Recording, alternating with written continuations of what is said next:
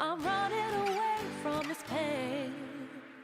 I'm trying to find a new way where the sun's shining down on my face. I'm running away. You're in a toxic relationship. Time to be free.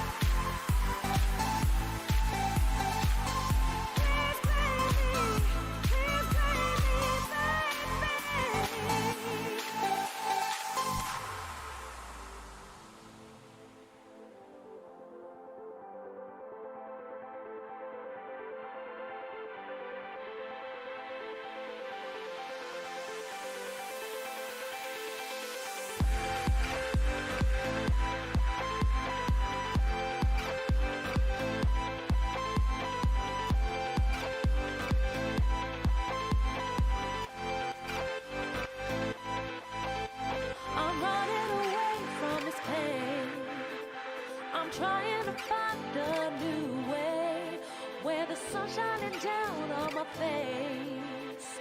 I'm running away. You're in a toxic relationship. Time to be free.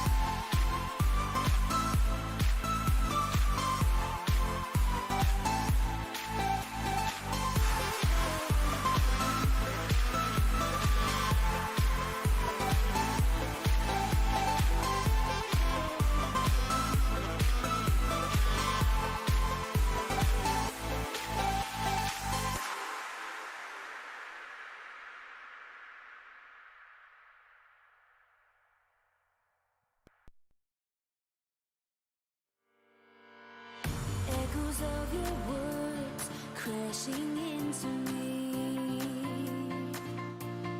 Drown me in your lies, and there's no way to breathe. And my walls will keep you down. I am safe without the sound of you around. It's getting colder, and I'm the storm that's taking over.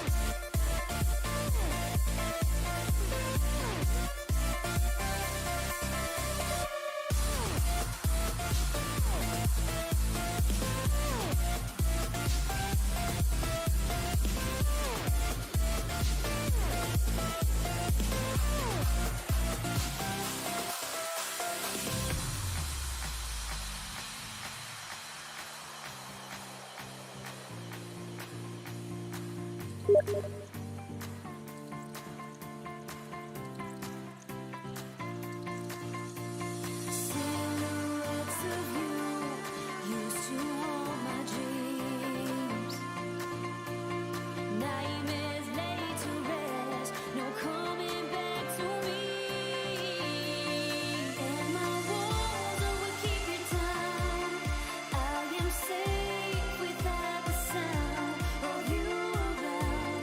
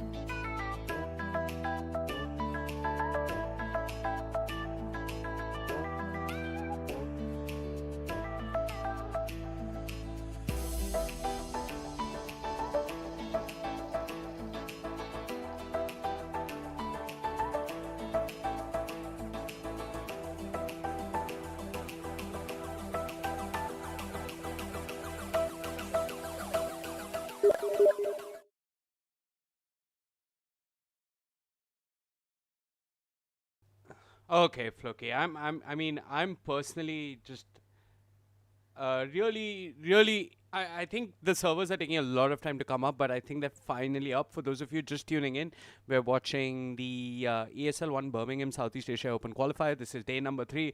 My name is Vivek. With me is Floki, who's hopefully not AFK, and with me is a very special guest, Moon. What's up, Moon? Yo, Yo, yo, yo, yo, yo. yo. What's up? Nothing. I mean, Reckoning have made it to the round of 16. They're going to be facing. Which team is it again? GoodFellas, Goodfellas. GoodFellas. Yes. Okay. Okay, Floki is just, I think, AFK. Okay, he's back. What's up, Yeah, Floki? I'm sorry. I'm sorry. I was Look, watching look who we anime got. today. Oh my God, it's Moon himself. How are you doing? I'm doing good. You Just doing like, good? That's nice. That's nice. Yeah. How's your Shadowfiend games going, buddy? nah, I don't play Shadowfiend anymore.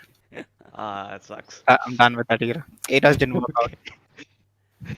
Okay. I see. I see. Uh, Interesting. so, Moon, did you manage to catch any of the games yesterday that Reckoning played? I think I watched one game where there was ES Morphling. I think Yeah. wasn't Uh, there? Yeah, Playing against an ES Morphling. Yeah. yeah. Did I you watched get? that game a little bit. Did you catch game 2 where they ran offlane Lycan? No, I didn't watch that other game. I just Okay. watched the game where they had ES Morphling against Lark. Mm-hmm. Funny enough, they actually found the game before the Lycan one really hard. Like they were in a game of like round of 32, and that was harder than the round of 16 match. That's pretty funny. How they just managed to roll over everybody in that out of 16. But I do want to talk about a couple of things, Moon. You've been playing in the, really high ranges of MMR. You're top 300, I think, or top He's 200 as 100. of now. He's nearly top Oh my 100. goodness. I'm sorry. I've been keeping up with your rank. But what's the meta like these days? I mean, what are people picking? What is considered broken? What isn't? Give us a rundown. I mean, there's a lot of heroes that people just want to insta pick in games right now, like these Furians, these Kotl +1 combos, like the BB or Ember, and basically that's like the main start of the meta. Like these picks are gonna be almost every game, like Mm-hmm. the Furian and Kotl +1 or whatever. Mm-hmm. And then there's the occasional Storm Spirit, Queen of Pain. Okay, that's good at mid right now. The Ricky carry, a lot of people have been picking it because it's really good in pubs. Mm-hmm. And I think Gyra's really strong too right Uh, now, and I, Morphling as well. we have a question from chat, and I know that there's a backstory to this question, but Moon, an innocent young fan of Indian Dota called Dwanit Negi, he's asking you, what do you think about Beastmaster, Moon? I think Beastmaster is pretty good. I know why he's asked that question. I'm not gonna say I think that. even I know why he's asked that question. Yeah, I think the hero's really good because he pressures the lane like really hard, and if there's usually a melee carry that's popular nowadays in the safe lane, Mm-hmm. he absolutely crushes that lane and gets the tower really early for them, right? Which Okay. increases their map control so Okay. that their team can play on that part of the air map. You're in the draft screen, right, Yeah, Moon? yeah, yeah. Okay, Yes. good. You mentioned two strong openings. I think you mentioned BB plus Ember, right? That was one. No, I said Kotl +1, so like that could be Quartel the plus one. Emperor or the Okay. uh yeah. So Ember's just really strong on its own as well. Quartel is the broken hero this patch. Like, I Yeah, mean, the because must of have the hero. And considering that, it's surprising that no one's banned it or picked it so far. hmm thing is there might be a lot of counters to the hero as well. Like Mm-hmm. if you really pressure them early on and if the stacks are being taken, like Kotl usually wants to stack for their carry or the mid laner, right? Like Correct. you pick a hero with Kotl that can usually clear stacks, and if the opponent has something that can contest your jungle and contest the stacks, then it's really hard for the Kotl to get his levels and stuff. Mm-hmm. That's why maybe Small might not. small interesting things to note here. Goodfellas, they're the fly solo stack, if that's how you want to know them. They've done their homework here. I mean, look at the first phase bans. Yesterday, Reckoning played Shadow Demon in both of their games. As a 4 position, they had a good time with their Shadow Demon. He was there, he was constantly saving people. The Demonic Purge is what they also really liked. To slow down the Ember, because I mean, if you do apply the Demonic Purge on the Ember Spirit, his remnants travel really slowly, so it's hard unless he's got a precast remnant. It can be tricky as an Ember. Also, Flame Guard gets removed, obviously. So there are smart targeted bans coming out from Goodfellas, like the Lycan, which Luffy It's not Luffy, it's Luffy, which is what I learned. Luffy played in the off lane, so it's very clear that Goodfellas are not going to fall to something like a Lycan cheese pick, and this is an opportunity for Reckoning to show that they have more depth in their draft. They pick up the Pangolier. Interesting change to Pangolier. I mean, everybody remembers the 20% patch. Post the 20% patch, there was this odd change where one of his talents, instead of being swashbuckle cast range, they actually just increased the swashbuckle damage range. It's very weird to explain. You don't get more cast range as a vector ability, but the length of the swashbuckle itself was increased instead. So they changed around some of the talents. This might be Swifty mid on the Pangolier. It's unlikely. I haven't seen it too much. Could be Luffy as well.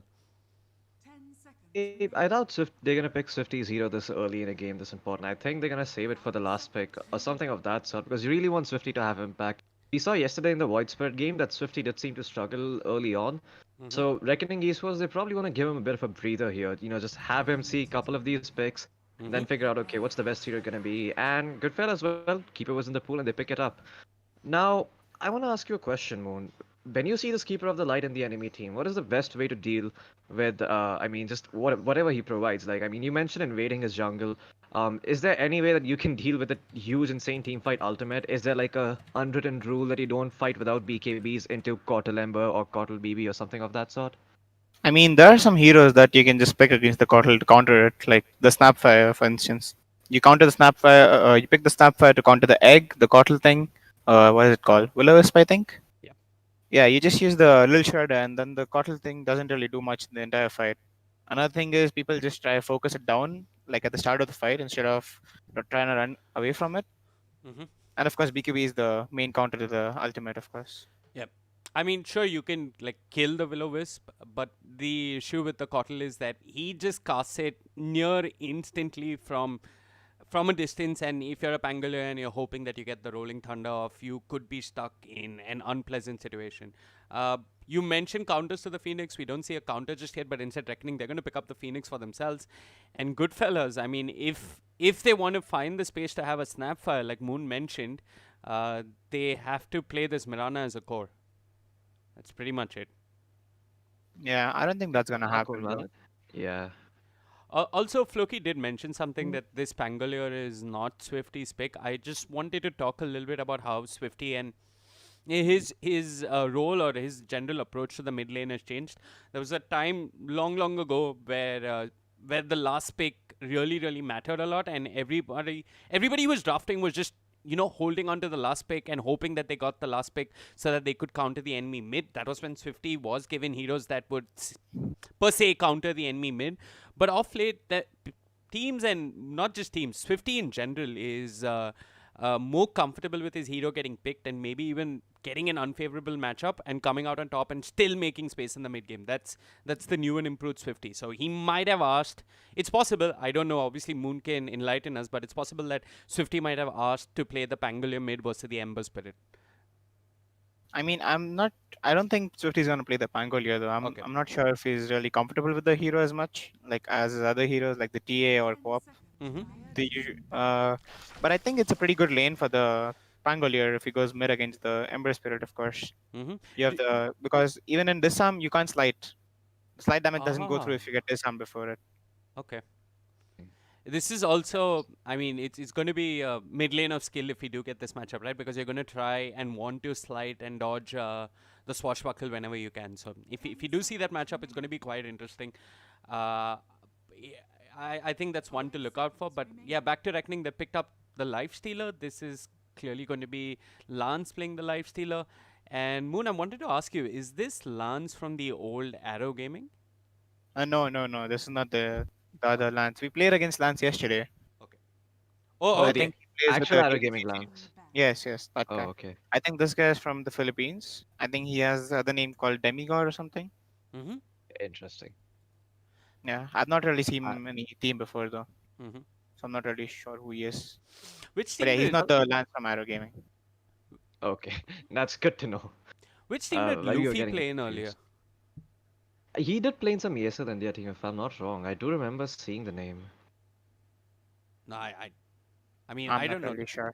Moon, was he in the earlier Reckoning that came to LAN? Who? Lance? No, no, No, Luffy. Luffy. Luffy? I no, I don't think so. Okay, No, okay, no, no. That was just the veteran roster, right? something like You that. mean the ESL Mumbai, right? Like Yeah, the yeah, yeah. Summerland. Yeah, yeah. Yeah. No, no, no. That was just the veteran roster. Okay. Oh, okay. I mean, it's a pleasant surprise, right? That Myanmar has so much depth to their Dota. They have veteran and some version of veteran, some of which are players from Myanmar, and they have these three players on the Reckoning lineup. Yesterday, Luffy and Object and Swifty as well. They all played really, really good Dota. For me, the name and the MVP that I've got to take away from yesterday was definitely Luffy. I'm going to come back to the bans. Morphling getting banned out, one of the better heroes versus the Lifestealer in general. The Void Spirit ban is rather interesting. I mean, teams do go Ember plus Void, I guess, but yeah, they're not taking their chances.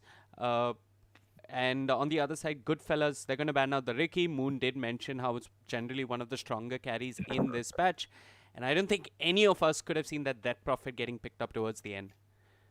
I mean, that's pretty much the only Swifty hero left in the pool, right? You're really not gonna pick a TA into an Ember, Centaur, Coatl. I mean, it's just too much team fight for her to deal with. Speaking of which, Moon, who do you think has the better team fight this game? Is it Goodfellas so far? Yeah, I think it favors good for us for sure because whenever Phoenix eggs, you can just stampede and run out of it, right? You can Mm-hmm. reposition yourself and fight Mm-hmm. much better. Mm-hmm. And but Reckoning do have a way to deal with the Kotl ultimate with Life Stealer, of course. You can just rage and hit the The Will Will o of Wisp. Wisp and fights though. Yep. But I think it still favors good for us. Let's see what they pick last though. I mean, it's a really good point that you brought up that he's got Stampede to just run away. I don't see that much stun other than the telekinesis that can really catch Goodfellas if they just decide to run away from your Supernova or heck, even your Exorcism. Yeah. If you Well, just reposition yourself and they use all the ultimates, you eventually win the trade, right? You can just go fight after all Correct. of their spells are down. yeah. Yep. Is Reckoning comfortable sieging though? I think that's the question we need to be asking because once they have that Aegis, I think they're going to be looking to just roll down a lane and claim a set of frags and then claim the next one for free. Do you think that there's any way Goodfellas are okay? Terribly, never mind. That just answers my question. I was gonna ask you, like, is there any way that they somehow managed to deal with the push that's gonna come with the Aegis from Reckoning Esports eventually in Uh, this game? thing with Reckoning is they need to use Exo to kill Roche, right? Like most of the time, because I Uh don't huh. think Lifestealer kills Roche, neither does any of the other heroes. If they use Exo to take Roche, then they can't really push instantly right after that, right? I don't think Yeah, Life sieges towers that easily. So yeah, I fair think enough. it's still favorable for Reckoning if they do get the Uh-huh. Aegis. Mm-hmm. But yeah, but it's really hard to siege against Goodfellas. They even have Kotl, Ember, all these heroes that just Yep. I broke it. You. personally, I feel like this is a really hard game for Reckoning. I think they've lost the draft. Uh, and yeah, they have no answer to the TB. Yeah. Lifestealer can't do squat. Uh, Oh, I and mean, it's mid Mirana by the way. It's okay. support Ember. Okay, support That Ember. is interesting. I'm Teams pretty have sure your way plays mid. Yeah. yeah, teams have been doing the support Ember, and like Moon mentioned, it's mid Mirana. Okay, but purely on the draft, quick predictions, lads. I don't think Reckoning win this. They have to play Mm, perfect Dota to win this game. Krish, yeah, why don't you go first? good fellas as well. Good Yeah, I fellas. was gonna say Goodfellas as well. I mean, just imagine being the TV in this game, right? You look over to your left, there's a Coatl giving you mana. You look over to the right, there's a Centaur giving you Stampede to run in with your meta. And then, I mean, there's all this disable coming out from the Ember, the Mirana, the Centaur, the Coatl. I mean, you just have such an easy time as long as you have your items and you hit your timings correctly. You know, you get the Yep. Manta style, get the Butterfly. Yep. Mm-hmm. Out of curiosity, I'm sure you've played a lot of carry as well. Sumer was going at this very interesting approach where he used to go butterfly directly after Manta style on a bunch of his carry heroes like the Gyro, like the Medusa, uh, like the Terrorblade. What do you think of that? Like Manta straight into butterfly? Do you think it's a little bit insane? Yeah, I've seen it as well. I think he just goes Dragonlance into Butterfly on TB. I've seen the game against what was the team called? Viking GG, I think. He Uh-huh. always played TB and he went mid most of the time. He made Dragonlance into Butterfly straight. Thing is with Butterfly you can really farm them up much more faster and show out lanes, right? It accelerates your farm much more, and I don't really think the opponents could pressure them at much while the TB is farming. That's why I went for it. Maybe I've not really tried it out myself yet. Though. Okay, we've got a couple of great minds in chat as well. Negi's asking AB, what do you think about the draft? Which draft is better? I'm going to swing the question back to Negi. Negi, which draft do you think is better? Yeah. Oh, interesting. TB got illusions level 1. I think he's gonna be scouting out things with that illusion. That is unusual. Yeah, but I mean, I think it's partly because I don't think he's necessarily afraid of this Pango Rubik lane that he's up against. Maybe the side of Goodfellas are gonna try lane, but Shanks, he's actually made his way towards the bottom lane, so I could be wrong there. But yeah, So TV level 1 sent spoke is- by reckoning. I Oh think no, the centaur. the point was to get retaliate damage. That's what I think. And he got 5 stacks, and I think he's happy. Yep. 5 stacks is not lane winning or... I mean, it doesn't change the lane that much, but okay. I'm pretty sure Centaur's still good against Lifestealer nowadays, though, because of the feast changes. Yeah. But isn't there like a point where you can just leave the lifestealer alone and he won't really die to the center? Like it's just be an even lane. Yeah, That both heroes just farm. even lane, but earlier time when feast was really broken, when you deal percentage damage and heal from that much, you could really zone out the center and lane. But now you can't do that. Yeah. I guess people have been trying to remedy that to an extent by buying those javelins early on and just going on a right-click trading fiesta with the enemy offlane. Yeah. I've seen one of those approaches, but yeah, I don't think Maelstrom is a particularly bad item this game either. I mean, you're against a TB. Maybe a Radiance could be on the menu for Lance. What do you think he builds here? I don't think Radiance is really good anymore on Lifestealer. Mm-hmm. But I think, yeah, the Mjolnir could be a really good approach. Mjolnir, Halberd, because you really need the Halberd evasion and stuff. It really goes well with your hero. Yep. I could see that happening. Okay. Unless he wants to go for the Armlet does so and Pango deals with the TP with Maelstrom and such. Well, Yeah. it is in a mid Pango. Just in case any of us had doubts, it's obviously Swifty going mid on the Dead Prophet. Dead Prophet versus Mirana. I guess the player for Mirana is to just arrow as many creeps as possible, arrow the medium camp on the side, get raid bans, hopefully just try and farm the jungle and farm the lane as effectively as possible. Shanks on the support ember did snipe a courier though. Yeah, I mean, you just go boots on whatever position 4 you have and you snipe queries. That seems to be the name of the game for most position 4 players these days. But Moon, I do want to ask you, this is one of those rarer matchups that you see, Mirana versus the Death Prophet. Did they pick this specifically because Mirana, in some capacity, is really good against the Death Prophet in lane? With her leap and stuff? Mirana, I think. It favors the Mirana, or...?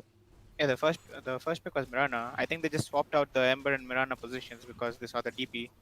And I don't think they want to lane the Ember versus the DP. Thing is, Mirana can't ever get siphoned in lane because he has leap, right? Yeah, exactly. Mirana wins this lane. How do you itemize on this hero though? Like, it just feels like any hero that this item... I mean, any item that this hero buys, it struggles to have impact without proper setup. Yeah, Mirana used to be a core like few years ago. It has really fallen off from then. I think the magic build is still pretty good. Even though they removed the second Starfall. Yeah. Yeah, on the target that you're closest to. Yep. Because the leap change is really hard to go right click on Mirana nowadays though. Yeah, it barely lasts like 3 seconds. I Yeah, think. 2.5. 2.5, there we go. Yep, those of you in chat, this is moon casting. Chat was asking.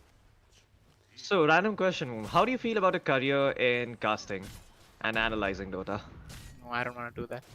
Wait, did you say career? Floki, what Yeah. career?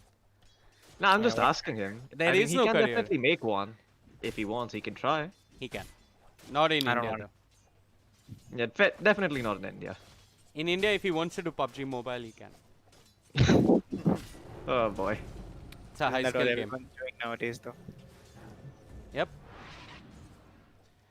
I mean, I really find that a little troublesome, you know? Like, you come into esports for passion, and then you play another game which you don't like just to make money. I mean, if That you has wanted to always make bothered money, me. just do a Sarkari job in the first place. Like, why did you come to esports? Correct me if I'm wrong, but even Sarkari jobs don't have that much salary, man. Like they give you like what 40,000 or like 50,000, a bunch of benefits. Like It's sure, reliable money. Like compared to Indian Dota 2, Sarkari jobs have a lot of money. I Indian mean, Dota. compared to Indian Dota 2, any job is more reliable, man. Come on. Yep. But Indian yeah, Dota is a job. what? What more? Can you- I heard that. Can you repeat the one? Can you repeat that for Wake and everybody else, please? No, no, no. It's fine. Whoever heard it, heard it. Did he say Indian Dota 2 is a job? Question mark. Yep. Yeah. You know, Well, your so- laugh reminds me of Praveen's laugh from Khichdi, if you've seen that show. No, I haven't. Ah, okay. He used to laugh like this, like it's like a train engine starting, but top lane, Luffy. Three. Yeah, okay, he's gonna be fine. The TB is doing really well on this lane though. It's 25 CS against Pango's 5. Oh no, 15. Sorry, I clicked on somebody else. Yeah. I mean, I think one of the reasons is that you can just trade so effectively with Coddle in lane, right? You always have blinding light for that 60% miss chance, so Pangolier is really gonna have a hard time trading, even when the Yeah. meta is down. Another thing with Terrorblade and Kotl is that the meta cooldown gets reduced every time you Chakram, right? Even Oh, though it's not crap. that significant, Yeah. but it's still pretty good. And you always get one more illusion when you have maxed Chakra magic, of course. Well, Yeah, I mean, slow how- start to the lanes, but like both the offlane and the safe lane going really, really well for the side of Goodfellas. I mean, the Centaur's not doing too bad either. Heck, he's doing better than the Mirana in terms of CS. So good start for Goodfellas. And I like while we were making predictions earlier about which draft works better, I think one of the things that Reckoning really needs to have so that they win the game is a strong start as far as lanes are concerned. I mean, they really have to set a timing and a pace to this game that doesn't let Goodfellas group up, use the Stampede, the meta, just run at you with the Will-O-Wisp and shit all over you. Yeah. Yeah. They're gonna be playing this game passively at all. They need to start taking some objectives as soon as DP gets her ult. It's still, I mean, it's still early days. Like we're just 5 minutes in, but you can see that the offlane is really starting to be a problem for Reckoning. This centaur can't be contested. While if you look at Luffy, the only time he's getting any farm is when the wave is really shoved into his star. It's going to be a while before he can just sit here and even try to push the TB out of lane. But in the midst of all of this, first blood, Phoenix ends up dying down bottom. And that's Goodfellas opening up the scoreboard, getting their first kill in this game. And Reckoning now sitting behind a 3,000 net worth deficit 5 minutes in. It's not looking good. This looks rough. Moon, correct me if I'm wrong, but can this Rubik not try to maybe pull the wave from the enemy team and just help his Pango farm under his tower, something like that? You could do that. But it's I mean- really hard for the Rubik to do it, right? Like, he doesn't have a way to escape, and maybe if the Kotl just harasses him on the way out. Sorry to cut you guys off. Down bottom, yeah, on the Mirana, just diving with a haste rune. One star storm did clip on the lifestealer. He's got rage in a second. Yeah, I was just gonna leap out, and TP start to come in from Reckoning. They're looking to catch anyone, anything. Shanks, for position Ember will manage to TP out as well. Yeah, this is sort of the problem of these supports in the early game when you don't have disables. It's just that these TPs are so easily Stampede exploitable. committed. Who needs a stun when you can just right click him through his rage? Lance will end up falling, and now the Phoenix caught in the chains, doesn't have the dive, doesn't have an ally by his side either. He's gonna end up falling. 3 kills for Goodfellas. And I don't think he even popped his retaliate there. I think Nah, he did not. He did it like Yeah. a minute ago or something. He used it now again. Oh, it's a Yeah. 45-second cooldown. It's at 37 seconds. He did pop it for the lifestealer. I see. Oh, okay. I mean, but this lifesteal is just starting to get bullied at this point. I'm not sure what Reckoning's response to this is going to be. Maybe if they were doing well top, they could have maybe pressured the tower a bit and then sent the lifestealer there. But right now it seems that he's just gonna have to go AFK jungle. How do you come back in this game if you're lifestealer, Moon? Like, what do you do? I mean, if I you're mean, in this position. you hope your team fights and makes space for you. That's what you hope for. And Luffy's Yeah. going to do exactly that. The Rolling Thunder is there. At least a 4-position Ember would be something. Shanks, still not level 6, is probably going to end up falling. Reckoning, trying to fight back, find themselves a support. They'll take it. I think this is fine for Goodfellas though. Now they're just gonna group bottom and take the tower. No Pango roll. I don't think Reckoning can fight this right now. I Pretty think at sure this he really care about dying there on Ember. Yeah, I think at this point though, what Reckoning can really do is send the Pangolier mid, where the Mirana's obviously going to try to keep push the wave in, and send Swifty down bottom. If the Mirana does rotate bottom, then Swifty is going to be there to deal with it. If the Mirana does not rotate, they can possibly take the tier 1 tower bottom, and that could free things up for Lance. Yeah, Maybe get that him could some be a space. possibility. You're saying Reckoning should take the enemy offlane tower? Is that what you're saying, No, Virag? no. In one sentence? Yeah, that's what I'm saying basically. But Uh, I mean, it wouldn't be the worst of ideas because you don't want to give TB double. Flies solo though. stats, right? Ouch, he's gonna end up falling. I think that was him on a warding expedition. He gets caught out. Swifty at mid though. He's got a Fairy Fire, will turn with the Split Siphon. Stampede committed. And the Mirana just barely escapes. Be a trainer up there to save him. Okay, I'm gonna propose the opposite of what Floki was proposing. You said Reckoning should take the enemy offlane tower, which is where the centaur is sitting. Don't you think Reckoning should take the TB tower, the Dire safe lane tower instead? Now they definitely can. It seemed that TB just wanted to sit in his lane because no one was really contesting him. But now he's made his way over towards the Dire jungle. So now it definitely makes a lot more sense to take the enemy safe lane tower, which is just sitting there unaffected. Yeah, Yep. I think TB's gonna move down bottom to take the tower though. He Yeah, I wants to mean- get control of both the ancient areas.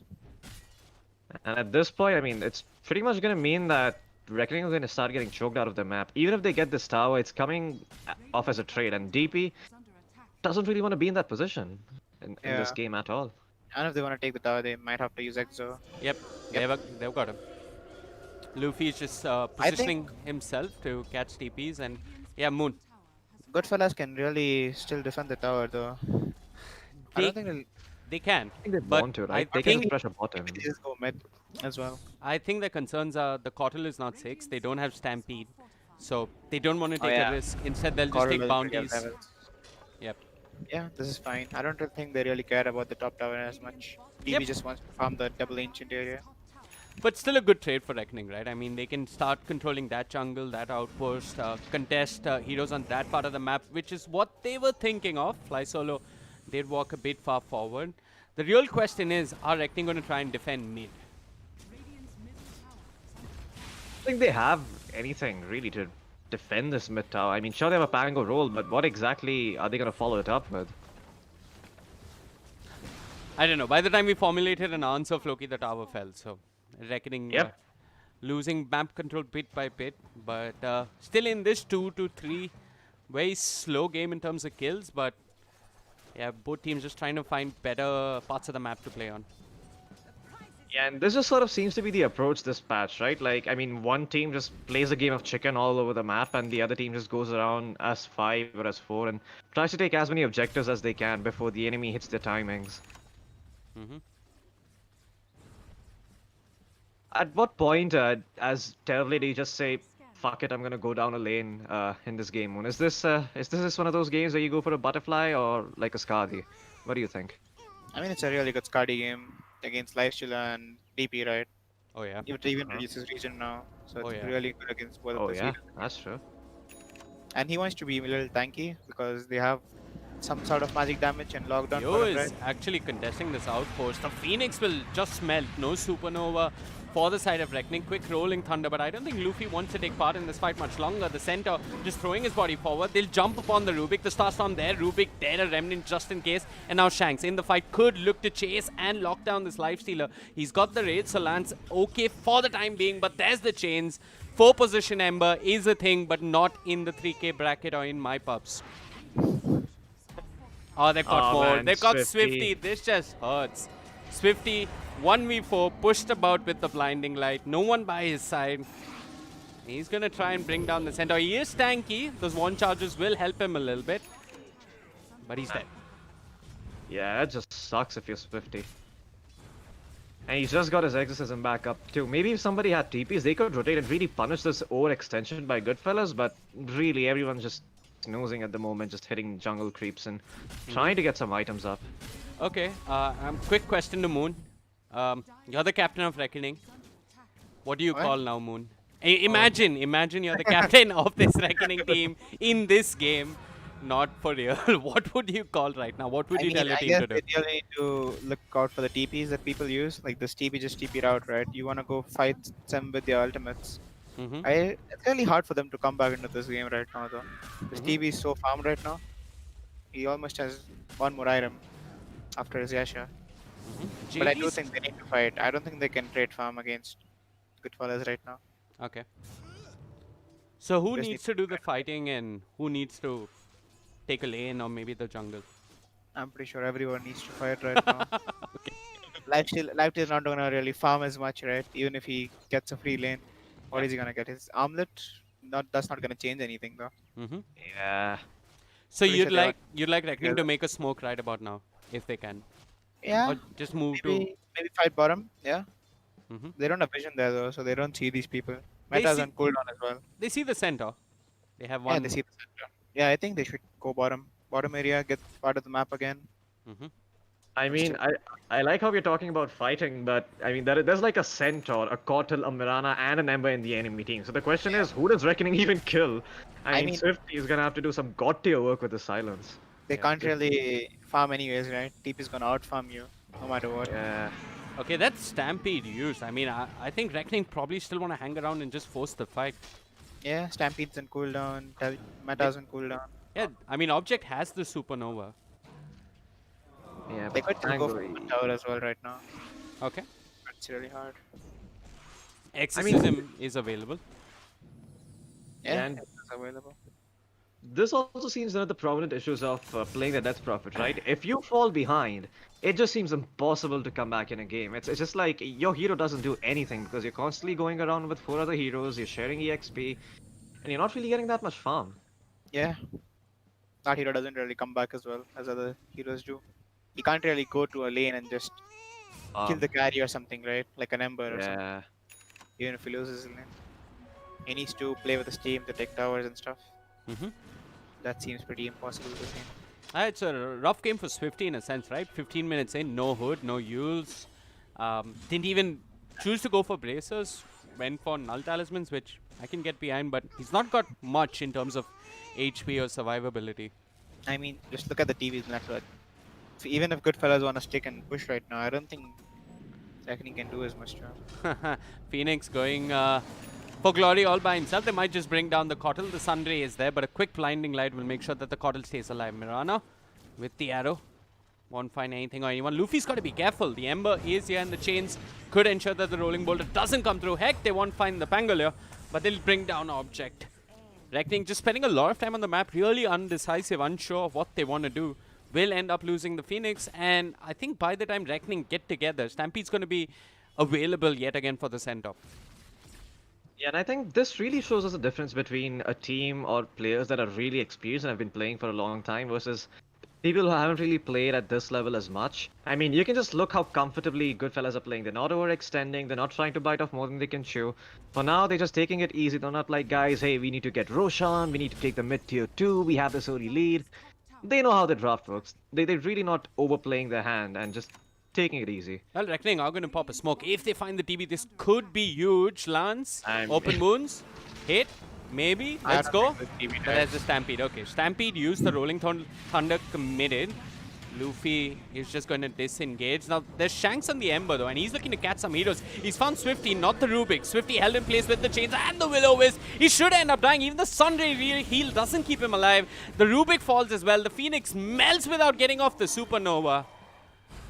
And, yeah, I think most of the damage in that fight was the TB as well as the Mirana with that double damage rune. Yeah. No, there's a lot of damage there. Yes, DD does so. Yeah. I think with his gestures, they can just push right now. I think they can go high ground even. Yeah, this is rough for Reckoning. And, you know, I mean, Floki saying experienced team, inexperienced team. I'm going to say that where GoodFellas really won was the draft. They banned all the comfort picks. They picked a core that really makes you think as to how you want to deal with him in the form of the TB. And they made it. I mean, I don't even know why both teams didn't ban out Cottle in the first phase. It's not like this Cottle is winning them the game single-handedly, but Cottle just went ignored and GoodFellas picked it up. Lance is going to try and fight, knowing fully well that the Will-O-Wisp is not online. They'll find a support Cottle, but this doesn't even feel good, Floki. Let alone Just accomplish been- anything. I mean, look at Goodfellas. They've literally just been ignoring the Cortal Death the entire time. They're just like, you know what? It really does not matter. All we care about are getting towers and getting objectives at this point. Hell, look at the Ember Spirit. He's pretty much looking like a core who's had an okay time this game. Yep. He's almost finished the Spirit Vessel. He has phase boots completed, and he's a Blightstone to boot. Mm-hmm. You know, if this was a EU pub moon, would any one of the players have said G next by now? I'm pretty sure this game would have been over by now. They would all be queuing the next game. Yeah. But honestly, all said and done, there is a way back for Reckoning. I mean, they have to really choose smart fights. Fight when the TB is not there. Fight when Stampede's on cooldown. Press that R button on the Phoenix and use that Supernova to good use. That's what they need to try. Luffy, I think he GoodFellas was... has to make a lot of mistakes for that to happen, though. Yep. Oh man, yeah, Reckoning. Speaking of mistakes, I mean, the Pango just forced to pop his ult and get the hell out of there. This is Goodfellas just really finding holes in the Reckoning lineup and exploiting them time and time again. Right now. Yeah, they're just going rush. Yep. Okay. Like what? Okay, there is one way Reckoning come back, and that's why I've dropped down the buyback status. If they take a fight, and if they use that buyback smartly, I like how hopeful you are, Vivek. I'm just thinking of possibilities. I mean, I don't think they're contesting Roshan now. The best case scenario here is that they push the lanes and then eventually go and sit at their tier 3, because It's really their draft, man. Like Reckoning, they picked a DP, and then in that same game they had a Rubik and a Pangolier for the laners. I mean, if you want to play something like a DP in a game of Dota, I think you really need to emphasize a lot more on your side lanes, because if you can't at the very least draw even in terms of farm and XP, then this DP is just gonna look like shit, and that's exactly what's happening to Swifty. He wants to do stuff around the map. He wants to go pop his exorcism, find a tower, find some kills. Yeah, but he they just can't. They literally just run away from him, stampede away from Exactly. him, They have no firepower leap away from whatsoever. him. They Remnant away from him. Yeah, I'll tell you what. When you pick the Phoenix, I personally feel that you need. You really. Like, Yeah, you need lockdown. Is that what he said, Moon? yeah. That's what I feel as well. And that come on, the Pangolier is not. It's not reliable. It's not. Exactly. Yeah, it's very unreliable lockdown, and it's not like Luffy is building into a blink so that he can get the rolling thunder off as people are trying to stampede and catch them on the spot. So he's not filling in that gap, and I mean, I don't blame Object. He Even might if be dead. he is dead, might be. He's dead. Yep. But He's dead for sure. even if Phoenix commits the Supernova, who cares? Like, I think like the next time the Supernova is gonna get used, TB's just gonna man up and destroy it. He's even got a Grove Bow. Yeah, I think they can just go high ground right now. I think they can just take tier 3s and then straight up go for the game if they really want. I mean, Well- really, what is stopping them right now? Really big. I mean, nothing's stopping them, Floki. I think they're just building the lead, getting the items. They have the ages. Yeah, I they can don't just know. choke them in. I don't think they really want to force even. They can just play it safe and Yep. choke Reckoning inside their base. Yeah. Maybe you really want to go when the TB makes the item that every carry really doesn't want to make, which is a BKB. Because everyone wants to be cool and not press that button.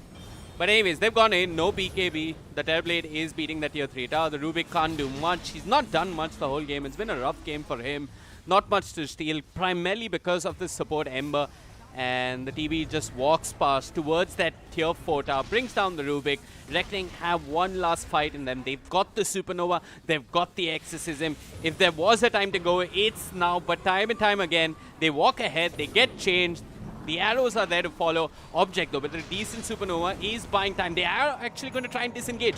Luffy coming in with the Rolling Thunder. They do stun the TB a little while longer. He's got the Aegis, but the meta will have definitely timed out if they manage to kill him once. That's TB, dead meta on cooldown, but a decent 2-man. Hoofstomp catches Luffy. Luffy on the Pangolier falls. Lance just manning up with that Rage, trying to find anything. Can't do all that much. And with the Will-O-Wisp, Yo's found enough to bring down Object. Is just Swifty all by himself with the Lifestealer invested inside of him, and the Lifestealer's had enough. He's run back to his fountain. Swifty with a Spirit Vessel can't do all that much either, and he ends up falling to the Sleight of Fish from the 4 position Ember. GG, well played is the call. We didn't get 3-2-2, but we got a decent game from GoodFellas. Pretty close. They were trying. Pretty close. 3-2.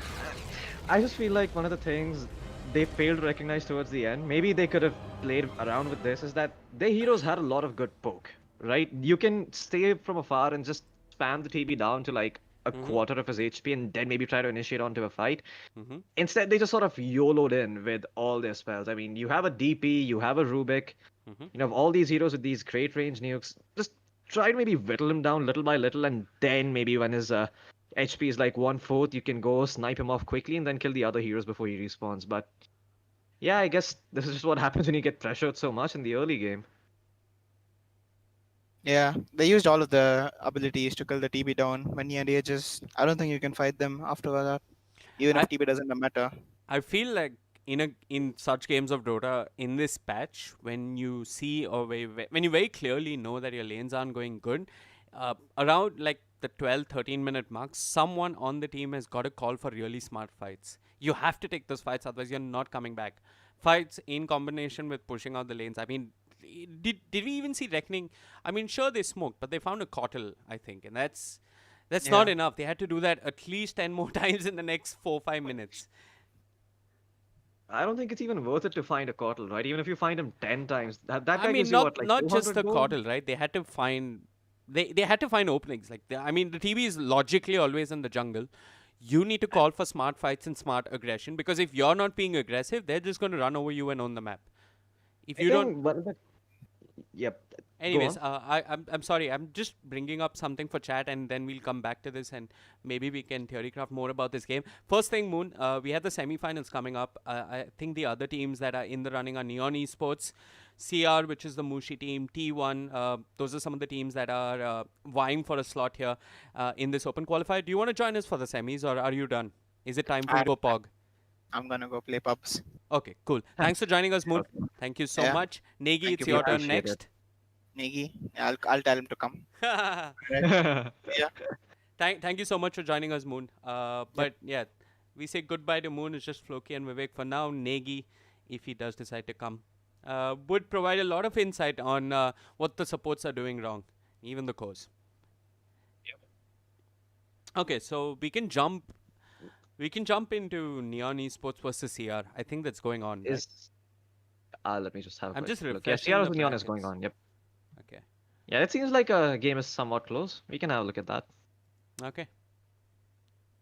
So GoodFellas versus the winner of Neon Esports versus CR. That's the game we're going to be jumping into. We've also got LGD International versus Flower Gaming. Flower Gaming was the team that did knock out Whoops. Whoops is the team in which Moon and Negi and No Chance play together. For now, though, we're just going to jump into CR versus Neon Esports. So far, it seems that Neon Esports are winning. They have this Magnus control, the Tricore. It's really, really effective. Wow, They just have a ton of team fight.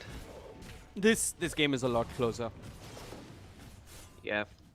I mean, notice how despite the fact that the side of CR don't really have amazing team fight, they still have a relatively decent... I mean, they are deficient in terms of net worth, but it's not that big of a lead. It's a 6k lead. It is recoverable to an extent.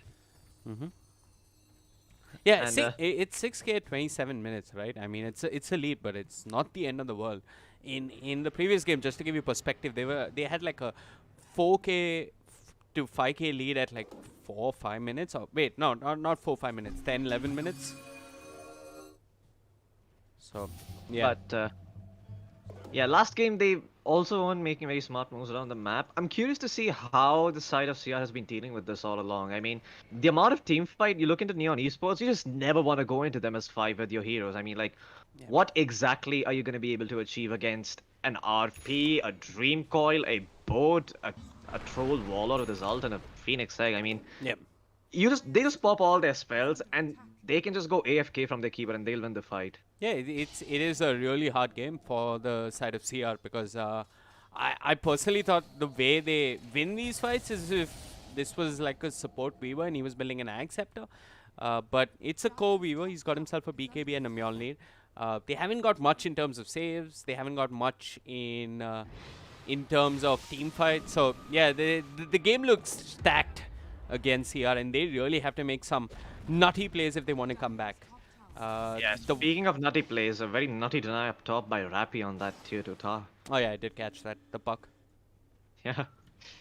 Well, But Ohio this and Mushi, these guys have done a lot in the past. Look at that. Play hard with a perfect two-man RP. They're trying to bring down this Wind Ranger, but the Winter's Curse is there. Instead, the egg ends up falling. VT Faded just commits his BKB, brings down the egg. A Shackle will not latch from Mushi. The Troll still searching for a kill, has the Battle Trance if he wants it. It's a buyback on the Phoenix, but now they found Ben-Hur. He's got the Dissimulate if he wants it, but the Coil and issue, a really big issue for that Void Spirit, but the two-man shackles from Mushi will buy him a little bit of time. Ben-Hur with that assistant trying to stay alive. He's going to end up falling dead. He's dead. The Winter Wyvern meets him in the grave. The Tiny out of position. Control with the X marks the spot. Should be next on the menu. Play hard sets up for more. The skew is perfect. Mushi pulled out of base. Scurries back to his tier 3 as Neon lose nothing in no one and force one buyback on the Tiny. They're still in this and they still want to fight. It did cost them a buyback on the Phoenix though. Yeah, I mean, they played so perfectly around that team fight, but I guess I'll have to hold to that thought, because the Kunkka is going to get caught upon here, and the Phoenix still healing him through. The Kunkka still alive with the help of the Essence Ring. The Weaver chasing forward with the BKB, but he will time-lapse back, realizes he's overextending, and he might just end up paying the price here. The X-Mark actually helping the Tiny over there. That was a little bit weird, but nevertheless, they will get the kill. Yeah.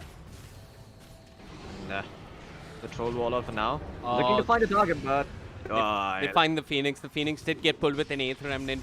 Spider Legs will ensure that Playhard does manage to get away on that Magnus. The Troll once in, but the Cold Embrace is there, keeping Mushi alive. The Weaver, though, unfortunately caught in the coil, might be next on the menu. Can't use the spell to stay alive, but the coil wears off. He's got the Sukuchi, he will survive. Can't say the same for the Winter Wyvern. As the Winter Wyvern hits the deck, the Troll, beyond godlike, not just godlike, beyond godlike, showing off in this bottom lane. It's like a game of Pog. Everyone just keeps fighting and dying, and now Ben-Hur gets himself a kill as Upaj on the Kunkka ends up falling. The problem is Ben-Hur might not be lucky enough to survive, but he's got Mushi by his side. The Shackle's decent, but the Troll does have the Battle Trance, and he's just going to commit it and try and bring down Mushi. Fortunately for Mushi, though, he's got the Wind Run to help him stay alive. The Troll, low on mana, just manning up. Doesn't have ages. No, he's got an Abyssal Blade. His Satanic on cooldown, but he's still a huge issue. And it seems as if CR might have just done enough to bring him down. His Beyond Godlike streak taken away. 825 gold going over towards Weefy Faded. And now CR looking for more. 4 hit the deck on the side of Neon. Mushi has a Blink Dagger, but he can't catch up to a puck. I mean, I just want to take a moment out to say how well the side of CR played that fight that happened towards the mid lane. So as soon as the Phoenix popped the egg back there, the Weaver instantly pops BKB and focuses it down. He knows that the RP has been committed, so there's no way they're able to catch him during that. The Kunkka completely whips his boat, and the Dream Call is not there in time.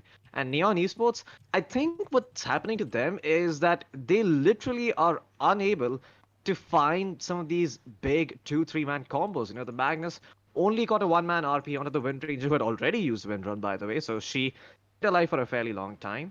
Yeah. The Magnus comes in, the Kunkka comes in with his boat, tries to hit the Void Spirit, but is unable to do so. The Puck gets a 1-man Dream Coil, and all of a sudden, Neon Esports, they've just used all of their team fight, and now the side of CR can just chase them.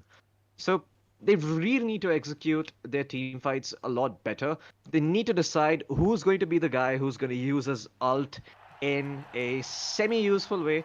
You know, in these kind of games, there's always going to be that one player whose big teamfight ultimate is just not going to hit that many heroes, but it's just used to get the fight started, to bait the enemy team out of position. Or to and catch then maybe one core, maybe. Exactly. Yep. And they just don't have that this game. Nobody seems to be doing that role on Neon Esports. I mean, they have literally got to outplay them at every fight.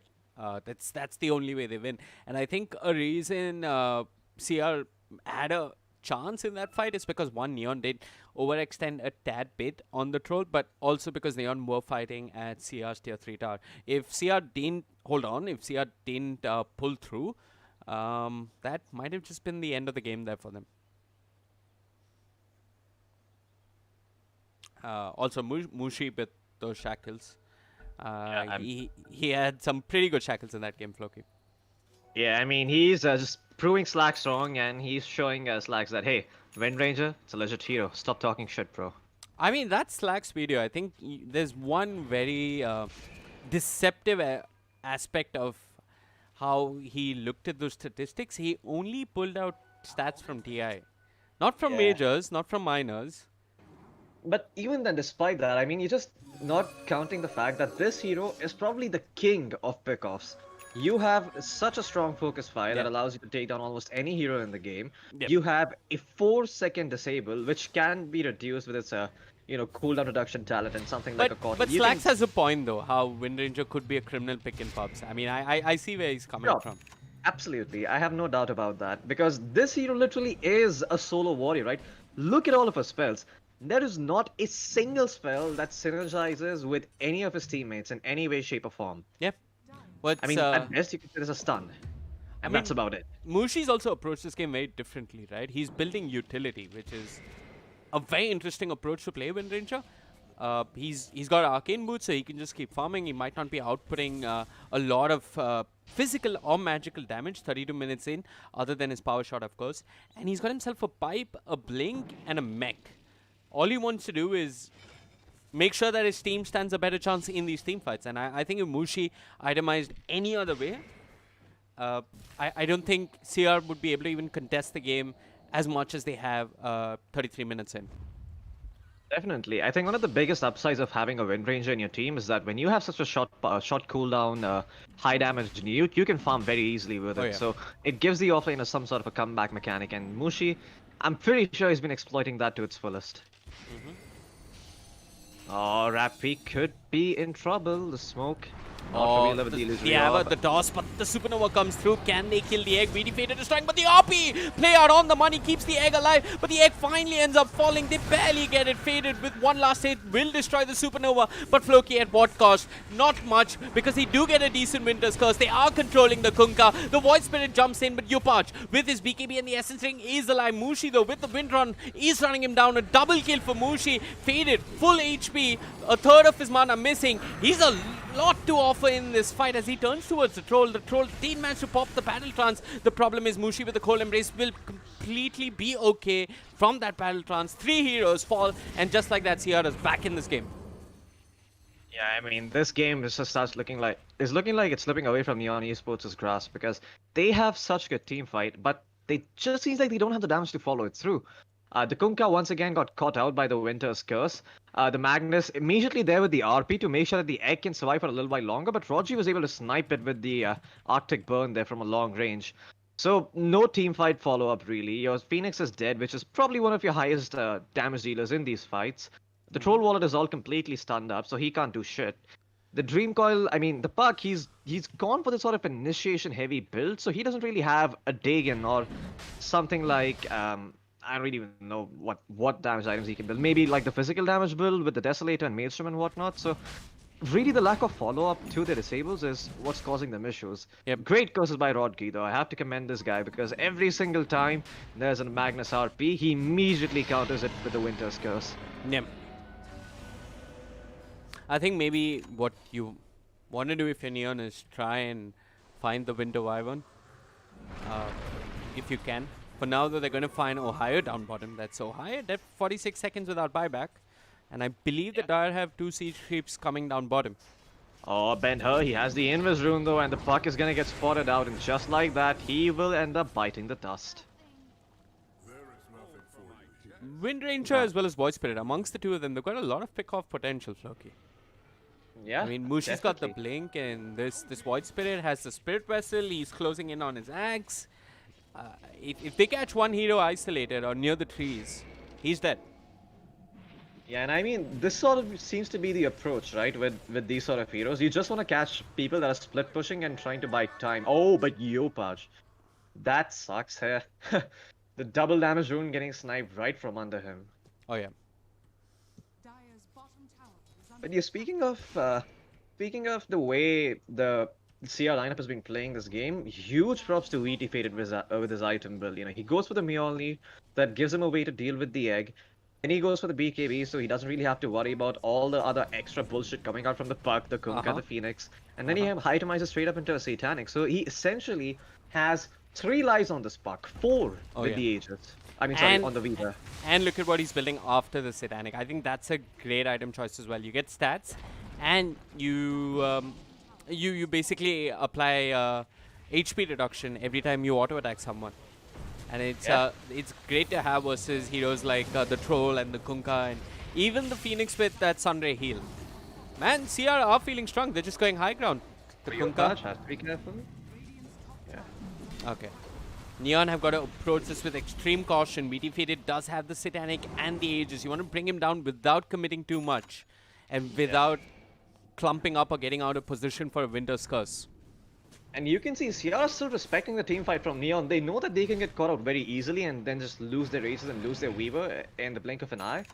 But at the same time, they need to sort of make use of this Aegis, because once this troll reaches the point where he has 6 items, he's just going to be so insanely hard to deal with. Oh yeah. He's definitely going to lock down a hero and kill them. I mean, look at what Ben Hurst found. The perfect item for this situation. Yep. Great item to have on the Viva. I don't know if you were calling out the Leveler or the Spell Leveler. Prism. Both are really good. Both are really good, yeah. Both good items to have on. I mean, the Leveler, you probably want to give it to the Weaver, given the task of dealing with the egg. And the Spell Prism, it's debatable, right? I mean, you could give it to Mushi, who's holding on to a Faded Brooch since forever.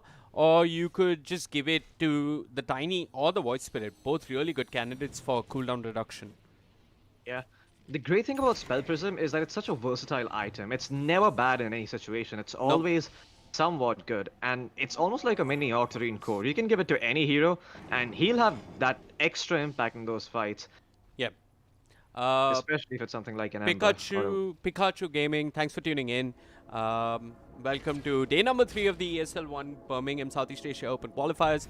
My name is Veewake, with me is Floki. You've got Neon versus CR. One of these teams is going to the semis and the other one is going home. For now though, BT Faded, his BKB forced out, still has the Aegis, but look at Ben Hur, just uses that Astral Step, catches the troll, but have they got the damage? They're kiting him, they're fighting him with the Avalanche, they want to bring him down, the curse on the backlines to hold back the rest of his team, but he's got the Abyssal and the Battletrons. He'll turn towards BT Faded, detection is there, but BT Faded alive, healthy for the time being with the Cold Embrace. The boat comes sailing through, and that's a bit too much of magic damage. Faded will lose his life, but he's got the Aegis, Floki, and this is time to go for the side of CR, but the RP, it's got Faded, they want this Weaver, they'll have this Weaver, the Supernova from the skies as well, no time lapse to work with, Faded is dead, the rest of CR want to run, but Cypher trying to catch more, doesn't have the coil, doesn't see an enemy, but play hard. He's found one, he did find Ohio in the river, but... Oh no, Moshi, he's gonna get caught out if he's not careful. No vision. They'd love themselves a Tinker Ward, Neon, if they could have one. Yeah, but this, BT Faded getting caught out without buyback, this could potentially be the game. All Neon really have to do is wait for one of their cooldowns to come back, probably the boat, and as soon as they have that, they can die for an extra kill and force out buybacks from the side of CR. Mushi though, he's gonna be a pain in the ass going high ground. I mean, if there's anything Wind Ranger is good at, it's defending high ground. With the Shackle Shot, the Wind Run, and the Power Shot, sounds like the perfect hero, because you can just sit forward, pop your Wind Run if they try to go on you, keep nuking out the waves with the Power Shot, and if they just try to siege, there's always a Shackle Shot to threaten them. Yep. Really one of the underrated aspects, I think, of Wind Mushi's Ranger. also taken the plus 100 power shot damage talent, which is, I mean, which is the norm, but is more particular to this Wind Ranger because she wants to go full utility. Another aspect of just holding on to high ground is the fact that they have the Aether Remnant. The troll doesn't care though, he's just going to commit his Abyssal Blade, has an MKB to deal with Mushi, but Mushi barely manages to get away. There's that Aether Remnant controlling the troll a little while longer. Mushi, 2-man shackle, do they really want to follow up? Ohio could go in, but he'll toss one player deeper into his own base. Yopaj out of position, will commit the BKB and TP out. No Winter's Curse, nothing to control him, as the rest of Neon are going to tuck tail and run. They barely manage to escape. Can't say the same though for this Puck. Is Cypher. He's got 3 heroes upon him. Rogi will blink forward, and there's Ohio with the Avalanche. Man. What a great fucking play there by Ohio. I mean, their high ground is scary, right, Floki? If you do get stuck in, say, the shackles, you're going to get tossed out. If you are out of position, you're going to get tossed out. If Ben Hur wants to Yule you, drop a Remnant and get out without risking a single ounce of damage to himself. Their initiation and their ease of commitment to just display somebody. Oh, what's happening? I saw that. Play hard with the RP. And this is go time for Sia. They know that. Yopaj, I believe he's got a Minotaur on in addition to his BKB. So that's going to keep him alive. And yep, spectator chat is lighting up with the LOLs. Play hard just RP'd the ground. But yeah, VT faded. He's got to be careful. The Oh, Baltron's no. committed, but VT faded. He's got the time lapse and the cold embrace. Could that cold embrace be his undoing though? He's got a BKB. He's going to be okay from the boat. They're turning towards the troll who's fighting with that abyssal blade of his. Silence without the Baltrons. The troll is that Floki. SIRC does have buyback. The supernova will come through and maybe CR could look for more. Faded wants to go back in. Troll does have a buyback, but I'm not quite sure if CR know about this. The Torrent AoE is helping. Mushi blinks forward, pushes play hard back. There's no creep wave, so this tier 3 is not falling as easily as CR would like. Yeah, the good thing about the side of CR's draft is this is the high ground defense that they've had. I mean, that's essentially what has brought them back in this game. Oh, Cypher, he's going to go in with the coil. He's got to look at the Winter's Curse on the backlines. It's control the troll as well as the Kunkka. Excuse me, the Magnus as well as the Kunkka. They couldn't do all that much, and a decent silence coming out from the Resonant Pulse of the Void Spirit. CR still in this fight. Troll does commit his buyback. Yoparch running forward with his BKB is being affected by that Skadi regen reduction coming up from the BT faded Weaver. The cold embrace though will keep Weaver alive. The boat's coming through. They need to nuke him. A shockwave is what they need, but a shockwave is not necessary as the troll has enough damage. They'll bring down the Weaver. Player searching for more. He's got the spider legs. They have detection. They'll get this Winter Wyvern with the X marks the spot. It looked as if CR were going to win this game, Floki, but it turned so quickly. Yeah, but the good thing is they managed to force out a buyback from the Troll Warlord. Now, it's going to be scary for Neon Esports. If they lose the Troll Warlord while they go for this high ground push, it's going to be the game. It's going to come down to how well Mushi, Ohio, and Benher can defend and hold on to the structures here. Ohio will obviously be looking for the toss back, so Troll has to be careful. They played a lot of great defense, and there you go, Mushi at it again. The Shackle decent, but he hasn't got damage. They really need VT faded. He's that one source of reliable physical damage. Ben-Hur trying to step into that role does tickle the troll a little bit, but it's not enough. Do Neon want to go back in? They've got all their ultimates. That power shot will give vision of the troll and the Sunray. The troll, he's got to be careful. An avalanche, a power shot. They're chipping away on him. He's got the Satanic for that status resistance. This is... CR's high ground is scary. Exactly. I mean, you're playing into a Winter Wyvern, a Wind Ranger, a Void Spirit, and a Tiny. I mean, all of these heroes, Void Spirit maybe not as much, but all these other three heroes have such great high ground defense.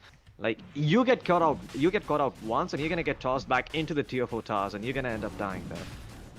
Oh yeah. Not to mention you have the counter initiation on Broadkey, who I really think has been the MVP this game, man. With all his Winter's Curse, he's been saving VT faded left, right, and center.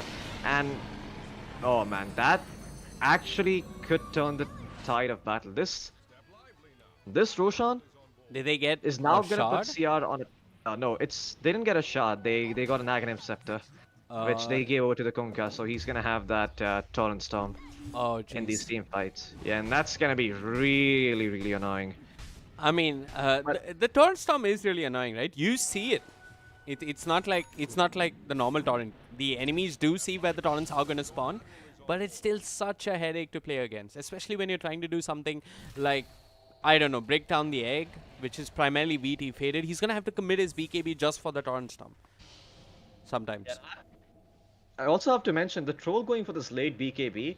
I mean, in a way, it's good because now he's gonna have this 10 seconds of magic immunity where he's just gonna be able to do whatever the hell he wants. And at this point, when Beaver's BKB has dropped so low, I think it's down to 5 seconds. Yep, it's down to 5 seconds.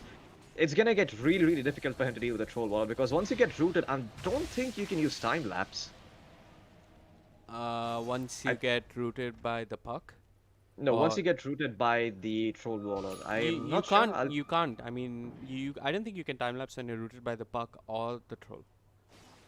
I think they changed that interaction a few patches ago when they introduced the root mechanics. A lot of abilities were nerfed that way. I remember Ember being nerfed. You can't use rolling boulder if you're in the puck coil.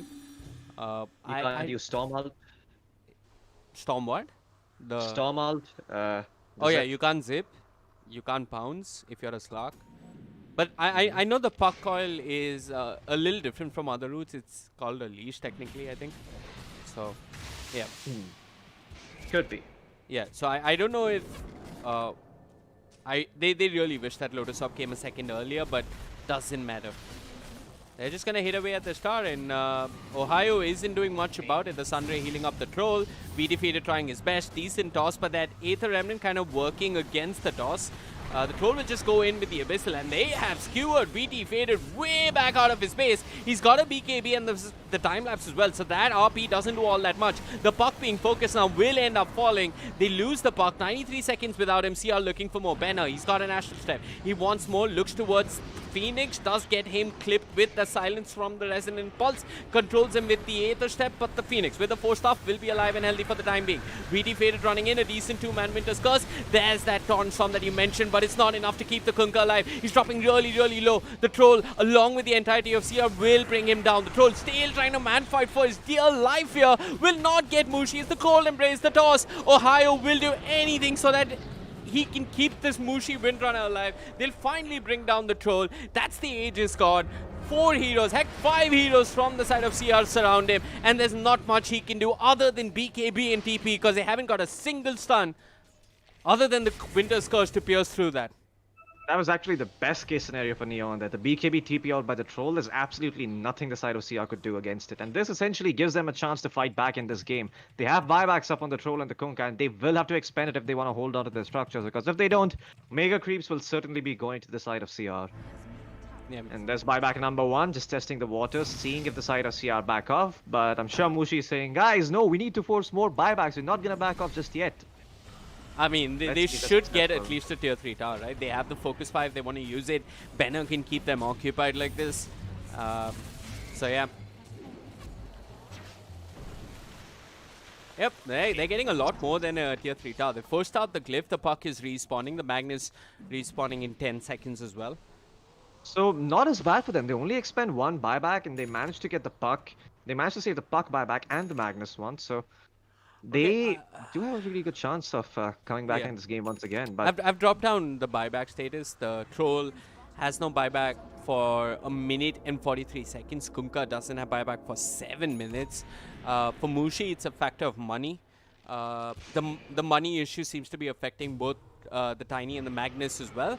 And for the Wyvern, it's a 2-minute cooldown, and for the Phoenix, a 6-minute cooldown. But yeah, I've got a question on chat. When am I joining TikTok? I don't think I am. I mean, I don't know. What about Floki? Is Floki joining TikTok? I'd sooner shoot my brains out. Okay, not much to shoot, but no, he's not joining TikTok. Fuck you, Vic. I'm more than you, man. Come on. I'm just kidding. CloudX isn't on TikTok himself. Let me get to the whole TikTok issue a little bit later. Because CR and Neon are posturing for a fight. So it's not that CloudX is on TikTok. AFK Gaming is on TikTok, I believe. And apparently a lot of companies in esports are getting on TikTok. Believe it or not. Beyond the Summit were on TikTok like 2 weeks ago. 3 weeks ago even. So if you just search Beyond the Summit TikTok, you can find LD doing Bollywood scenes over there, I guess. I think one of the big reasons is you just have so many young people on that website, so you're probably approaching a really good demographic with the TikTok. I don't know. I mean, I just don't know what else you could possibly want by opening a TikTok channel, because it's social media. Not a lot of people from our generation are on there. I mean, from your generation or my generation either. There are a lot of people from your generation. It's a your generation thing. No, it's just like 30% of I'd say 30% of the people in my generation are on TikTok, because no. Okay, look, it's not. I don't think you should look at India, but in the West, a lot of people your age are on TikTok. So yeah. That's quite surprising, actually. It's especially these dumb blonde girls. Okay. Yeah. Well, Magnus is just gonna skew himself out there. Casually. But yeah, Beyond the Summit is on TikTok. TikTok is considered a valid or worthwhile social media platform, and folks want to get there. I mean, if you want to see me doing scenes, I'll do it for you. Just request the scene, and I'm happy to try. Already done a scene. It's called Curry Casters. You guys should check it out sometime. Oh yeah, I can give the link. Floki, why don't you give the link to chat? It's something I made. I have my eyes peeled on the game right now, actually. I'm observing. You can all tap. Don't worry. Hey, I want to watch the game, man. What the fuck? Okay, fine. We'll give you the link later, Pikachu Gaming. Yeah, or you can just... Or you can message me on Twitter or Facebook. Socials are on the side. That's our Twitter social. And I'll just PM it to you. Anyway, back to the game. Phoenix with the Glimmer Cape. Someone had a 4-star on this team. I think, yeah, it was Playhard who's got a 4-star and a Lotus. Now, CR are coming in from the northwest. And Neopard just got Ohio. He's got the Yule Scepter, so he's going to not be too heavily affected. But, Troll, he's found one. It's Ben-Hur. The Winter's Curse forced just to control the Troll so that the Void Spirit can get away. Cypher dropping really low. Won't end up falling just yet. There's the Torrent Storm. Not doing as much as they didn't like, but faded with that BKB. He's getting bashed. He's been forced to time lapse. He's still alive. Ohio dropping really low. He's going to end up falling. Faded falls as well. Both of them buy back. This could be the beginning of the end for CR. Another boat comes sailing through. Rogi, he's got the Cold Embrace. They'll just ignore him. They have to deal with Ben-Hur first, who's jumped into the fight with an Astral Step. Yopaj, his BKB wearing off. He wants to get the heck out of there. But the Troll, he's got his Abyssal Blade off cooldown in a second. Who does he go for? He goes for Mushi. Mushi control might just end up falling, but that Cold Embrace, this Winter Y1, time after time has made life miserable for the Troll, but the Troll doesn't give a damn. He'll turn towards Ohio, now towards the Winter Y1. The Y1, silence, Rogi will fall, but he's got to buy back if he wants it. Ben-Hur, trying his best to control the Troll with the Astral Step, can't do just enough as the Sundray from the high ground keeps the Troll alive. He hasn't got the Battle Trance, he hasn't got too many friends, he hasn't got too much life, and he's gonna go deep down into the grave, but he's got to buy back. Unfortunately, the Troll and the Phoenix just don't. The Puck orbs out of there, tries to stay alive, but I'm pretty sure that Ohio will chase, can chase, and should be able to catch this Puck. Ben-Hur, he's got the Astral Step, nearly finds the Puck. VD faded, running forward with that Sukuchi, the Spirit Vessel on Cypher. He's got that Waning Rift to work with, to buy himself a little bit of time, and just for safety, he's going to opt further south. CR wasting a lot of time, but they get the kill. Man, that was actually such a great team fight for Neon Esports, but the side of CR quickly punished it with their buybacks, and that's exactly how you need to play against these sort of team fight heavy lineups. Once the ultimate is down, you have the advantage. And man, I have to say, CR, they've been playing some really good Dota here. Absolutely. Especially Ohio. Now the Neon Draft looks... yeah, it looks a little silly. It looks rough, right? Because... yeah, you just don't have any ultimates. I mean, yeah, the Magnus can't do anything without his ultimate. And, well, I guess that's the downside to picking a shit ton of team fight, because when the spells are down, there's nothing you can do. This is so rough for Neon, because they've played so well. I think the only thing that Neon would really want to change is finding a way to find that Winter Y1. You cannot, at this level of Dota, I mean, one hero can't be such... heavily countering you. One hero can't be in such a good position all the time.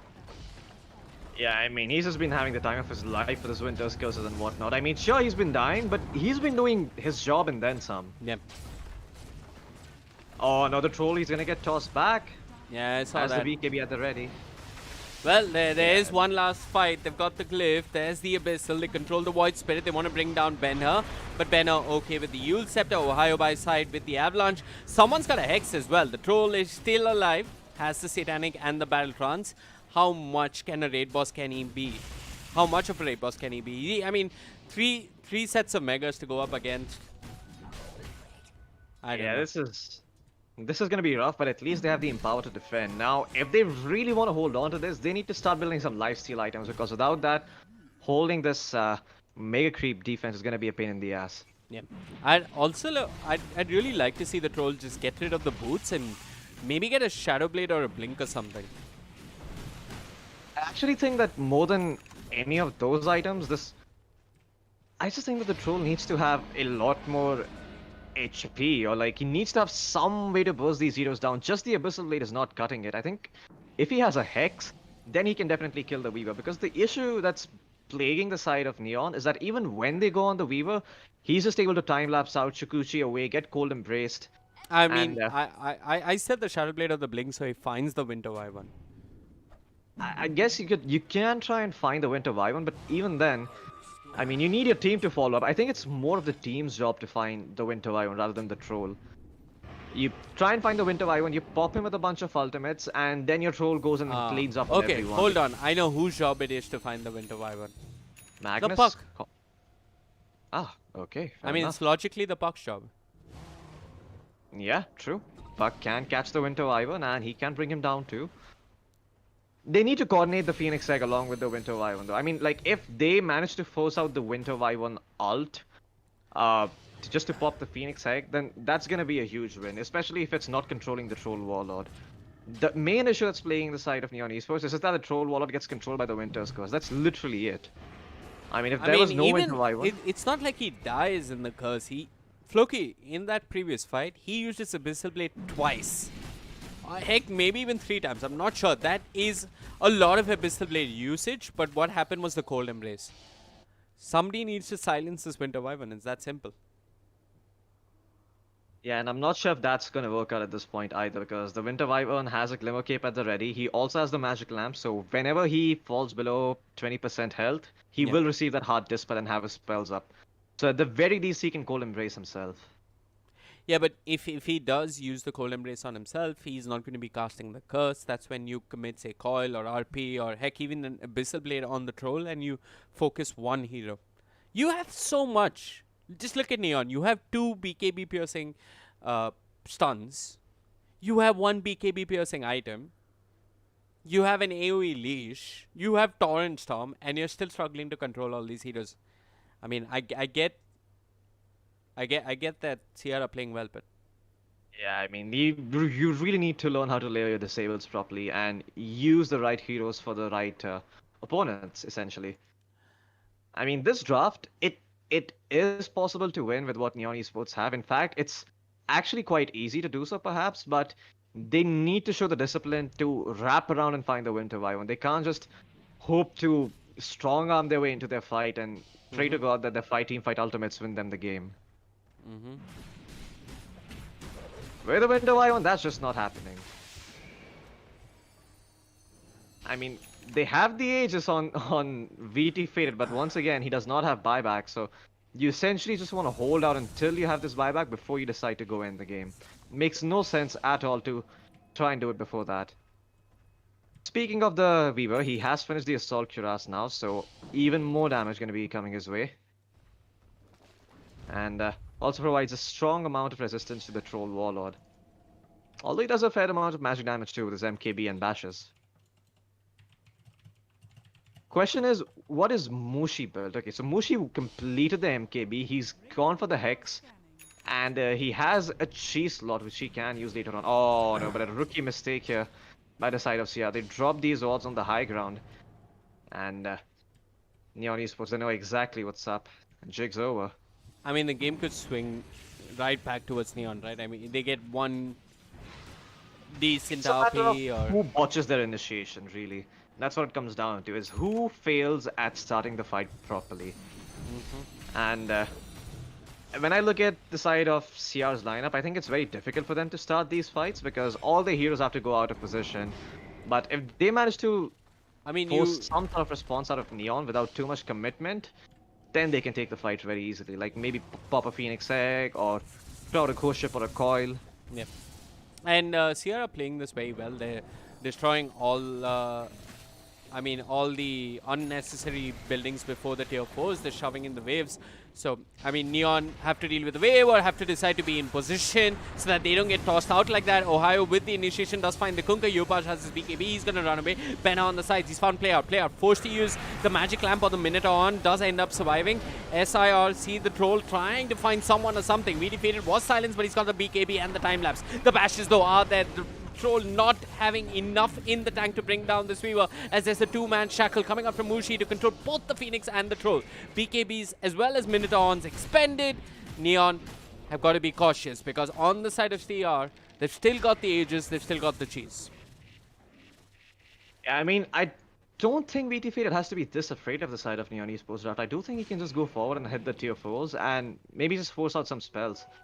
Even if the Troll Warlord decides to just go and manhandle the Weaver, you have the Cold Embrace from the Wyvern to save you. You have a bunch of abilities that makes it difficult for the enemy. Ben-Hur, such a PogChamp, dodges the coil with the Dissimulate. He's somehow still alive, but the problem is the Sunray is doing work on him along with the Troll. They'll manage to bring down this Void Spirit, and now they're searching for more. Mushi with the Rewind Run will escape for the time being. Cypher, does he have a blink? Enob He could look for that Wind Ranger, but the Wind Ranger, Mushi goes back in, gets the Hex up, but I'm not sure this was the plan. He's still got the Wind Run. He's still trying to stay alive. A ranged hit bash coming out from the Troll makes Mushi rethink his choices. Cypher, though, he's trying to bring down this Tiny, but like Floki said, Weaver, he's gone for the Troll. Faded commits his BKB, but there's the RP. Play hard does manage to control the Weaver. CR are throwing a bit too hard, possibly throwing the game a bit too much. The Supernova expended the Ghost Ship, the Torn Storm, everything in the kitchen sink being tossed out by Neon. The Puck Hex has got to be careful, but Faded, bash, he's gonna end up falling, and now they look for Ohio. He's still alive, will toss out the puck, but Cypher with the orb keeps Ohio control. The coil there as well. They deal with the Tiny. It's 4 dead on the side of CR. The Throne is still alive, Floki. It's still alive. Man, he has a rapier now as well. This game is just getting bad. It's just going from bad to worse for the side of CR. I'm not sure what the plan was there from VT Faded. He could have just gone back in. He had an Aegis at the ready. All the heroes were chasing the Ohio and whatnot.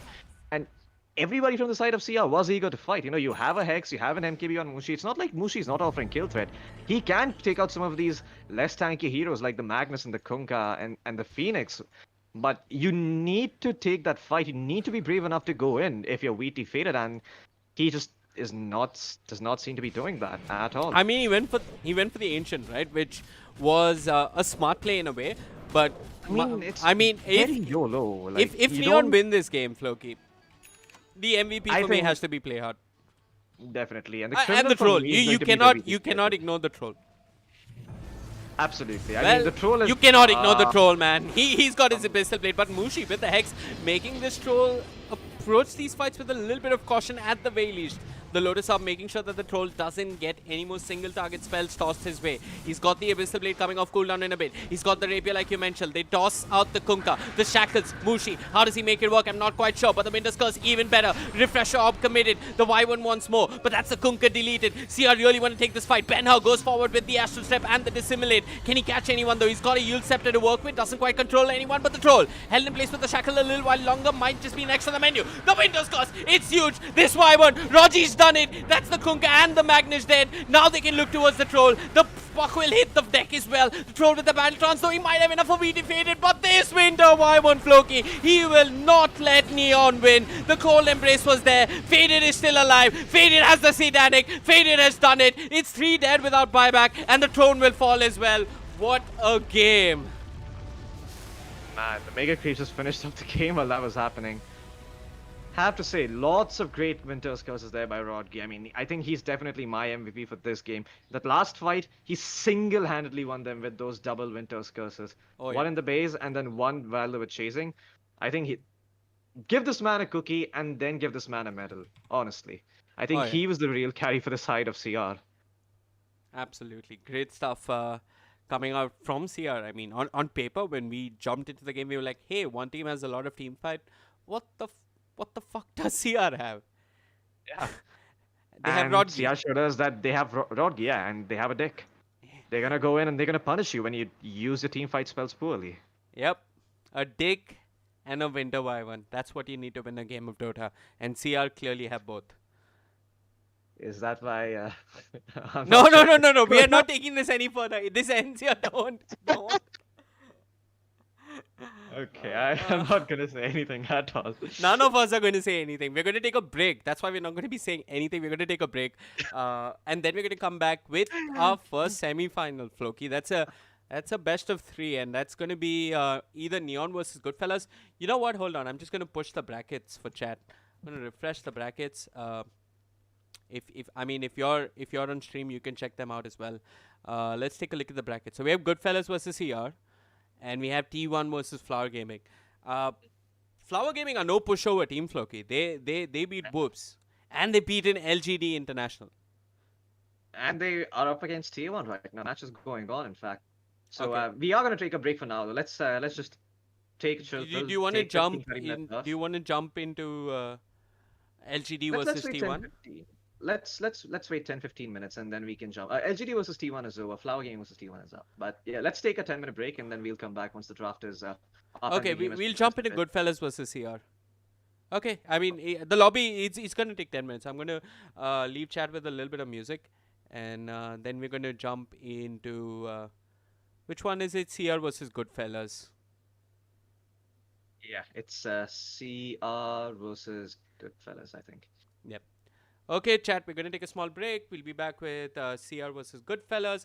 My name is Vivek. With me was Floki. You're watching the ESL 1 Birmingham Dota 2 qualifiers for the Southeast Asia region. We're going to be back with our first semi-final of the day.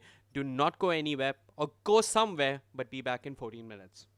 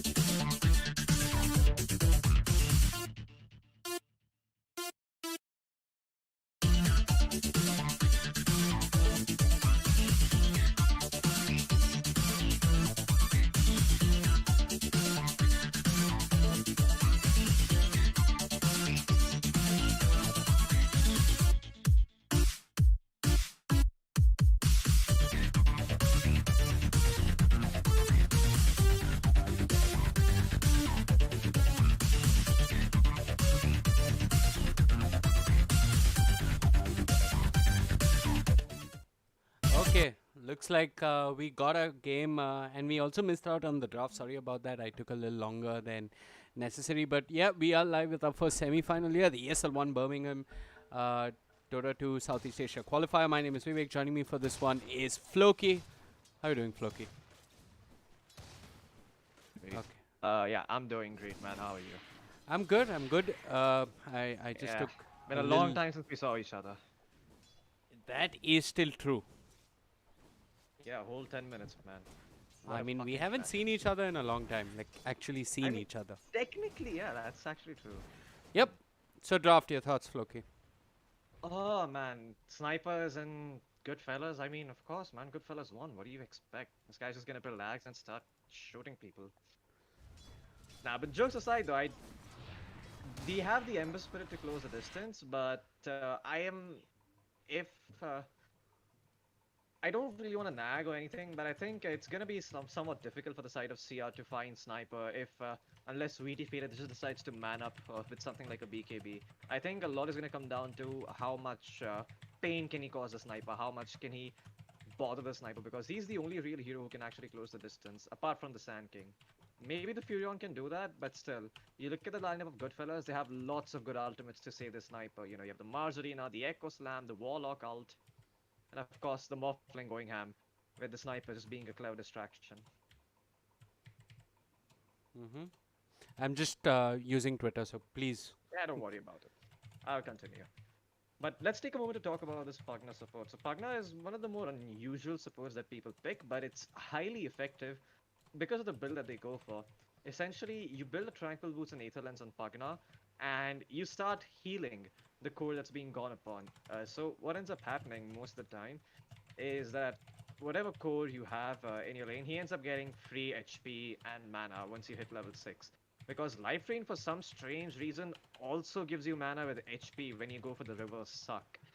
Apart from that, this hero is also really good in lanes. With Decrep, he can be a pain in the ass because he can just constantly make sure the enemy is unable to right-click, and he can also mess around a little bit with pulls.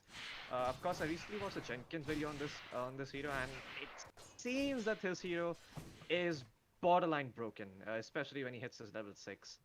I mean, for a support, you really shouldn't be able to do this much in a fight without really paying a price. With that said, though, a lot is going to come down to if GoodFellas can snowball, and if they can, then it doesn't matter how much how much life Rodgi can give. But yeah, down bottom, Shanks. Yeah, Rodgi already doing a fair bit there to that Earthshake. I believe the Earthshake also salved up. But yeah, both Rodki as well as VT Faded doing a real number on this offlane, and the Mars not having the most fun time. But the good news is the creep wave is near the star, so he should be happy CSing for a while. Safe lane Ember with a bottle. Thoughts, Floki?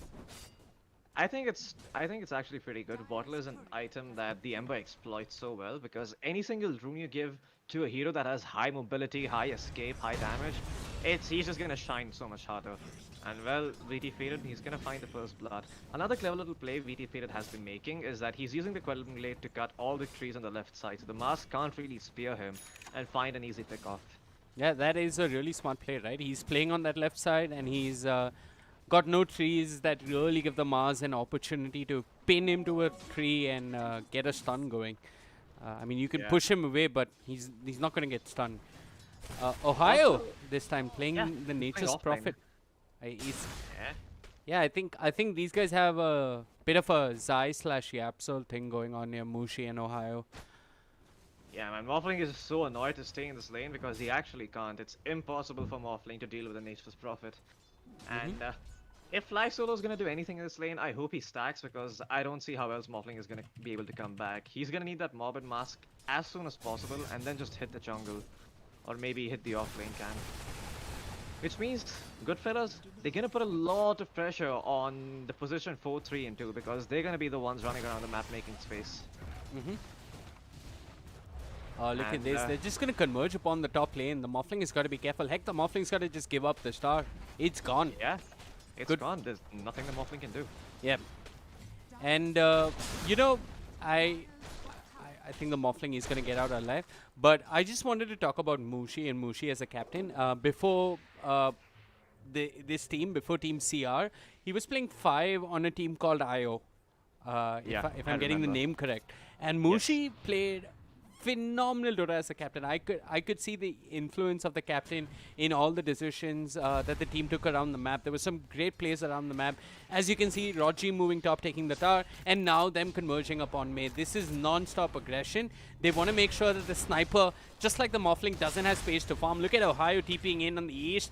The Sprout not there because Ohio doesn't have mana, but Yao being At the bloody block. stick, Mushi's got to be careful. He's got stick charges to work with, but the Borrow Strike is on cooldown for a bit. A Mango into a Borrow Strike could be a possibility, but just look at the pressure that Team Sierra are applying across the map, Floki.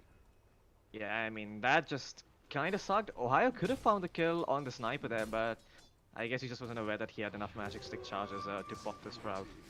Nature's Prophet is one of those sort of heroes that the more you play the hero, the better you get at him, and the more scarier you become. Which, one And, second, which hero doesn't work that way?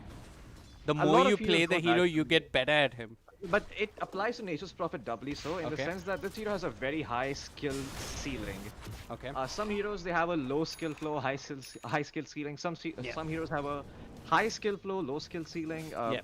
Nature's Prophet, definitely the one that I mean, if you have 1,000 games and you're comparing yourself to someone who's played 100 games, the difference is gonna show.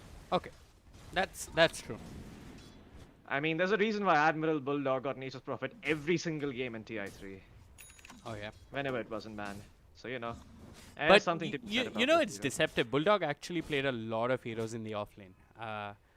Yeah, I mean, I think I he mean, was for the that- scariest player at that time. Sorry, I didn't Yeah. hear you. What? I think he was one of the scariest players to play against at the time. I mean, just imagine playing against a Bulldog Furion, or like Bulldog in general, right? This is a guy who can play Lone Druid, he can play Nature's Prophet, he can play so many of these heroes that if you decide to ban his Oh, hero look pool at out, this. yeah, I mean, Ohio, great map awareness by him. Yeah, so Bulldog played Nature's Prophet, Lone Druid. He also played Clock, which Yeah, he doesn't sound like a Bulldog hero, but he did play a lot of Clock. He also played a lot of Broodmother. Yep. And we need to remember what drafts were like. At those times, you only had 5 bans. So if you spend 3 trying to ban out Bulldog's hero pool, you're letting crucial heroes like the Chen, the Io, and whatnot slip through. And Alliance were quick to pick up on that, man. Like, they had a set of like 5 to 6 heroes that they just pick at the start of the game if they weren't banned. And if you give them, your chances of winning the game drop significantly unless you specifically prepared for them. But yeah, this sniper seems to be popping off to an extent. He's going for the Necronomicon, so the great thing about Necronomicon on heroes like Sniper is that it gives them a farming mechanism, which the hero innately does have, but it's not the most efficient. You can't be popping shrapnel at every single camp to farm. And that's when Necronomicon comes in. You know, you can just send these creeps over to the jungle, they'll go hit some creeps, you can stay in a lane and soak some XP from there, and eventually you'll have some pretty decent farm. It's almost like playing Terrorblade to an extent, right? Because you just send your illusions to the jungle, but down bottom, Yeah, the Mars, he's got to be careful. His arena on cooldown, they will sprout him up. He's got a Quelling Blade, but the chains, they're from Faded. Mars, nowhere to go, no friends by his side, no luck in the trees. He's gonna fall. yeah. Mushi, just trying to get some XP in the mid lane, but every single time he approaches, he just gets assassinated by Yahweh? I'm not sure how you pronounce that name.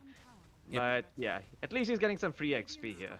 Absolutely. If there's anyone from GoodFellas or a GoodFellas fanboy in general, please tell us how that name goes. Is it Yahweh? Yao? Yeah. I don't know. I That's don't know. crazy.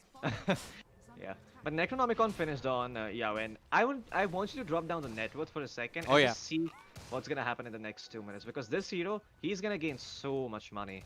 Yep, right now he's sitting behind the Ember. He's definitely going to eclipse the Ember in terms of farm. The best part, level 1 Necronomicons, you can just leave those Necronomicons in the jungle and they can at least fetch you 2 camps while you maybe deal with the dead lane with Shrapnel. Yeah, they can actually fetch you 3 camps if you use them properly and you micro them.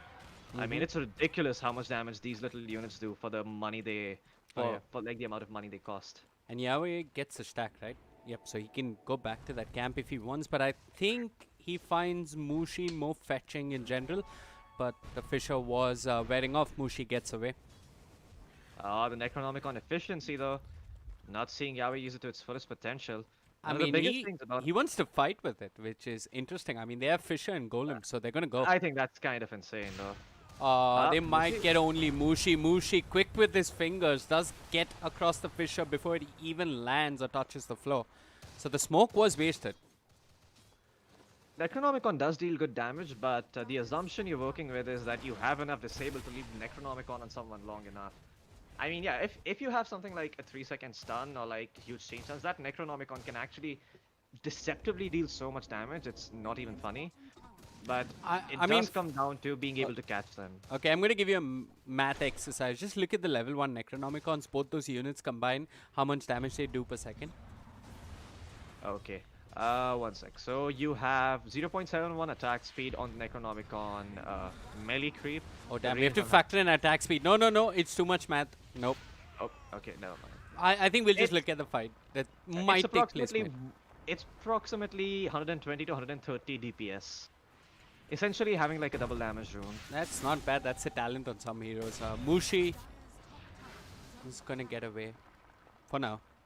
I mean, I feel bad for Mushi because every time he shows up in this mid lane to get EXP and levels, the sniper just immediately commits the assassinate, pushes him out of lane.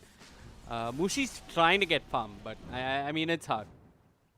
Yeah, I really want to see the Mars do something in this game. It just seems like this hero has been quite stagnant in his lane. He hasn't rotated to a single place so far. I mean, mid lane could really use some help. You know, the sniper can definitely kill the TA with some help from the Mars. The shrapnel takes out the refraction charges pretty quickly. Oh yeah. So we mentioned how the sniper should theoretically start to skyrocket on the network charts. He still hasn't gone past the Ember, but now he's got the Necronomicon off cooldown. He has it available, so he's also stacked up this medium camp for himself in the offlane triangle, hard camp for himself in the offlane triangle. So he should be starting to really catch up in terms of farm. Where does he go from the Necronomicon? Well, it seems to be the obvious choice in this patch, the Ag Scepter. Actually, quite ridiculous. Bottom lane, you wanted a Mars to get active. I think CR just don't care. They're going to go up on this Mars, not give him the time or the space to just sit in this lane and find CS. 4 heroes, and this could even be an early push. GoodFellas need to prioritize here. They need to be able to send Sniper and Mars to a lane and just be able to take fights over there. Because right now what the issue is that GoodFellas is playing too passive on the map. They have a Morphling who wants to farm. They have a Sniper who built a Necronomicon and is looking to finish his Axe. And they also have, a Mars who's just trying to hit creeps. So the question remains, which one of your heroes are going to make plays? And the answer is none. And that's where Ember Spirit comes in. He finds these sort of pickoffs and makes the game harder for GoodFellas. It just Oh yeah. pushes or delays your item timings by a minute or two. The game in even- general is going to get really hard for GoodFellas, right? Because Ohio has the Orchid, the Ember has the Spirit Vessel. I think the Ember plus one heck, the Ember plus the Pugner can just start running around the map and finding isolated pickoffs, and they're going to do just that. The Earthshaker rooted in the mid lane, the Borrow Strike there from Mushi. This is a kill, Anatar, and it's a Blink Dagger delayed. Faded might want to go for more, but there comes the Mars with the spear. Mushi kept alive courtesy Rodkey's life train. They'll just turn and bring down the Mars instead. That's a core dead. The arena committed, and heck, you don't even get Mushi. That's the power of the Pugna. The reverse suck. I mean, you just Oh, heal yeah. so much. It's actually insane. If you notice, Mushi also gained mana during that entire time. Oh yeah, So it is HP plus mana. Yeah. The reverse and suck. The best part is it's on such a Oh, short they're going to cooldown. find another. They have the Spirit Vessel. The Orchid committed the Golem. It might not be enough though. Shanks with the Echo Slam just trying to control Faded. Faded does get away, Floki, but just to put things in perspective, the amount of commitment that took from GoodFellas just to keep the Morphling alive, heck, not even win that fight, heck, not even find a single freaking core is just too much. They blew everything they had and they still couldn't find anything. Yep. Okay, now Sniper. I mean, I'm really surprised that the Sniper is not spamming this and just sending this to a jungle to find some creeps. Uh-huh. It's kind of an inefficient way to use Necronomicon. I mean, I don't really see how this item this might be a bit of a stretch here. Maybe I don't know how to use it properly, but it can be a waste of money if you don't use it as efficiently as possible. I mean, I was hoping that he could at least just send these over to the jungle and find a couple of camps with it that he wouldn't otherwise have. And that way the Necronomicon pays for itself much quicker than the Midas, and then you essentially have free gold coming in every 90 seconds. Ohio's been so good on this Nature's Prophet. Yeah, he's just been putting pressure all over the map. Yep, and now it looks as if GoodFellas want to contest. VT faded, he's going to break the smoke. Mushi has his blink tag already. The Ember just playing with GoodFellas, and GoodFellas just not being allowed to play a game of Dota. Yep, I mean, the Mars wants to initiate, but how can he initiate onto a Sand King and an Ember Spirit? Those guys just get the hell away. Yep. I think things might turn a little bit once the sniper has his Axe Scepter, but for now, Faded is just running him down. Mushi was pushed back with the God's Rebuke, so he couldn't blink and catch the sniper. He's instead going to go for the Mars. Mars, a little bit of an issue, can't die just to the Ember. But with Benner coming here, GoodFellas are just going to give up that arc, cut their losses. They only lost the Warlock. And all of a sudden, life is not looking good for GoodFellas, man. They really need to do something around this map. I guess the only way they can maybe set up a kill is coordinating with the Mars and the Earthshaker. The Earthshaker can set up for the Mars Sphere.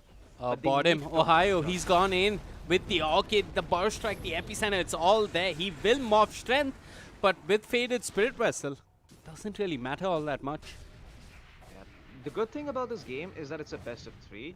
So it's gonna be somewhat easier for the side of GoodFellas to maybe predict what's gonna come next after this game is over. But still, you don't want to be one game down in the open qualifiers, especially against a team like CR, because they will exploit every single weakness you have.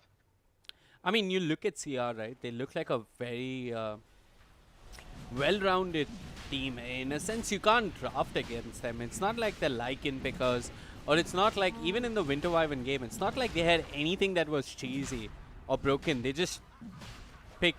Played better Dota. Yeah, they played better Dota. Okay, I mean, this game you can say, okay, they have a Nature's Prophet. Maybe we need to respect Ban Ohio's Nature's Prophet. That's the only feedback you can give yourself in terms of drafting against these guys in a BO3 or a BO5. Faded, previous game on the Weaver, this game on the Ember. He's got himself a Blade Mail and an Essence Ring. Doesn't have too much mana. They're poking, the prodding. Mushi might want to go in, but nope. Man, this Necronomicon is actually turning out to be such a waste of money. You know, I'm not going to blame the Necronomicon. I'm just going to give credit to CR because they played really good Dota, and they're doing so again. Mushi with the Burrow Strike, he's found the Mars. There's the arena. They'll try and skew a Mushi, but like you mentioned, Rodkeep with the life ring keeping Mushi alive, while elsewhere Faded. He's brought down the Earthshaker. No Echo Slam in this fight, or excuse me, I believe the Echo Slam was committed, but it didn't do all that much. Aegis was used up on Ben-Hur, but they don't care. They'll control the Morphling. That Manta style though might just be enough for the Morphling to get away, as Mars also manages to make an escape, but these fights starting to get real costly for GoodFellas. Man, the saddest part is that the Earthshaker still does not have up top, Ohio. He's found the Morphling. The Manta style was on cooldown. No stun just yet. There's the clumsy net, if I'm not mistaken. But they're not really going to go on the Morphling, not just yet. Man, it's so difficult for GoodFellas to make a comeback here. I guess one thing that they have going for them is that the Sniper Axe is almost done. He's only 500 gold away from it. So once he has that, these team fights should look easier. But the question still remains, how do you deal with Rodkey? I mean, this guy, he has been my MVP since the last 2 games. He has just been doing so much work on the Pugna and the Winter Wyvern. The Reverse Suck always keeping heroes alive. The Nether Ward just doing insane amounts of damage. I mean, I'm quite sure if we go to the damage board and we see how much damage each hero has done, the Pugna will have dealt comparable damage. Mushi is going in for the Necronomicons and the creeps. He's gonna get it. Yep, free money. Yep. And the blink is finished, so he's going for the pipe next. So soon they won't have to worry about the Echo Slam and the Warlock Fatal Bonds as much. Yep. I think one thing GoodFellas want to do is just give up this part of the map. Maybe send Morphling over to the jungle. This sounds unusual, but what they really need is for the Earthshaker to get his blink. And what they hope for is that the Mars doesn't get caught out like this. Arena committed, does nothing at all. Ohio TPs it. He's caught one with the Sprout. It is the Earthshaker. The Earthshaker looking for his TP, feed it. Doesn't get the chains. Yeah, that was Okay, just so I think sad. Ohio forgot about his clumsy net, but it's okay. We can forgive him. He's been playing a Selenoceous Prophet. One thing is for certain though, GoodFellas, they need to read the map a slightly better. What they seem to be doing right now is they're clumping up together to defend objectives that they cannot possibly defend. They need to take the time that the side of CR are using to stick together essentially and push to maybe go around the map and find some farm, maybe even get a pick off. Yeah. And they are not doing that. I understand that they're afraid of the Nature's Prophet, but they Okay. need to send. Okay, maybe this can work, Mushi. Fine Mushi, he's got the Burrow Strike and the Sandstorm, only level 1 Necronomicons, but they'll get Rodgi's Courier. Morphling morphs over to the Sand King, but doesn't quite land the Burrow Strike. Really Great good. blink there by Mushi. Yeah, good try coming up from GoodFellas, but not enough. Yeah. I mean, you just kind of have to roll with the assumption that yes, the Nature's Prophet is gonna try to pick off heroes, but okay, Warlock over here, Mushi. He's got fly solo, but he's gonna get caught out by the spear as well. Can they bring him down before the fight starts? The answer, well, he's living for now, but he will end up dying. But Yahweh, he's dropped so low, the vessel upon him. BT Fated now caught as well. The Accept, stun is gonna come through, but the Ember now caught within the Mars Arena, and he's just gonna end up dying. Overextension here by CR. And man, did my voice crack, Vivek? Not yet. Not yet? Okay, that's some good news. Finally. Yeah, But, yeah. it was them really pushing their luck there. I mean, they went on the Warlock. I believe the Ember wasn't in position, and Ohio wasn't there either, or Ohio couldn't do what he would have liked to. But GoodFellas badly needed that fight. It seems like a very small win. Sure, they bring down the Ember, who's been a problem. Kudos to the Morphling for that stolen Burrow Strike. But the most important outcome of that fight for me, Floki, is that Shanks on the Earthshaker has a Blink Dagger. And now he's got some levels as well. We could see the Morph ES find time to come into play. But Ben-Hur doesn't want any of that. He's just going to try and bring down Fly Solo. Fly Solo going for the TP. Barely escapes. Man. Ohio, he's searching for more. There is a TA trap on the floor that's giving them vision of this Earthshaker, but he's going to be okay. They scout out the TA traps. They know exactly where these TA traps are, and the vision gonna be denied. Now, the crucial part about playing a draft like CR's is that once you put the pedal to the metal, you don't want to stop. You want to keep picking off these heroes. You want to keep making sure that they are forced to fight you, because if you start giving them space to come back, you're gonna start playing their game. But the Earthshaker getting caught out. VT Fated, he got the memo, and he knows what he's supposed to do. He will find that Earthshaker and give the kill over to Ben-Hur, who has the BKB finished, mind you. So this Blink, BKB Deathstar timing from TA, looking really strong. And GoodFellas, they just don't have any answers for this BKB TA. Yeah, this is still a hard game in a sense, right? Because they have to go high ground versus a sniper and Morph ES, so it's not going to be easy. Soon enough, the Morph is going to have his Zags. And I think like around the 33 minute mark, this game is going to start to get really intense. The one time Rodgi's out of position, he gets punished. There's the epicenter and the Burrow Strike, getting two heroes. Mushi with the plays, but Shanks with the counter initiation. He's found a bunch. Mushi will fall. Ben-Hur being controlled. His BKB being used up. He wants to bring down the Mars. Will succeed in bringing down the Mars Floki, but at what cost? As they lose the Ember. And now it looks as if GoodFellas are searching for more. The morphs over to the Ember Spirit. He's got the chains. They've controlled Ohio. The Sprout buying Ohio a little bit of time, but I don't think he's getting out of here. So close to his Hex. Ohio switches up and goes for a BKB instead. And that BKB, well, it couldn't win him the fight. I mean, that was a really good epicenter by Mushi, but Rodgi, very rare mistake by him. He actually just went a bit too far forward and he got chipped down by the sniper. That's always something you have to be afraid of when you're playing these position 5 heroes. Yep. This is why I hate playing sniper. Because I suck at positioning, every single time I'm a little bit ahead, I just get assassinated, and then there are 2 nukes that come my way and I'm dead. And then there's always Just Morph like ES. if you're Mushi. This is why you hate playing versus Morpheus. Shanks will die, so good stuff coming out from Benner. But will he get punished? The Morphling with the Enchant Totem will control Benner a little while longer. There's Rodgi trying to keep the TA alive. Elsewhere, another fight breaks out as Faded just dives in, but the Mars Arena will control the Ember. The Ember switches targets, finds Fly Solo. Fly Solo does end up falling, so both supports dead from the side of GoodFellas, and the GoodFellas, they don't really get all that much. I've got to give some credit to CR. I mean, sure, they played a great laning phase and all of that, but look at the itemization across the team. They've recognized that the one timing that could punish them was Morph ES and the ES Blink Dagger, and they've all respectfully gone BKBs. And Mushi's looking for more. They find the sniper in his own base. The chains are there. The Spirit Vessel as well. Morph wants in on this fight. A decent Barrow Strike, but how much can he do? He's trying to stay alive and maybe even bring down Faded, but this is not possible. Yeah, and once again, I mean, I have to say the warding game by GoodFellas, it's there, but it's not really that helpful. I mean, these wards, they're scouting out the enemy's parts of the map, but they're really just playing inside your own base. So at this point, even though cliff wards in your own jungle seems bad, when you're this far behind, they're actually your only way back in the game. You know what? Maybe I'm going to give another odd suggestion. I completely agree with what you're saying here, that you probably want to place wards in your own jungle. The thing you can do that's one step ahead of that is to place wards near the tier 1 towers that stand on the map right now. If you know that somebody's TP'd into a tower, which is what people like to do, you get vision that somebody's committed to a lane, and that's when you can try and make a play across the map. I mean, just vision of the lanes is also really, really helpful.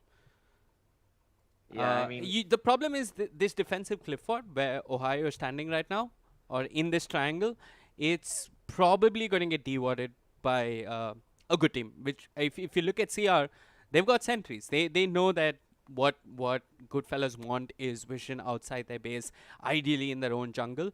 The one way to just go past that is place wards in lane. So you get the opportunity to split push.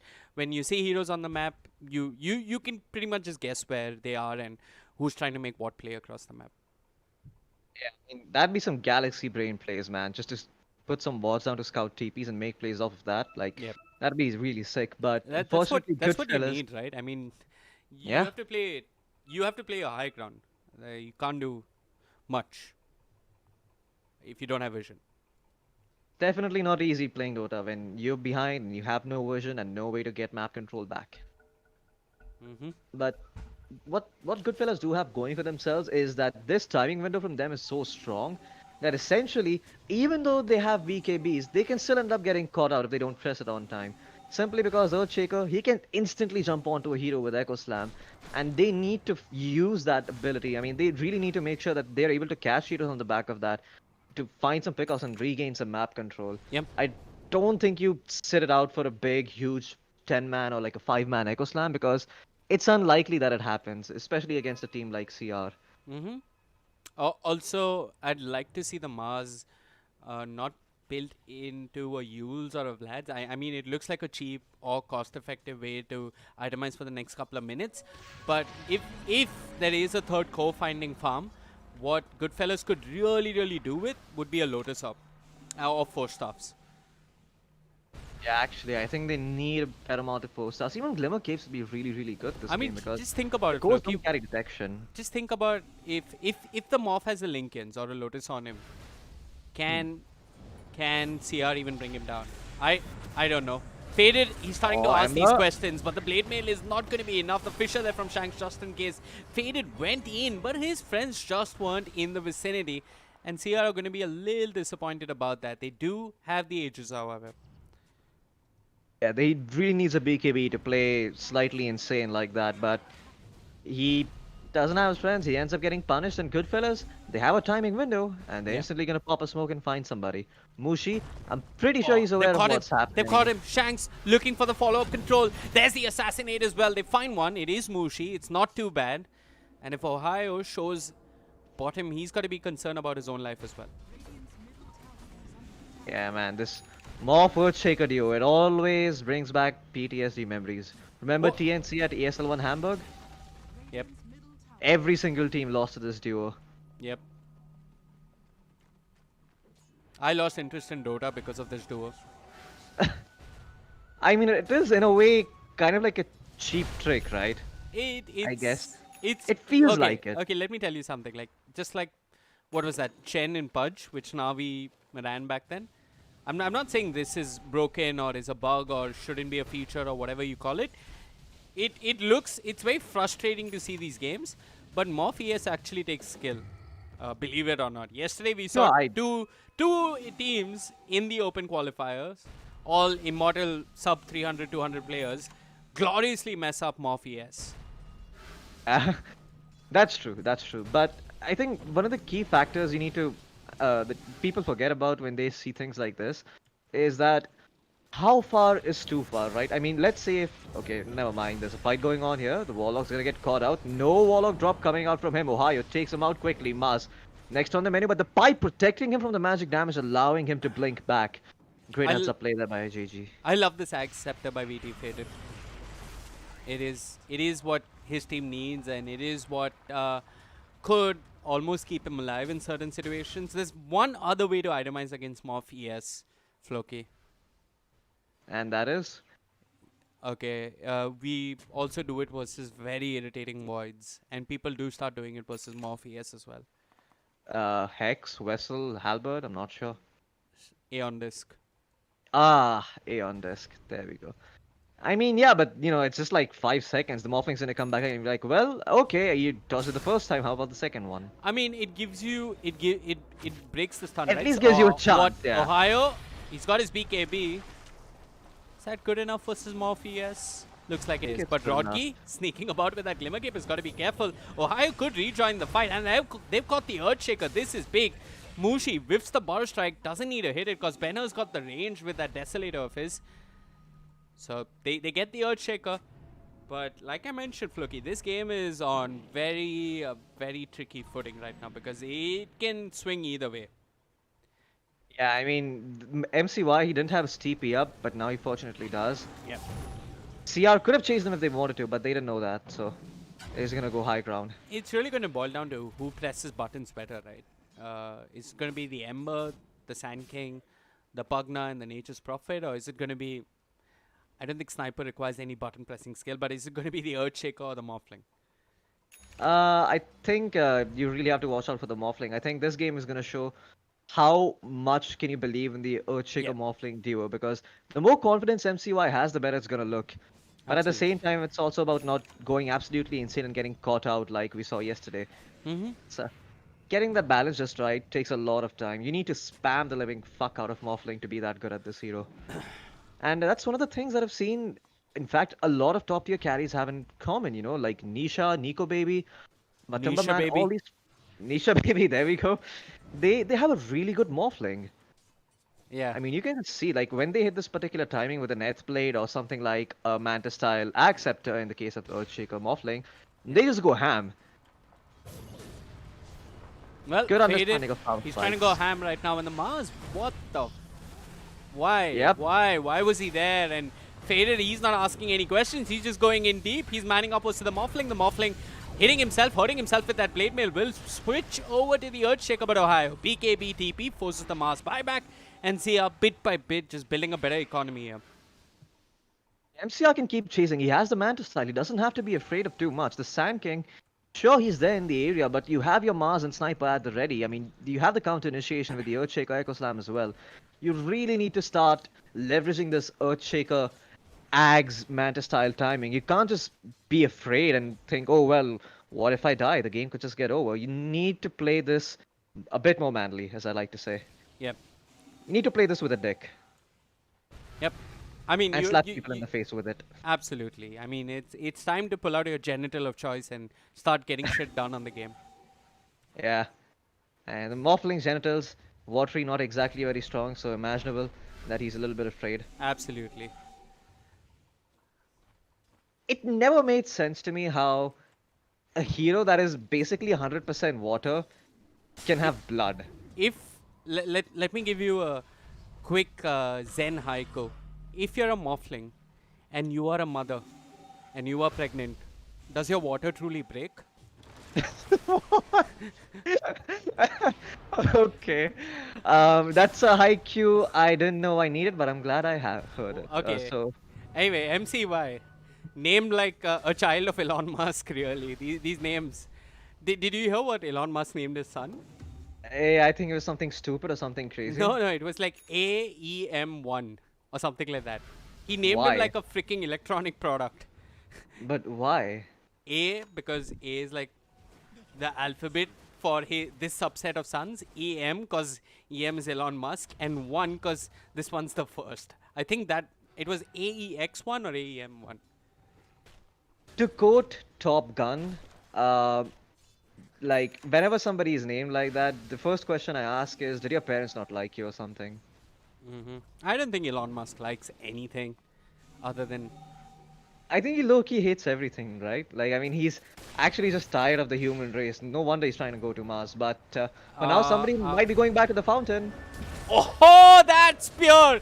The Mars did his best, but no one's focusing. Faded. Heck, even a defensive golem just to push back Ohio and Faded. He's done enough on the Mars. The Mars, he's going to end up falling. Benner does manage to clean up, flies solo, and they're all trying to escape. Mushi whiffs the bottle strike, but they have vision. There's the Nether Blast. They'll find the Earthshaker. The Morph without his ES is just the Morph.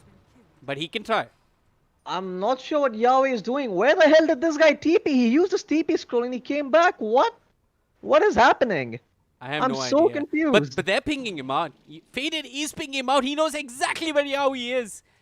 Can you do it, Faded? Do they have a scan? They have a scan. CR do have a scan, but that hasn't occurred to them. Instead, Ohio and the Pug now pushing out mid. Arwin in chat, we're from India. I mean, that's the sniper. He's still around here. You know what? This is actually one of my favorite items to find in the game of Dota. Spell prism? No, spider legs. Spider legs, spider legs. No, it's so good, right? I mean, look at what it's done for the Yeah. sniper. And I mean, definitely. It basically adds another dimension to a hero who previously did not have one. Right? Like you can just get spider legs. Evangeline, sorry, Floki, sorry Yep, to no interrupt worry you. about- no Answering worries. chat, which you can do as well. Evangeline, no, this is not a best of one. And now I looked at the brackets. I'm going to share the brackets links with you guys once again. Hold on. It is a best of 3. But I'm going to get back to that later because there's a team fight that's broken out and Rodkey ends up dying. Faded, he's got Mushi by his side. They bring down the Warlock. Warlock dead without buyback. Shanks will fall as well. Mushi takes the brunt of the beating coming out from the Morphling and his BKB. But that's only Mushi dead as well as the Pug. Now the Coast is still alive. Now though, Floki, the Morph and the Earthshaker in tandem. The Echo Slime committed. They want this Ember. They will not have him. They don't get a single core, but that Fisher, MCY, shows us how it's done. He finds a core, he makes it seem worthwhile, but how many buybacks was that? One on the Earthshaker, that's about it. Yeah, I mean, that's a great fight for the side of GoodFellas. Even though you end up losing your Warlock and your Mars and they essentially, I mean, use their buybacks and stuff, it's still okay for you. You got farm on your heroes, your main heroes, that's the Morphling and the Sniper, Yep. and you actually have a chance to come back in this game now. Yeah. Just a sec. But you know, I like you said, oh my god, Jesus. Whoops. Yeah. Corona cough. Yeah, it's a bit of a Monka-esque. Yep. But yeah, they can come back in this game, but we spoke about this yesterday, Floki. Like, what does it take to come back in this patch? How many fights do you need to win? And we agreed upon a random number. And 3 to 4 or 2 to 3? yeah, I think if GoodFellas want to win this game, they're going to win at least 3 or 4 fights where cores end up dying for the side of CR. Right now, GoodFellas Actually- have no idea that Roshan is taking place, and I think if they need to start winning 3 or 4 fights, they need to win one. The first fight they need to win is where CR have ages and cheese. So it's a uphill task for the side of GoodFellas. Oh yeah, definitely is. I do want to point out though, I mean, there is this perception at the moment which seems to be you need to win multiple fights to come back in the game. Uh-huh. But if you have a late game lineup which has 2 carries that scale well, you can just look to push late game, and even though your heroes such as your Mars, your Warlock may not have a lot of farm, as long as they have their main items like the Blink Dagger and they can do their job, in a So- fight like stunning a hero, it's more than enough. I get what you're saying. You are right. I mean, there could be that one fight taken Yeah. at the wrong place, which could make CR just lose this game. I Imagine mean, not them even- losing a fight near their mid tier 2. Yeah, I mean, imagine just them losing a fight at one point where one of the heroes does not have buyback. I mean, even that is just a huge win because I mean, you go to your high ground, you it see one hero's depends. not It buyback. depends where that happens, right? It depends if that happens with Morph not dying. In the 'Cause late, yeah. You true. need That- you that need is the true. Morph to really hit buildings. I mean, sure, the sniper, he can try and hit buildings, but Hey, he's just memeing, man. He's going for an Octarine core next. okay, someone's got what is that? Prince's knife. I'm just oh, it's on the Mars. Okay, so the Mars has a Prince's knife. This might catch someone Man. from the side of CR by Wow, surprise. that it's actually so good with God's Rebuke. Do- You have so much does faith it in work that like hex. that? Yeah, because yeah, I mean, I'm quite sure when you see Nah, this nah, nah, first- nah, nah. I don't think I am sure it does, man. Come on, it you has to can't. work. You can't have an AOE hex with and a slow. No, no, with it doesn't hex everyone. It just hexes the first target it hits. Okay. I mean, Yeah. we'll see. You could just hit them, but Serenity, not Serenity, Rodkey, excuse me, is trying to invade the enemy jungle. See how they've got the ages. It's only logical that you don't give the map to Goodfellas.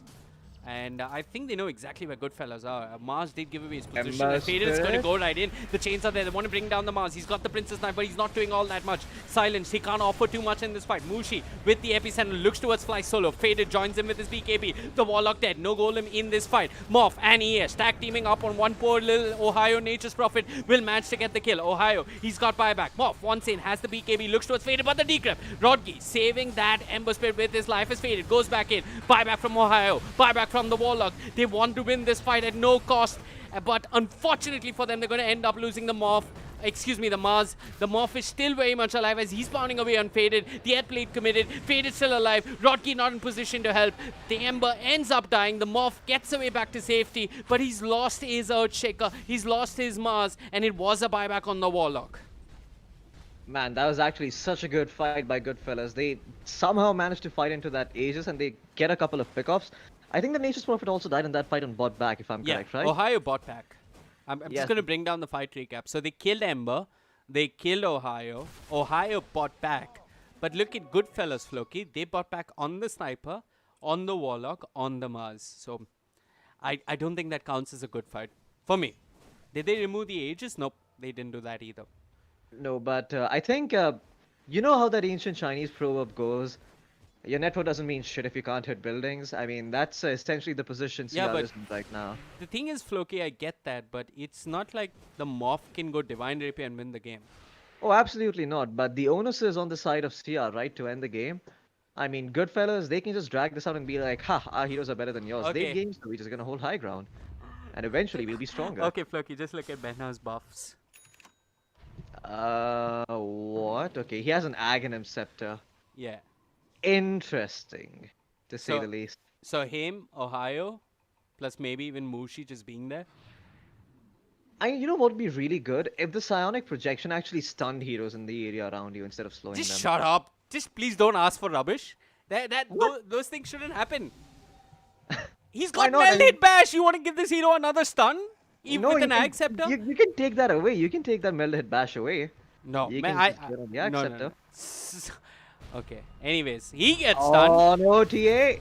He's got the refraction, the decrypt there from Rodgi. Rodgi caught in the arena. He's got to be careful. Echo Slam committed. They want Benner. But Floki, remember, Benner's got the Aegis. The Aegis taken away. Mushi dropping low. Same for the Pugna. Decrypt last. He's trying to stay alive. Kite the Mars. Elsewhere, Ohio pounding away on this Morphling. Melt hit Bash comes through, but the Morph does manage to get away. In the midst of all of this, though, Faded. He's done God's work as he brings down the Warlock. The Earthshaker fell as well. And now they turn towards the Mars. A tactical pause in the midst of all of this. What can The they Earthshaker really is- hope to accomplish? Earthshaker is dead. He does not have buyback. The Morphling does not have the firepower she needs to win this fight. I think this is GG. The Morph, low on mana, has got to back off. And yeah, now it's just the Morph and the Sniper. They've got to hold on to high ground for dear life. The Morph, can he... He can't... I mean, morphing over to the Sniper is not that bad. You get Shrapnel, but Shrapnel doesn't stack in an AoE. Yeah, but you can, I guess, spam out repeated shrapnels. I think that's the best he can hope for at the point. I think it's the- a 40-second cooldown on the Morph. He should really morph someone right now. The best play is to skip waves. And skip waves hard. Rodkey's Yeah, got to but be you- careful.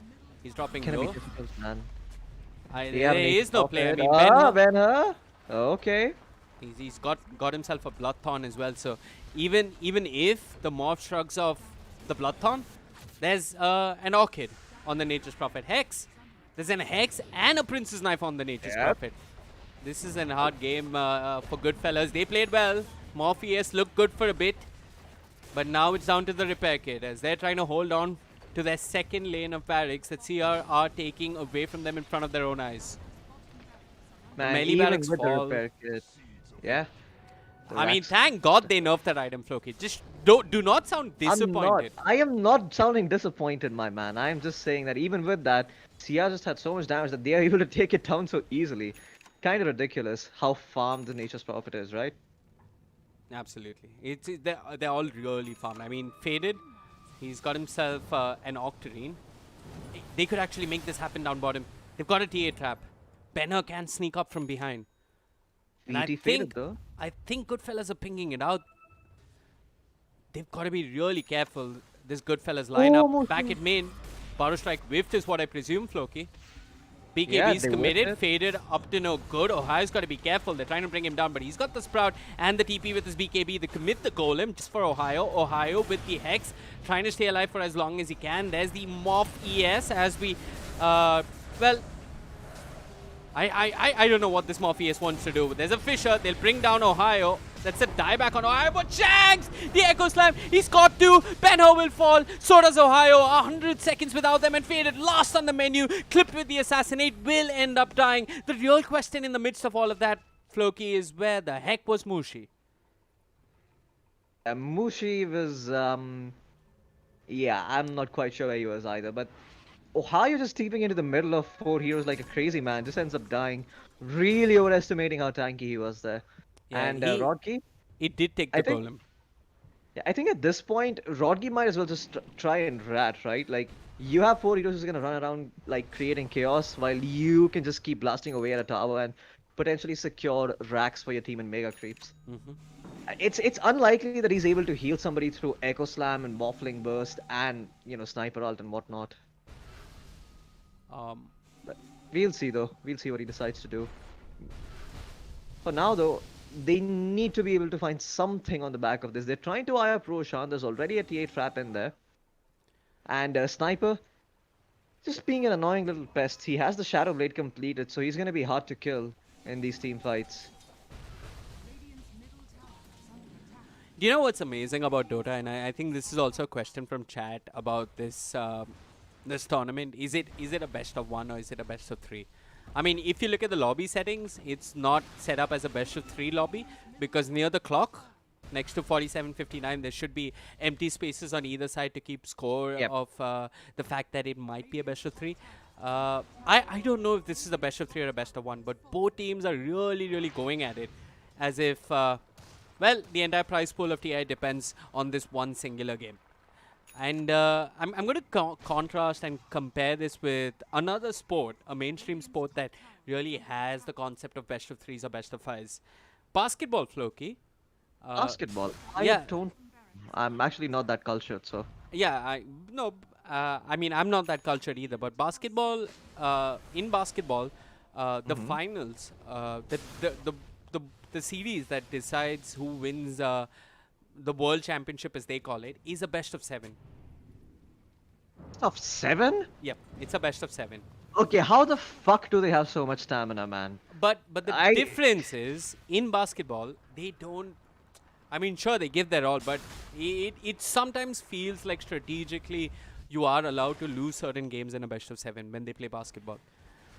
Maybe somebody who really knows basketball even better than me can correct me in chat. But I mean, I played for my school, I played for my college, so yeah. Wow. Damn, I didn't know that before. Did he ever win anything? I was good. I was really good at defense. Okay, so you suck then, I guess. Just shut up. Defense is invaluable in basketball, okay? It's not easy. One second. Every single player who's on defense is... No. In basketball, defense is... it's hard. Not many people can do it, and not with my height. Technically, with my height, I shouldn't be playing basketball at all. Forget defense or offense. I sucked at every sport and they just made me play defense. Okay, that I think in your school the word for cheerleading was defense. Okay, you got me there. I don't have any comeback. I have no comeback either. But yeah, speaking of comebacks, GoodFellas trying the hardest. 40k behind, two sets of racks down. These guys are trying to hold on. I mean, the sniper has a blink. How much worse could life get for you? There's a sniper with a blink dagger and an axe. This guy is irritating. Oh And that's my led to Benner getting God. caught. Now, Rodkey's outside the arena. Benner still alive and healthy. Mushi with an epicenter. Earthshaker forces himself away. Fly Solo commits the golem, commits his life, ends up dying. Reverse suck, trying to keep Benner alive. He's got a meld in a second, but the magic damage there as Rodkey gets chased into the Rosh pit. Didn't quite blink out. That's Rodkey dead. Benner falls as well. But what are Faded and the boys up to? Faded control a crisscross of fissures. The X marks the spot as Rodkey. Well, he's going to find Ember and the Templar Assassin by his side in the grave as GoodFellas fight back in how. Man, this game is starting to slip away from CR's grasp. They need to just be a little bit more disciplined and analyze what tools they have at their disposal. It seems to me that they're just rushing it through without really any plan. They can just wait for the next stages, which is up, and try to siege. Yeah. I mean, sure, you might end up losing your heroes, but at least you're going to set up something for Mushi, or maybe give an opening to your Ember Spirit to start the fight. Or maybe the Nature's Prophet can TP in the backlines and pick somebody off at the site. But you cannot be afford to simply throwing bodies at the floor and hope it's going to work out in your favor. Ohio, though, look at this miraculous rat play. Man, balls of steel. He's going for the tier 3 and is now just going to BKB TP out. Nothing lost there, only a 5-second duration, and he's back to safety.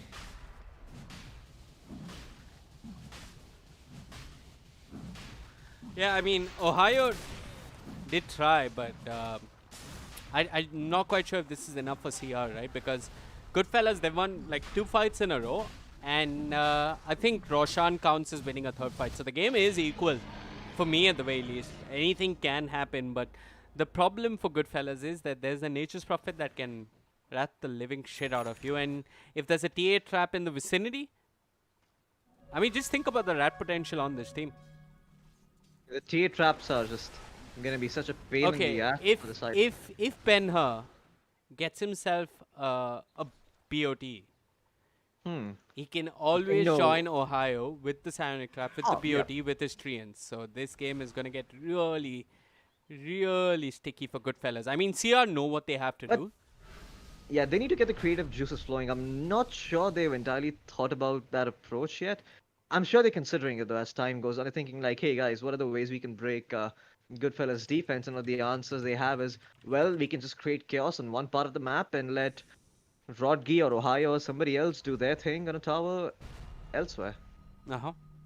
Also, the final repair kit being used, I believe, on the tier 3 tower up top. They're out of repair kits at this point, and oh my god, Benno got deleted. For a second, I took my camera to see what Mushi was up to when Benner died. Well, the good news, if you are a CR supporter, is that Benner's got buyback. Yeah, and VT faded. Now you start to see the drawbacks of this axe build a little bit. Since you didn't go any damage. Hold on. Ohio? What? Okay, no. Sorry, I thought he was trying to kill the Warlock all by himself. Oh, back to Faded. What were you saying, Floki? But yeah, one of the drawbacks of having the build that Faded has is that you actually have a lot of trouble killing heroes because you didn't itemize for damage. You know, you went for this Axe, Blade Mail, BKB Octarine, all this utility. Yes, you can argue that you have a lot of magical damage coming in from your Remnants and your Flame Guard and whatnot, but it's still good to have that extra right click to make sure that these supports just end up going down much easier. I mean, if he had something like a Desolator, Fly Solo, he'd be forced to make a Ghost Scepter, and even that's a good outcome for him, because Ember just has so much magic damage. And yeah, speaking of the Ember, he has caught out Fly Solo. Fly Solo actually pump fakes his ultimate and forces the Ember to go back. Yeah, but that forces the Earthshaker TP, and the Morph all by himself doesn't give a damn. That's Rodkey dead. But the Morph control, he's got the Aegis, he's got a Satanic as well. He's just going to man up. He doesn't care. The Orchid doesn't make much of a difference at this stage of the game, and Ohio, he's being focused. MCY really carrying his team on his back as he turns towards Faded. He's got a Fissure in a bit. He stuns up Mushi. Faded looking to run the Assassinate there. Mushi stunned with that as well. He's alive. Luckily, the Earthshaker has managed to join the Morphling, and he's got a Refresher Shot, Floki. This pressure shot is going to be a big pain in the ass. Double retro MCY, spam. this man has done a lot for his team, and they're just going to respect the buyback because they know that Ohio, with that buyback, is just going to start pushing out top. Immediately, GoodFellas are going to, well, just ensure that the waves are pushed in and look for another opportunity on the map. Yeah, Ohio, he is going to be the one true savior for the side of CR if they are to be able to close out this game smoothly. Yep. And it looks like this is going to be the Hail Mary play from the side of CR. They use their buybacks. TA does have one, and so does the Ember, I believe. Oh, no, wait. Ember does not have buyback. I've dropped He down went for the buyback. I've refresher dropped op. down buyback status for chat. Ember went for the refresher op. That is not good. If he gets caught out now, this game is essentially over. Okay, Faded going for what I think is a Galaxy Brain player. Is it enough? He's got one, he's baited out the BKB. He's got the Flame Guard as well, but the damage might be a bit too much. His own BKB committed. Morph in the midst of it all. Mushi with the epicenter going on the backline. The Fisher, the Golem drop is there, but it's not enough. Fly Solo will end up falling on the Warlock. There's the Arena coming up from the Mars. Who can the Morph really bring down? It looks like he wants to at least keep Shanks alive as he'll turn towards Ben-Hur. Ben-Hur being bullied by the Morph has the Melt, but they've got detection. They've got true sight. Ben-Hur dead, no buyback. Can buy back actually, and with the Acceptor can even rejoin his team. The Ember, Hex, control, the Glimmer Cape not enough as he's going to be bladed and brought down with that adaptive strike. Now they'll turn towards Ohio. 2 heroes dead. No buyback on the side of CR. Ohio looking around, but the God's Rebuke, the Bash procs, the Morphling there to ensure that the damage comes through as Ohio hits the deck. 3 dead without buyback. This Morphling, this Mars, this team, they're not good fellas. They're the freaking best. Man, really, it seems like JG, he prayed to Lord Gaben before he slept last night. And Gaben showers his blessings upon him at just the crucial moment. Now the question is, can GoodFellas go and take high ground? Oh my god, this is actually such a good morph by MCY. He morphed into the Nature's Prophet. He can actually just go mid and keep abusing the fact that he has teleport. Yep, and he can deal with any lane, right? He can deal with top if he needs to. Heck, the Sniper's going there. Sniper's got a BOT, so top isn't going to be much of an issue. They just need to keep shoving out these waves. And they've got this. They should at least get a lane of barracks on the back of this. But CR, we know this team doesn't go down without a fight either, as we saw in the previous game versus Neon Esports. So, Cutting out all these traps. This patch might suck, this patch might be snowbally or whatever Seb said, but these two teams have given us some truly great Dota. Oh, but JG almost catching the sand. That would have been the game. That sure. could have. He has No the gem. And they're going for the throne. They're going for the throne. They know there's nothing to stop. This is what we talked about. You just win one fight and you can straight up go for the tier 4s. And the game, it's over. It's over. There's nothing they can do. MCY. Hold on. Faded respawns. What is happening? Why are they backing off? They respected the Ember, I guess. There's no high. They know he does not have buyback. Okay, Floki, you have to see. I mean, I think Faded's going to be really disappointed. I think I know what he's trying to do. He's trying to commit all his remnants and bring down the Morphling. And close down. Yeah, I understand that thought process. It's commendable, but the issue is he can't even man up to the Morphling. Like, even if he uses... He's found Fly Solo. Has he got detection, though? Dust is for hipsters, but Ben-Hur, well, he's got patience, and patience is for legends. Unfortunately, though, the Emperor has his BKB, but, well, this physical damage that you got to be concerned about, you still really wish you had an A on this. Rodgi certainly does. He's got the decrep, but there's a shrapnel raining in from above. The Morph there with the damage. Mushi, what the fuck? What was that blink? I don't know. He wish he didn't do that. He wish he didn't show up to that fight, as he is there, and this is almost certainly the game. There is no amount of Rat Dota that Ohio can do. Heck, there's nothing that TI3 Alliance could do to bring this game back. Man, Mushi actually used the flicker there.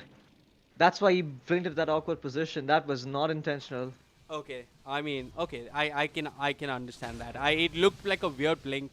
The flicker is a weird item. Not Mushi's bad, but look at this. Ben-Hur, look at this. Ben and Ohio, they planned this. They've set this up. The Axe and the TA, they have managed to sneak in. Ben-Hur gets stunned, has the refraction, and the Orchid pounding away on the tier 4s. This is the end of the game. Not for GoodFellas, but for CR.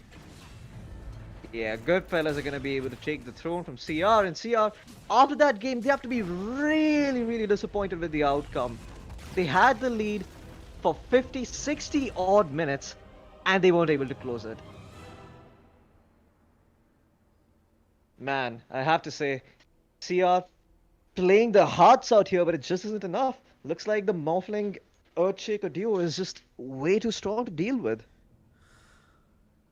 I mean, great Dota. I really hope this is a best of three. Now, the brackets on the website, which I've shared in chat, I'm just going to share it again. The brackets claim that this is a best of three. If this is a best of three, we should have another game. I'm just going to leave some music playing and wait for the lobbies to come up. Yeah. So I'm going to have some music playing, wait for the lobbies. If the lobby does come up, it's obviously a best of three, and then we can jump into game two. For now, we're going to take a break. My name is Veewake. With me was Floki. Our social media, it's on your screens. Do subscribe. Do hit the bell icon so that you get a notification every time we go live. We try and cast mainly SEA Dota. Your feedback, obviously welcome. You can DM us on our socials.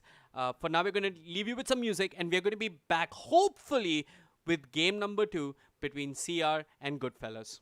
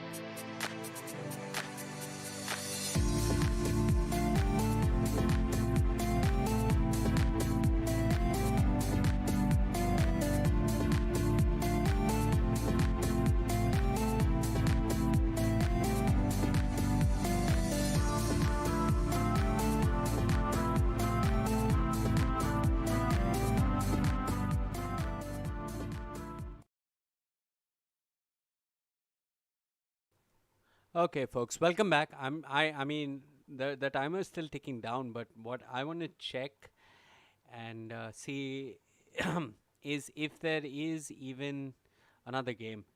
So I'm just going to look at the brackets, just refreshing the brackets.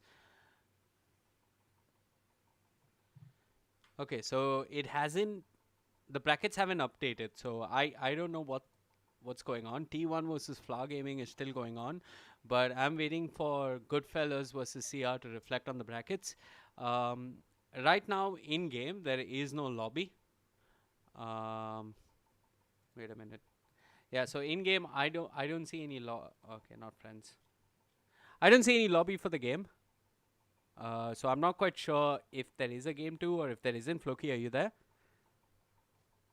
Okay, Floki's not back either. So I don't see any lobby just yet. It's possible that the players are taking a break. I'm going to leave you guys with some music, and if the lobby does come up, we're definitely going to be jumping into the game and casting it. Until then, I'll leave you folks with a little bit of music, and we'll be back as soon as we find out whether there is a game.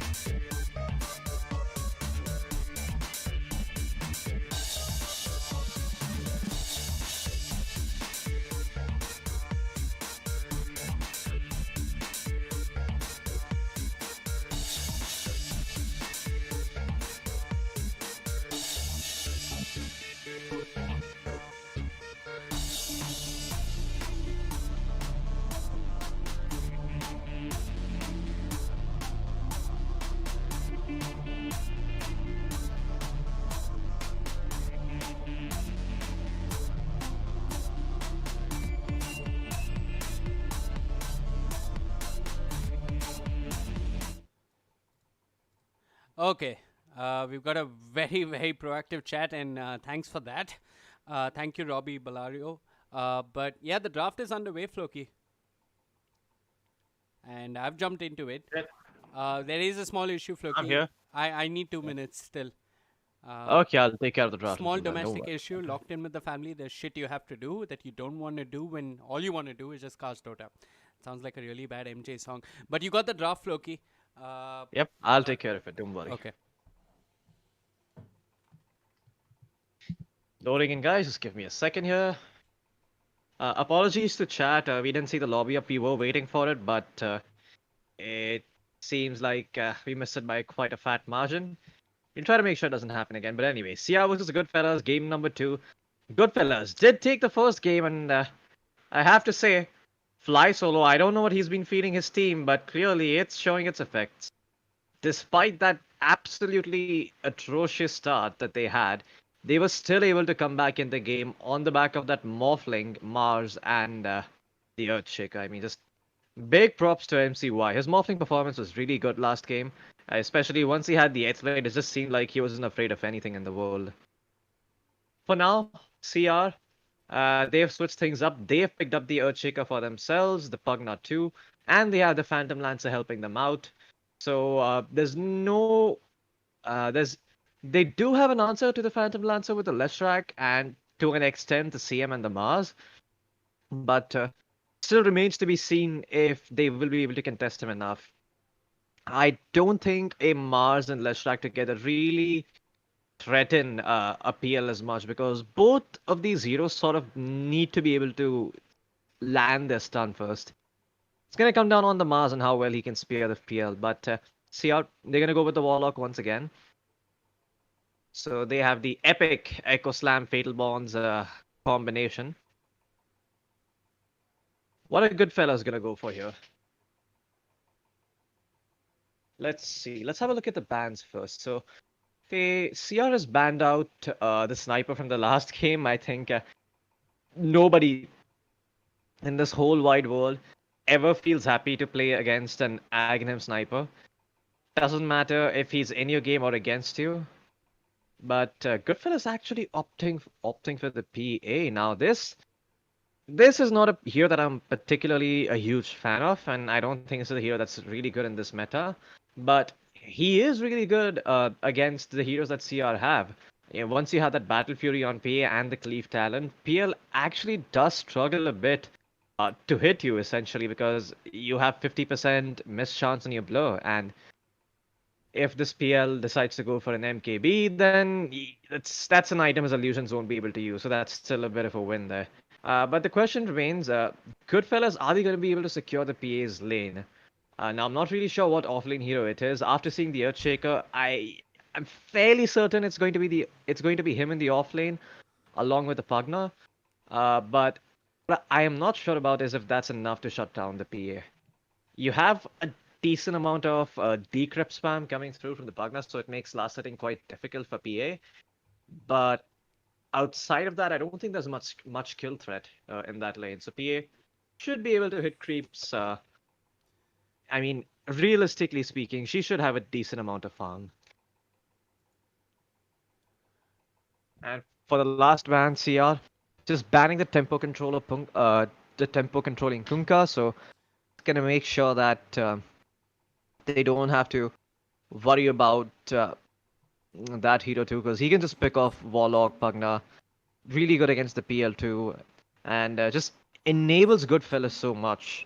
You get these two beefy frontline heroes who can certainly catch targets and kill them, and then you have Leshrac and CM who like to stay in the backlines, cast their spells, and when shit starts to hit the fan, sort of, they come in and save the day.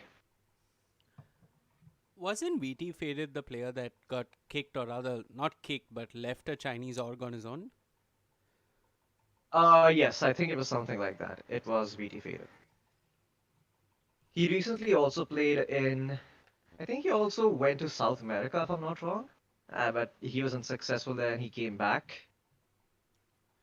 But yeah, VT Faded was the guy. I remember seeing a long post on his Facebook about the conditions in China and the way he was being treated.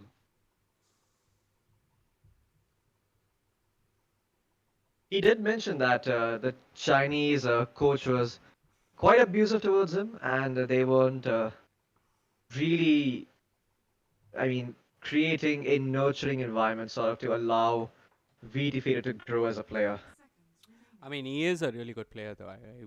We've got to give him credit. Irrespective of the last game, uh, I mean, I don't know. I think that okay. I mean, sure, an Ember specialist could raise questions, but he did play good Dota in the previous game, and his Weaver performance was solid as well. So he's flexible between the 1 and the 2, unless the game versus Neon was a mid Weaver, which is even odder.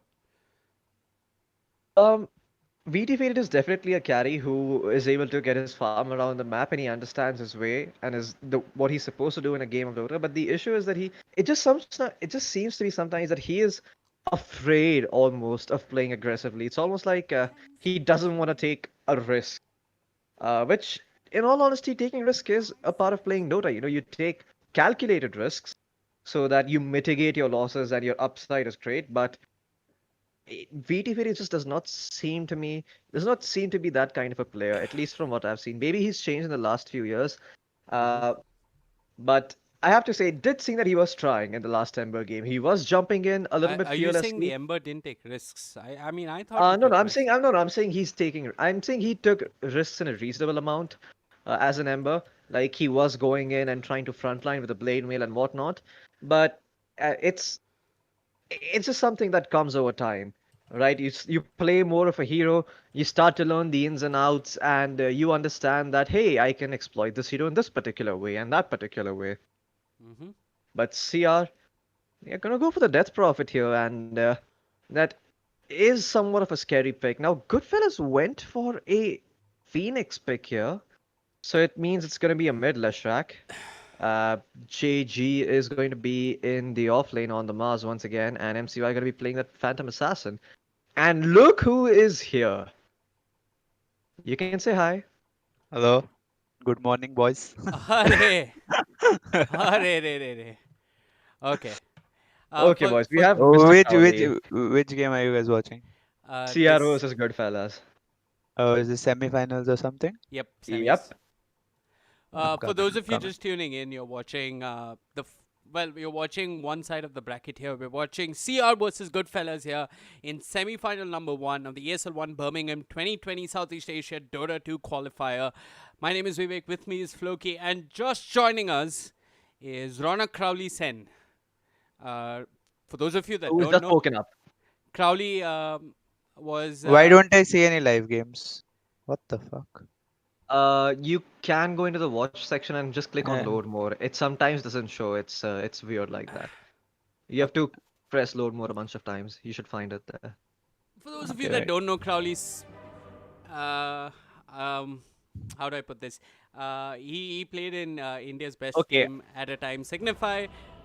Played 4, played 3, played 2 even at some point of time. Long ago, played a lot of 2 and 1 as well. And yeah, sub 400 rank at least, or was. And definitely, I'm not going to Nah, call, nah, nah. call his exact rank, but you'll get some high immortal insight here. Yeah. And just to give you perspective, when he was 12, he was beating some of the best players in India. Yeah. He was actually feared in the mid lane. That's where he was. That's what his original role was. Although he has transitioned since then. Yep. Okay, Ronak, mainly it looks like we have a Southeast Asian audience. I'm going to limit my Hindi at least, but It's fine. yeah, Oh, that's I it. found the game fine. Flower Gaming was a T1. No, Goodfellas No. versus CR, and Goodfellas beat CR in game 1. What a game. Morph ES, still a thing in Southeast Asia. Which hero?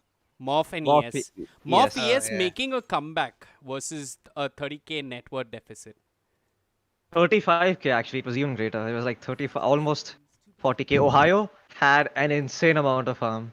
What happened to the Reckoning games? Reckoning lost to Goodfellas. Outdrafted, lost in 16 minutes. Game got over at 24 minutes. Did they reach BO3s? No. They were No, in they the just one game before BO3. quarterfinals. Quarterfinals were BO1s. Yeah. This is a Oh. BO3 though, and this is game number 2. Dire looks like a strong team. Yep. Do you know these guys, Ronak? I forgot their old team name, but yeah, they're all known players. Okay, easy way of putting it is fly solo stack. Yeah. I don't I recognize mean, the the others. JT guy played in hashtag. Yobe played in LGD Int. Shanks and MCY, I forgot the team name. Is QPQ or something. After that, they played in GeekFam also for a while before the changes. Mm-hmm. What do you think of the draft so far, though? I mean, the last time we saw a PA game didn't really turn out as well as we thought it would. The PA just I got mean, completely owned. laning phase should be bad for PA, I guess. Mid game, till she has BKB, she's playing versus DP and Pugna, Warlock. Seems hard. But his team can fight without him, so I think should be fine. Mm-hmm. What about this Leshrac versus DP matchup, though? This is a weird one. Who wins this? I think DP wins every matchup, right? I'm not sure. Okay. My mid matchup info is kind of outdated right now. So I see. I don't know. I just play Shadow Fiend all day. I don't care. Nice. You're going through that phase right now. I had that Yep. phase too. Yep. But I think should be DP favored, right? Well, Leshrac is good in the game versus PL. Bad versus Pugna though. But Mm-hmm. Leshrac is really one of those hero who doesn't like suffer too much from Pugna because his spells don't cost that much mana. Mm-hmm. Usually, if there's a Lina or something with like 300, 400 magic burst damage, and that is like instantly half HP gone. And Leshrac only takes like 70 or 80 mana for activation, I think. Yep. Pulse Nova. Yeah, I don't know. I'm not so once sure. you have a Kaya or something, it basically does no damage. Ah, Yeah, that's an interesting way. they changed the way Netherward works, and maybe Ronak or even chat can correct me. So it's if you have Pulse Nova active, it's not hitting you for the entire duration it's active. It only hits you for the time you cast The it. press the button, yeah. Yep. And Button then it press is charges, damage done. yeah. And then it So charges it's mana based on 70, how long it's active. yeah. What? So it's It charges mana based on how long it's active. I think Ronak was explaining it. yeah. Yeah, it's. I mean, Netherward looks at Pulse Nova like Flame Guard. You switch on Flame Guard, that's the only time it's gonna do damage to you. I The mean, Netherward. support Pugna has become harder to play, I think. With The they've decrypt nerfed nerf. the decrypt nerf, ward nerf, everything. Ward Yep. also nerfed, right? Ward nerf? Yeah, Ward also got nerfed by an extent. What was the ward nerf? I know decrypt is a big nerf. I think they Level they one yeah. ward doesn't hurt as much as before, Okay. as far as I remember. I'm not sure. It doesn't do as much damage. Definitely not to a PA who Yeah. has like 30 mana for one spell. Phoenix is also less broken nowadays. Yep. Yeah, Phoenix feels very playable now. It doesn't feel like it just storms a game. Hmm. They I changed the think way the Phoenix Axe works as well, right? Which was one of his really They broken they added elements. as a talent, but it's still broken. I mean, that talent is garbage. I think it's like very Yep. overpowered. I mean, he had The fact that you used to get it for free with eggs plus 3-4 hits on the egg. If I'm not wrong, I don't really play Axe used Phoenix to a lot. have three abilities for Phoenix. I mean, like Yeah, three buffs, right? One, you can sunray through Axe. Two, you can save no, someone with your Supernova. Three, and number of hits. and number of hits. Yeah. Yeah. So even if you were like an underleveled Phoenix and you had eggs, it didn't matter if you didn't have levels on your ult. Yep. It was quite broken, like the I mean, Phoenix Axe is Axe. not that hard to farm. It's like 2 team fights in Yep. most cases. I Few mean, bounty runes. you're talking about the Axe now, but like even a couple of patches ago, Phoenix had a GPM talent. Yeah. And the Axe was the same. That people luckily didn't exploit it too much, but yeah, he had a GPM talent at level 10. What's your opinion of the GPM talents though? Do you think they had a place in this game, or like was it just a way to get new players into the game and maybe like make it less punishing? Hmm. I think it was not necessary. I think it's a good change. It makes the game a bit slower. Not everyone has like 6 slots. Uh-huh. I mean, it makes the that stone more useful, right? Yeah, The only thing which definitely. supports the GPM. Usually, before one support would have GPM, Yep. the one without the GPM would get the stone, and everyone has items. I mean, it's only So then 80 like GPM, but it doesn't sound like a lot, but people do get items off of that. So Isn't it 90? The stone? I don't know. no, it's not 90. It's definitely less than 90. even if it's Wait, It's I need 90, to 70. just check. 90. It's 70. It's 70. It's 70. Yep, it's Yeah, but 70. it's still good. But it started Yeah. off being 80 or 90, if I'm not Yeah, yeah, yeah. mistaken. Yeah, that's why I remember 90. But yeah. Yeah, same. Ronak, wasn't BT Faded the guy that was in China and then left China? I used to play for Yom. He got No, no. hated on by Xiaowit. Yeah, but That guy. he's playing some really good Dota for Yeah, dude, CR. he's a good player. CR had Good one player. insane game versus Neon. You would have watched it if you weren't asleep. But yeah, worth watching. I mean, Neon had like Magnus, Puck. Who else did they have? Floki, do you remember? They had no, they didn't have Puck. They had Okay, Puck, wait, they you're had right. They had Magnus, Kaido, yeah. Puck. They had Magnus, Kunkka, Puck, Troll, Warlord, and which was the other hero? Kunkka? Yeah, yeah. Kunka with Yeah, Axe. Magnus, Warlord, Troll, Puck, Kunkka. They had And insane Ma- team fight and they couldn't do shit, And This CR basically. had Mars hero is unplayable nowadays without mana heroes with him or something. Yeah, his Usually, if there's presence no not so CM with much. him, if no CM with him, and they usually go Yules into something. PT, strength PT, Yules. Oh, PL down bottom. Yeah, Faded doesn't want to go back home, and why should he? I mean, he's got Shadow Word and a couple of tangos, but Before you could always have always have the mana for a combo when you had Soul Ring up, but nowadays it's kinda tricky. PL Yahweh, is dead, he's I gonna think. rotate, and Faded, he's gonna certainly end up falling. That's first blood. 3 heroes converging upon the PL down bottom. First blood 7 minutes in a game that's being played on Southeast Asia. That's rare. But yeah, Not see, really. I think you can only see these kind of first blood timings on only on SEA. You never know when the game goes passive over here. I think But SEA is not what it used to be, right? That's South America uh, now. I haven't been watching South American games, but yeah, They're fun. might be the case. But as you see, the same rotation happens every game. Both teams had a pusher at mid. He went bottom. He got a bonus kill. That's good for him. He DP used ulti top. Even though, because the reason DP didn't use ultimate, they would have defended mid tower with 5 heroes. They don't really care about the sideline tower, so he went top I and mean, used it. Sierra giving up mid. This is odd. Like, the PA is not the one being pressured. The PL loses the star, and he's got to find farm elsewhere. And, I mean, Even if he Goodfellas. used exorcism for the mid tower and he got it right. PL can't farm mid lane, right? He has to farm the top lane and the side jungle, so Yeah. they need that tower. yeah, and they just sent the mass top. Yeah. Absolutely, and they know exactly what Faded is up to. They've got vision, there is that observer ward next to that hard camp, and Yahweh is trying He's to make dead. a rotation. Dead. Dead? Dead, Yep, dead, dead. dead. Dead or stun Okay. miss? Dead or He's neutral getting kill body blocked. Oh, Oh my unfortunate. I god. think he's still dead. Oh no, I didn't chase. Okay. It was close, and maybe if Yahweh had like a point in Lightning Storm to slow him down and set up stun, it would still be hard because he has Doppel. I mean, you just run him down with Pulse Nova though, right? Like, I why do you mean, have to try a stun? I mean, if he went on him on the high ground, he could have toppled to the low ground. But if he kept on chasing, then yeah, he can walk him down.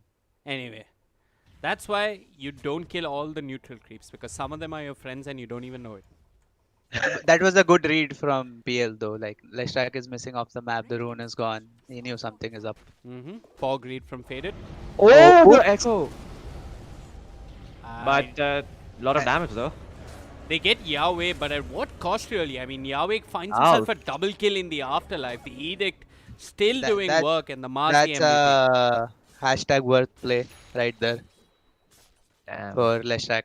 I mean, you blow Yeah. 150-second cooldown ultimates. You don't even do damage to the tower. PA is farming. That's bad. And this just means go time, right? Like, as soon as Leshrac spawns, he's gonna start running down these lanes. I Technically. think so. They will TP bot, I guess. Yeah. Okay. Yeah. Well, the response is If there a from checker dies Musti. again though. I think he's dead. Mushi Yep, just gonna run dead, in. He's dead. got the frostbite upon him. The stun not there from Yahweh, so Mushi gets time. But can't say the same about Ohio. The Edict and the Nova there. MCY of all people getting involved early on, finding kill bounties here. Good stuff for GoodFellas, and they're going to be Better than our pleased with checker that. dying. Oh, Yeah, I mean, I mean, for now they can run into them, but after Warlock has levels, it will start becoming hard. yep. Also, just to point out something for Ronak who's just tuning in, this Mushi and Ohio are, uh, how do I put this? They're a little bit flexible about who plays 3 and 4. I saw Okay. Mushi play 3, I saw Ohio play 3, and I think this game Mushi is the real 3 here. Ah, yeah, he's only playing 3. Yeah. He took farm. This is the Yapsor's Eye of the East, if that's what you want to call it. It feels bad playing PL early game versus that lineup. 4 heroes which have like high nuke damage. Mars, Leshrac, TM. D- He d- need Diffusal and Hood to fight. Like with even with he'll stop for a Hood before Manta, I hope. does it get better, and when? After Heart, I guess. After Heart, every PL game gets better. Exactly. Unless you're playing versus Puck or something. Then you die the entire game in one coil. what do you So think of the Abyssal Blaze that these PLs have been going for? I actually think it's kind of shit because I don't think it's a PL's job to catch heroes. Really. it's Depends. top Some dependent, games. right?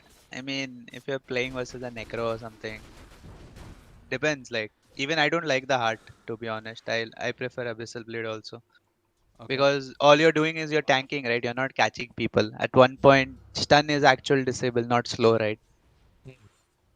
Fair enough. And Abyssal Blade does make you tanky though. And you Yeah, have free kill, that's kill true. potential on position 5 or usually if you're like playing the hard build you get like what do I say, kited by glimmer caves, 4 stars, stuff Yeah. like that. I'm just gonna go back to something Ronak said earlier.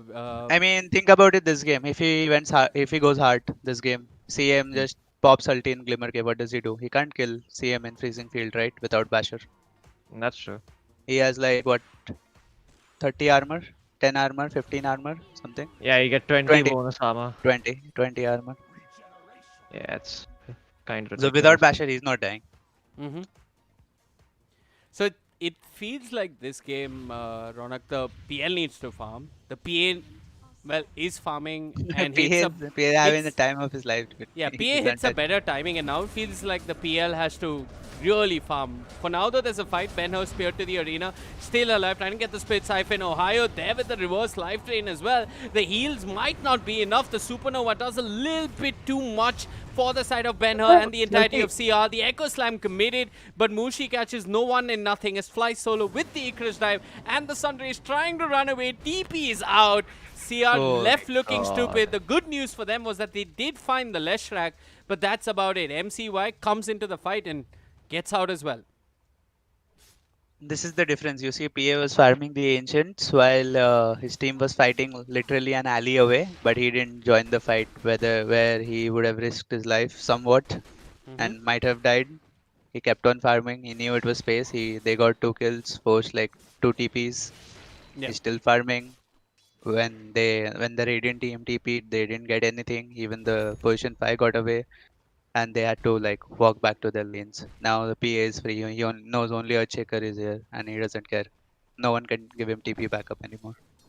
Yep. I think like uh, the mid tower falls, but what Crowley mentioned is that the PL really needs like maybe Diffusal plus Hood plus maybe I mean, Heart PL or wants to play like how PA is playing, not Exactly, give a fuck exactly. about these fights. But he's Both- supposed to come to the fights because he's the only like right click damage. Rest all are like controlling type. Even Yeah. though there's a DP, but he doesn't really want to blow his ulti like far from the objective. Even if they get kills, they won't get towers with their heroes if he blows the exo ulti uh, before like not near a tower or something. So both cores want to farm, and the other 4 heroes on either side have to make space and take good fights. For now, the CR, they're trying to take a fight. They've got the blink on Mushi. Decent Fisher catches the Mars. They should get this kill. Decrypt in a life train. Well, that shield will not be protecting. That was not actually a like a killing type gank. He just wanted to force TPs, but he did force TPs, but he didn't get out. So that was kind of a feat. But you make these plays sometimes. Let's see if they can defend mid tower though.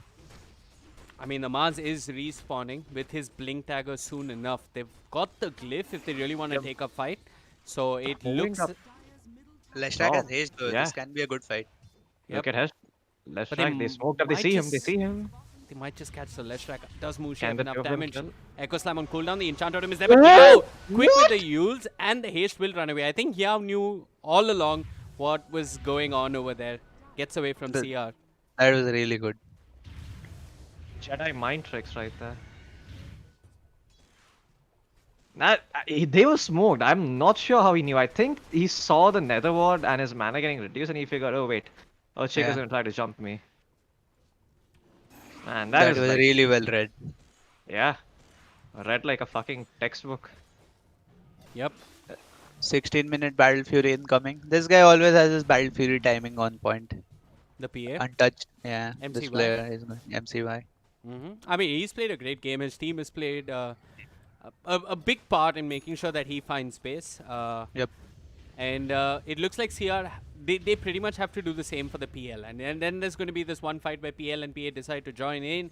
And the game really starts to swing. But Mushi, two-man Echo Slam, the Fisher to follow. The Supernova will not come through because Benner, with the silence, ensures that the Phoenix gets nothing done in the fight. They commit the exorcism, but can they get an objective? I don't think they care. By the time they reach mid tower, I think they'll respawn. Mm-hmm. Yeah, Well- it's a very small timing window actually to be able to push this tower. DP is trying to force it though. I mean, this is the thing, right? PL is playing versus a lot of spell damage, not really counter. Leshrac is kind of a counter. He's playing versus spell damage a lot, while PA is also playing versus Pugna, which on paper should counter him, but Pugna won't see PA till he has BKB, I think, in the game. So that's the difference in space right now. Yeah. Pugna is just giving back mana to the DP, man. What the fuck? That shit's just broken, dude. Walking fountain, that's what Pugna is. Yep. I mean, he has 1200 mana, 1000 mana with one energy booster. And Yeah, it's not even like he's like very paper or something. He has 5 armor, 1000 HP with one wand. It's not that bad also. Yeah. He's like the smartest hero in the game. He has the best end game. Yeah. 5.2 per level. It's See, insane. his skill build, he's confused. He needs a little bit of everything. Usually the blast is for damage, but this game blast is only for like tower push. He needs other two spells to save his team from PA. I think here on he starts maxing out Blast and Ward, or maybe just Blast over Ward first. I won't be surprised if he went Decrypt though. He's playing versus PA after all. Okay. Not bad actually. Really good. I think it's one of the ways they actually beat the PA's BKB timing. If they can get a good decrypt off, maybe save a DP or a hero that gets gone upon. You know the problem though for PL has SNY queued up before Hood. Oh. And he has a Hood after SNY. Weird. Do you think he's going the good old status resistance build over here, like Hood, SNY, Satanic? But he still needs But an Abyss. I would go Hood first, right? Like, you don't want to go back for a Hood 25 minutes in, even though it's still good versus Leshrac. That is true. I mean, the Maybe early he just get more want. I value think he'll to go it. Yasha, then complete the Hood first. Okay. Yasha for the farming speed, I guess. Yep. Casually, Yasha. Yasha's. People used to yeah, do that a lot on Jug. People used to do that on every hero. Yasha was a broken I item. think you man. just go MOM on Jug nowadays. MOM is very broken on Jug right now. CR are smoking and they are starting to wrap around on this CM as well as Mars that are sitting down bottom. We might see two fights break out. One further south where the Pugna gets picked off, but what does CR find in return? They're waiting on the high ground. If MCY walks up, he could be in for a world of hurt. He's smart. MCY did commit the blow. Mushi's smoke is broken, and they know exactly where the PA is. An echo is possible. Mushi blinks in, whiffs the echo, wants the Fisher. The Fisher won't connect either. The silence there. Benno wants to run in. Yao there with Nova and the Splitter. The Golem available. Rodkey commits it. They control one. It is Yao. He's got a Yule Scepter. Both the DP and the Leshrac up in the air. The DP doing a lot better as Yao ends up falling. MCY blinks away, wants to get the heck out of there. Only a Bal Fury, but he's got a CM by his side, who's got the freezing fields, buys time, throws a life just so that the PA can escape. 2 kills for CR. They did lose a Pugna, however, down bottom. They fucked up the spells on Radiant, but Dire decided to take the fight. So it went out Yeah. like Exo was committed, Fisher was used. Just cliff the tower and go back or throw spells on the creeps. What I Weird. don't understand though is that what the Mars did. He TP'd in, he saw the Warlock slowing him, he walked around him, and then he just backed off. He didn't. He I, didn't even spear I him. think I'm it not was sure what it happened. was like just communication within the team. I mean, this hero is tricky when the arena is not up. It was just a reactionary TP. Like he doesn't know what to do. It's like go with the flow type of fight. Mm-hmm.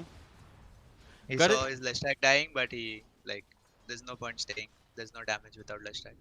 PA also blinked in to like hopefully get a crit on DP or something, but it didn't work out. Once he gets the Siphon and the self fuel, there's no killing him. So Well, they had Yeah, to back out. that's. I think. Do you consider a Ghost Scepter at any point in this game, or do you just rely on the Pugna as DP? Uh, I mean, you have I the don't think he needs Yules. Ghost Scepter right now. Maybe after Deso, but by that time DP will have like a lot of armor, so it should be fine. I mean, I'm pretty sure the next item is something related to a plate mail, right? Like Vessel, Lotus, I mean Lotus, Shivas, He's something like that. going BKB. I mean, after BKB. Yeah. Okay.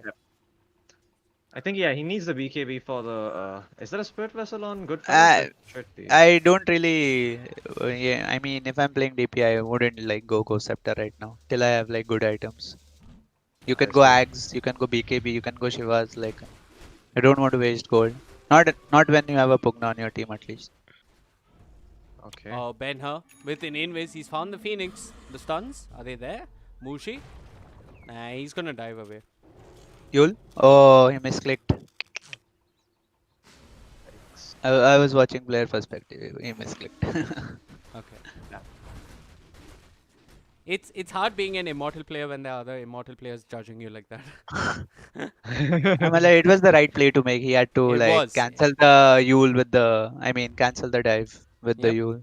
Sierra are going to smoke again. I mean, they're doing a decent job in making space for this PL when you think about it. Mushi's already found one. This time it's Fly Solo, who did get out the previous time. But Benner, he might have whiffed the Yule, but he won't whiff a simple silence like that. He's looking for more. This time, trying to put that Yule Scepter to use, but he's not going to find anyone.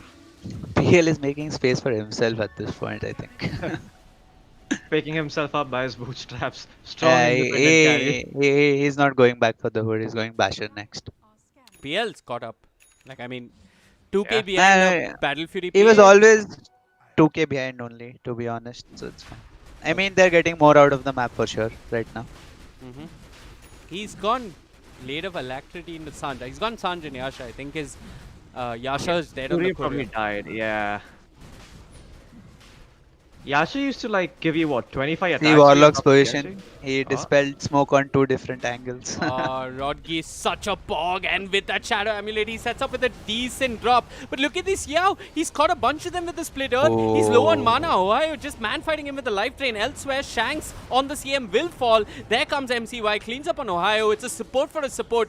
One of those two supports. The Pugna does buy back, but it's Benner who's doing the real damage as he does manage to finally bring down the Leshrac. It looks as if they want to retreat, but Benner is Yule Scepter. Catches one. It is the Mars. The Mars, though, with the arena, will try and get out of there back to safety. They find the Leshrac, they find the CM. It did cost them a buyback. They were looking towards the PA, but MCY just TPs in front of their faces. Warlock Mushi also made finds godly Leshrac. Warlock made godly plays that fight. Like he even wasted Yeah. PSBKB with the Shadow what's it? Amulet. Shadow Amulet. Pulling off a Chappie there. Yep. Yeah. If, mean- if there's anything we can give credit to Chappie for, it's for all these wicked Shadow Amulet plays. I'm sure nobody even considered buying an amulet and doing this shit I before you mean, started. for years I directly bought Shadowblade when I had 2.7k gold, you know. Yeah, same. Oh, Mars walks in. They know that Rosh is still going on. They want to contest it. Can this Mars stay alive? Can he buy space? Well, MCY, he's got enough. He's brought down Ohio, but they did trade their Mars. A 1-for-1, a dieback on the Pugna. Ages on VD Faded. VD Faded, though. He's got to respect the Leshrac. Yeah, pops his BKB. Can he land the stunt? No, he can't. He's trying his best just to at least deal with Benner, if nothing else. There's the Shadow Amulet, but they have detection, and Benner might just end up falling, but Mushi with the Fisher blocks them off. Fly Solo swoops in with the dive. MCY just blinks in courtesy the Phoenix's vision. They're looking towards Mushi. Shadow There's the Amulet. sentry, but stun, Yules, nothing. That was such a sick play by Rodgi again. The Shadow Amulet, man. Holy shit. But I mean, kudos to Fly Solo. They made it semi worthwhile by getting the death profit. Yeah, I guess. I mean, that's I mean, see, PL is not making tanky items. I don't think this ages matters. CM will have his BKB in the next 3 or 4 minutes. Who? Mars is more PA? like a CM. CM. Uh-huh. Crystal Maiden. Okay, I didn't, yeah. Phoenix as a pipe. Mhm. He's getting level 12 also soon. This feels like you need the level 25 talent on PL to carry this. MCY is going straight for the Satanic. What do you think about this? Does this feel good? I mean, it makes you tanky, but I mean, he won't die when his mana runs out, I guess. VT faded. He's found one, or have they found VT faded? Goodfellas there with the No, decent they spear. won't take the fight. They won't take the fight. Hmm. No vision over there. If they walk in, it's like a free echo slam over there. Okay. Notice these good teams, they never take fights without vision. So even though they had it looked like a free ages over there, they didn't take the fight. Mm-hmm. I mean, arena being wasted, you don't care too much. It's what, Absolutely. 80 seconds, 100 seconds, yeah, it's like 75 seconds. 75. I mean, my 3K head was like, oh, he's so low, we speared him, we should kill him. But nope, no vision, no fight. So when you go in for the kill, right, you are sticking next for a You're Earthshaker committing. or Warlock or something. Well, Yeah. there's the Earthshaker. Doesn't get the Fisher that he was hoping for. Both teams really want to fight each other. I don't blame CR. They have the ages. But if you just look at Goodfellas, they feel like with the PA and her BKB and everything. Problem is they can't catch PA with their VT heroes. Faded is going in. He's burning out JG's mana. The Echo Slam decent. Who cares about vision? Mushi will make it work with his help from the PL, and now the drop committed. They're looking for more. Unfortunately, the drop doesn't quite get them the less rack, but they should get this tier 2 top.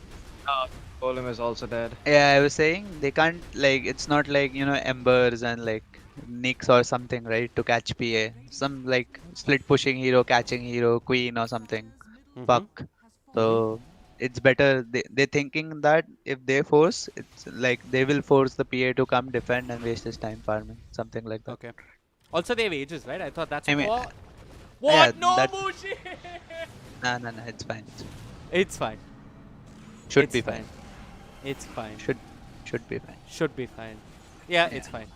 It's fine. Yeah, That- Aegis, I mean, Aegis is one part, right? But they also need to kill the PA, right? He's on 0 deaths. So you have that thing What? in your Mushi? It's like he read your mind. He's got the PA, but PA can BKB TP. Heck, he can just turn and kill Mushi if he wants. Just the Balfury to work with, but the Orb of Destruction doing a lot of work versus the Earthshaker. BKB committed. MCY in no man's land. I don't think anyone can help him. And there's the bash. Who needs a hood on the PL? The basher is the item that he needed, and he gets the bash as he wills it. Great stuff coming out from the side of CR. Maybe a little bit of luck even. should have just BKB'd and TP'd when he got out of the fissure, but he thought that he's immortal. He didn't know the PL had Basher, or he was immortal in BKB TP. Yeah. That, my friend, is the sunk cost fallacy. I committed my BKB, so I must make use of it. The Yep. what fallacy? Sunk cost fallacy. It's when you've already committed resources into doing a particular action. Even though it's not gonna yield you fruit, you still feel committed to it because you already poured in some resources. It's a human mentality. Oh, my Yeah. BKB. I Your must hero do it. becomes being like, you're like, Use करना पड़ेगा. Time to fight.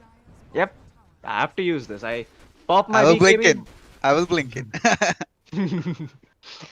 It just feels really bad though, like It's- popping it's your a- BKB like this and then dying. I mean, at least this respawn is Okay, long PL enough is that he'll have only BKB. 700 gold away from PA right now. Huh, so he has caught up now, I guess. Yeah. He's done. I mean, BT Faded has played really well. Do you- Eh, I mean, his only death is the one in the, early tower push. Look at this. He's going to kill Yao. The PL has become more of a problem than the PA.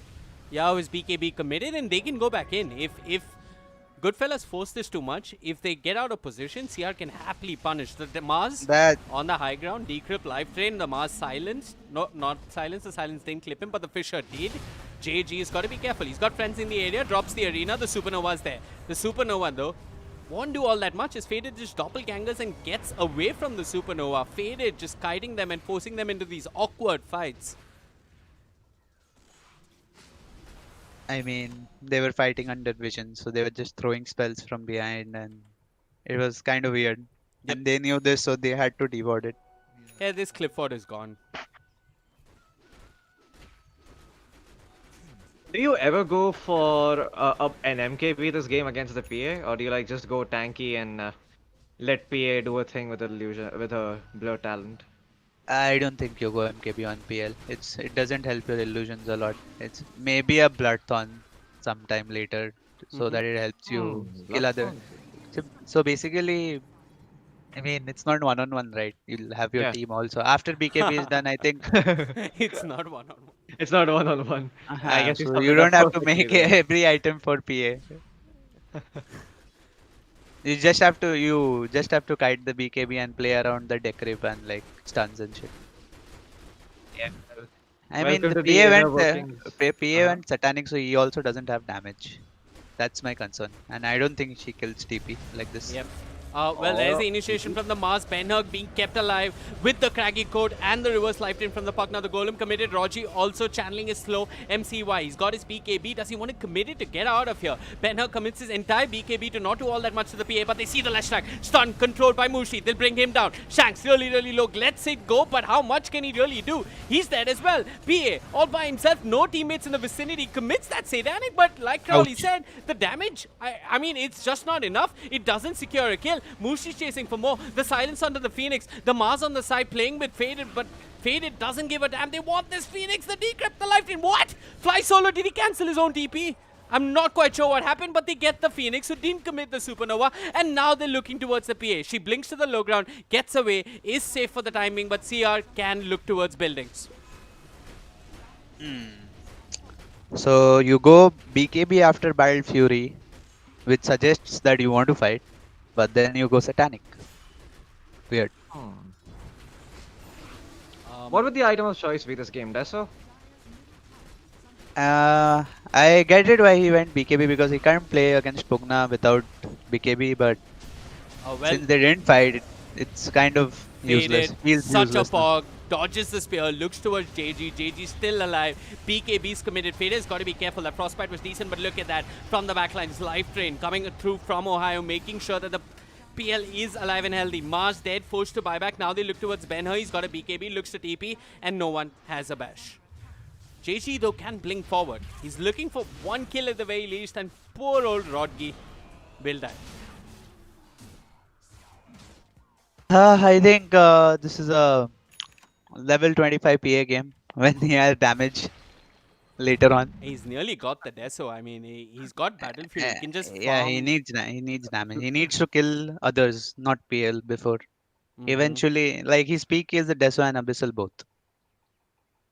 Okay. Plus 100% coup de grace damage talent. Yeah. Level 25.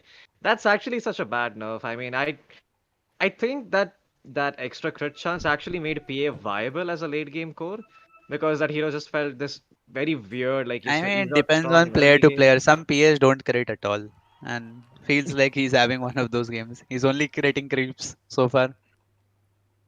Yeah. I guess maybe if the PL is not going to build any MKBs, you could potentially go Butterfly, right? Over the Deso. Nah. I don't think he is going butterfly this game. He did not take the blur evasion talent also, so that suggests that he doesn't care about evasion. He knows what he has is enough versus PL because he won't build MKB or shouldn't build MKB at least. The thing is, MCY, I mean, sure, he's going to have the Aegis and the Deso.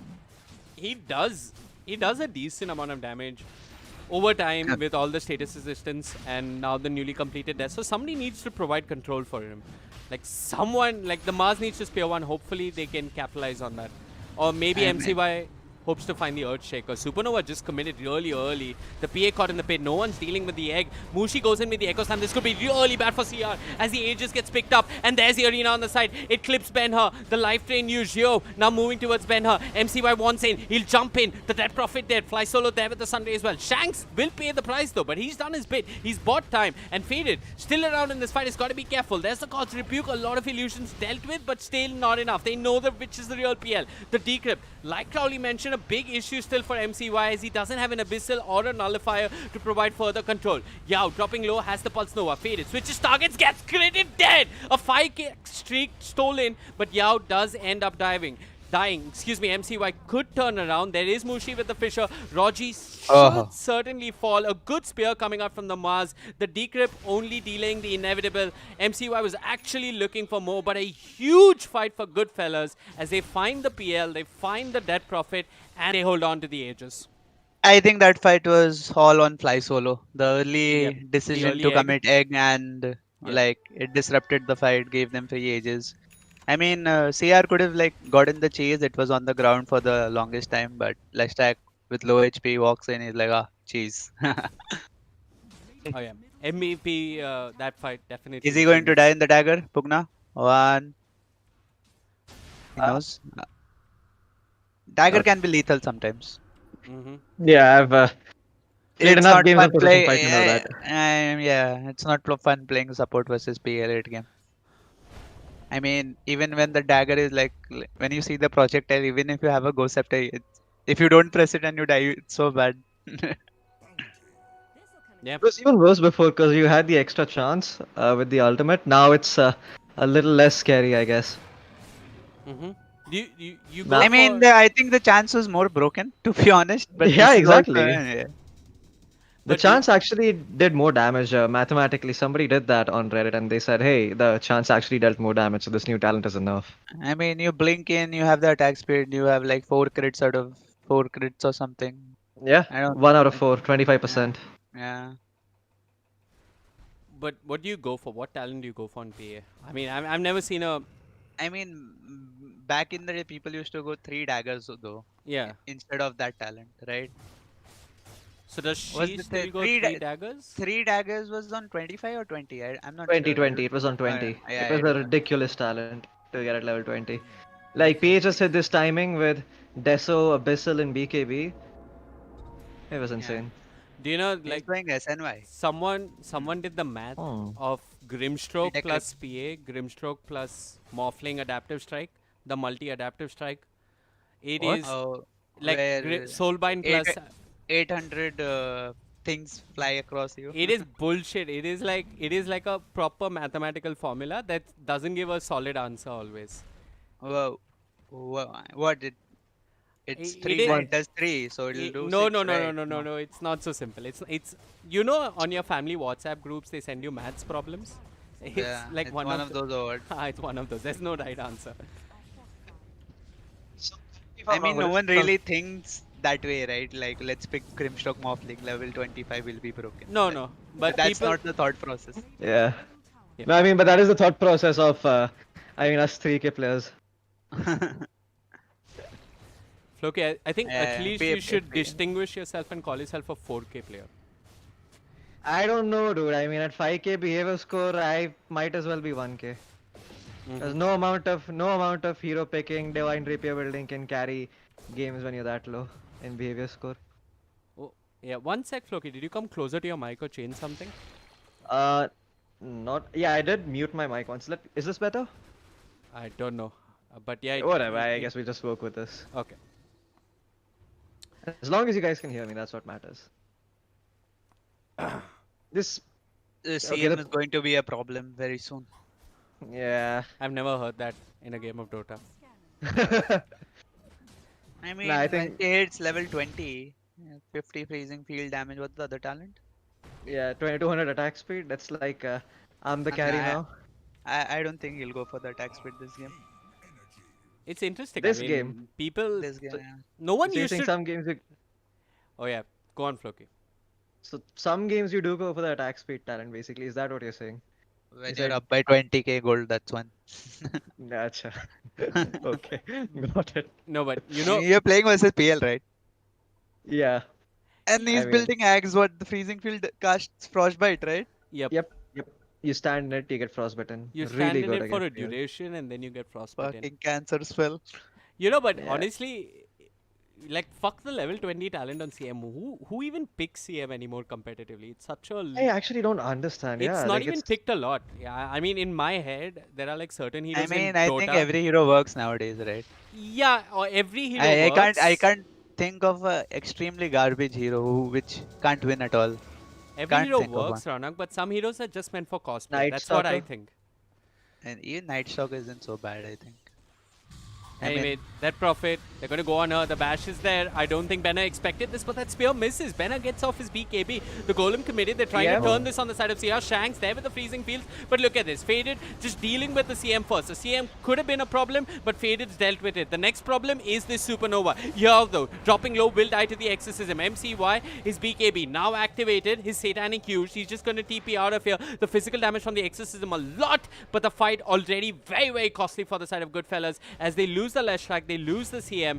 Fortunately, though, wait, did they use the cheese? Did they lose the Aegis? I'm not quite sure, but Faded doesn't matter. He's found another. It is Mars. This should be an easy kill. Man, VT Fade actually played that fight so perfectly. When the Supernova was popped, he actually got unlucky and he appeared on the high ground, even though he doppelganged Oh, around to the BD low ground. Faded Oh, doesn't no. stop. He's found the Phoenix. Floki, you said it's not the PL's job to build an Abyss Hill. Take that back. Yeah, I definitely take that back now that I've heard, now that I've seen what's happening and now that I've heard Crowley's opinion. It definitely seems like this hero's a lot better with Abyssal than a heart. What is NP like then? PA got kited a lot that fight. Mm-hmm. He. So that's the difference, P- right? PA's Radiant gone, 14. PA's gone for that talent. I really want to see how much this does. He's thrown 3 daggers so far. I mean, PA needs lot for a divine at this point, I think. Mm-hmm. PL will soon have a butterfly, so he needs true strike. So let's see. Oh, there's the She crit took like no damage. from the illusion escape. Ouch. Okay, he's Crit. going in. Oh, He oh, finds oh, Benner. oh, That's oh. a decent Oh, amount of that's a damage. Benner still alive. Commits his BKB. Good Fisher from Mushi. They should get away. Benner deeping in the trees. Mushi blinks out. So that was the DP, right? She should be tanky naturally. She has a So craggy- next time they spear him, there are chances of them bursting them. Yeah. She has 8 plus 32 armor. So But I was saying earlier, right? The teams don't take fight without vision, even though that it's easy for them to kite PA. Like Dire didn't have vision over there. They dewarded Dire ward. They placed their own ward and they forced a fight over there. Mm-hmm. That's how they can kite them. PL knows no one's coming for him. He's doing whatever he wants. He knows PA is not there. Yep. He's chilling. Especially in those kind of fights, Ronak, don't you feel it's very important for for everyone to really communicate well? Because somebody can be on the low ground, PA can be going on a different target. I mean, it's easier said than done, right? Once the fight starts, there's so much I know, chaos. but generally good teams will. I mean, in fight communication, like mostly will only happens when the initiation is being done, right? Okay. After that, it's all instinct, right? You see a hero, you think about it, if you want Okay. to go on him or not, which is the important target and stuff like that. No, the reason I mean, there are hectic calls, but everyone usually knows pre-fight who they have to go on. Like the PA knows his priority is Pugna. 2 smokes Slide. committed. Yep, they are definitely aiming to smoke gank, yeah. Definitely not mistaken about that. They're quite serious. You know, I'm just going to look at these 2 wards in the mid lane. You can tell both teams are fighting so hard for vision. This ward in the mid lane coming out from the side of the Radiant and the sentry from the side of GoodFellas. That ward does open up a lot of possibilities. And I've seen Mushi do this in the past with IO as well. He's used that ward to literally win his team the game. And now they place another one. By now, though, if CR want to, they can use a scan. MCY is walking up high ground. This is really, really scary. I don't think even JG should blink up. Yep, She's waiting there. yeah, good call coming up from GoodFellas. They're just going to back off. I mean, that could have been the game for Either side maybe, depending on how that fight went. I saw a 2000 damage crit by PA on a bunch of creeps. Let's see if he actually gets those in fights. But yeah, Crowley, it seems you are right. This PA does not seem to be critting that often. Yep. I mean, the last item has to be divine, right? 1 second, just logically, Floki, you shouldn't be critting very often.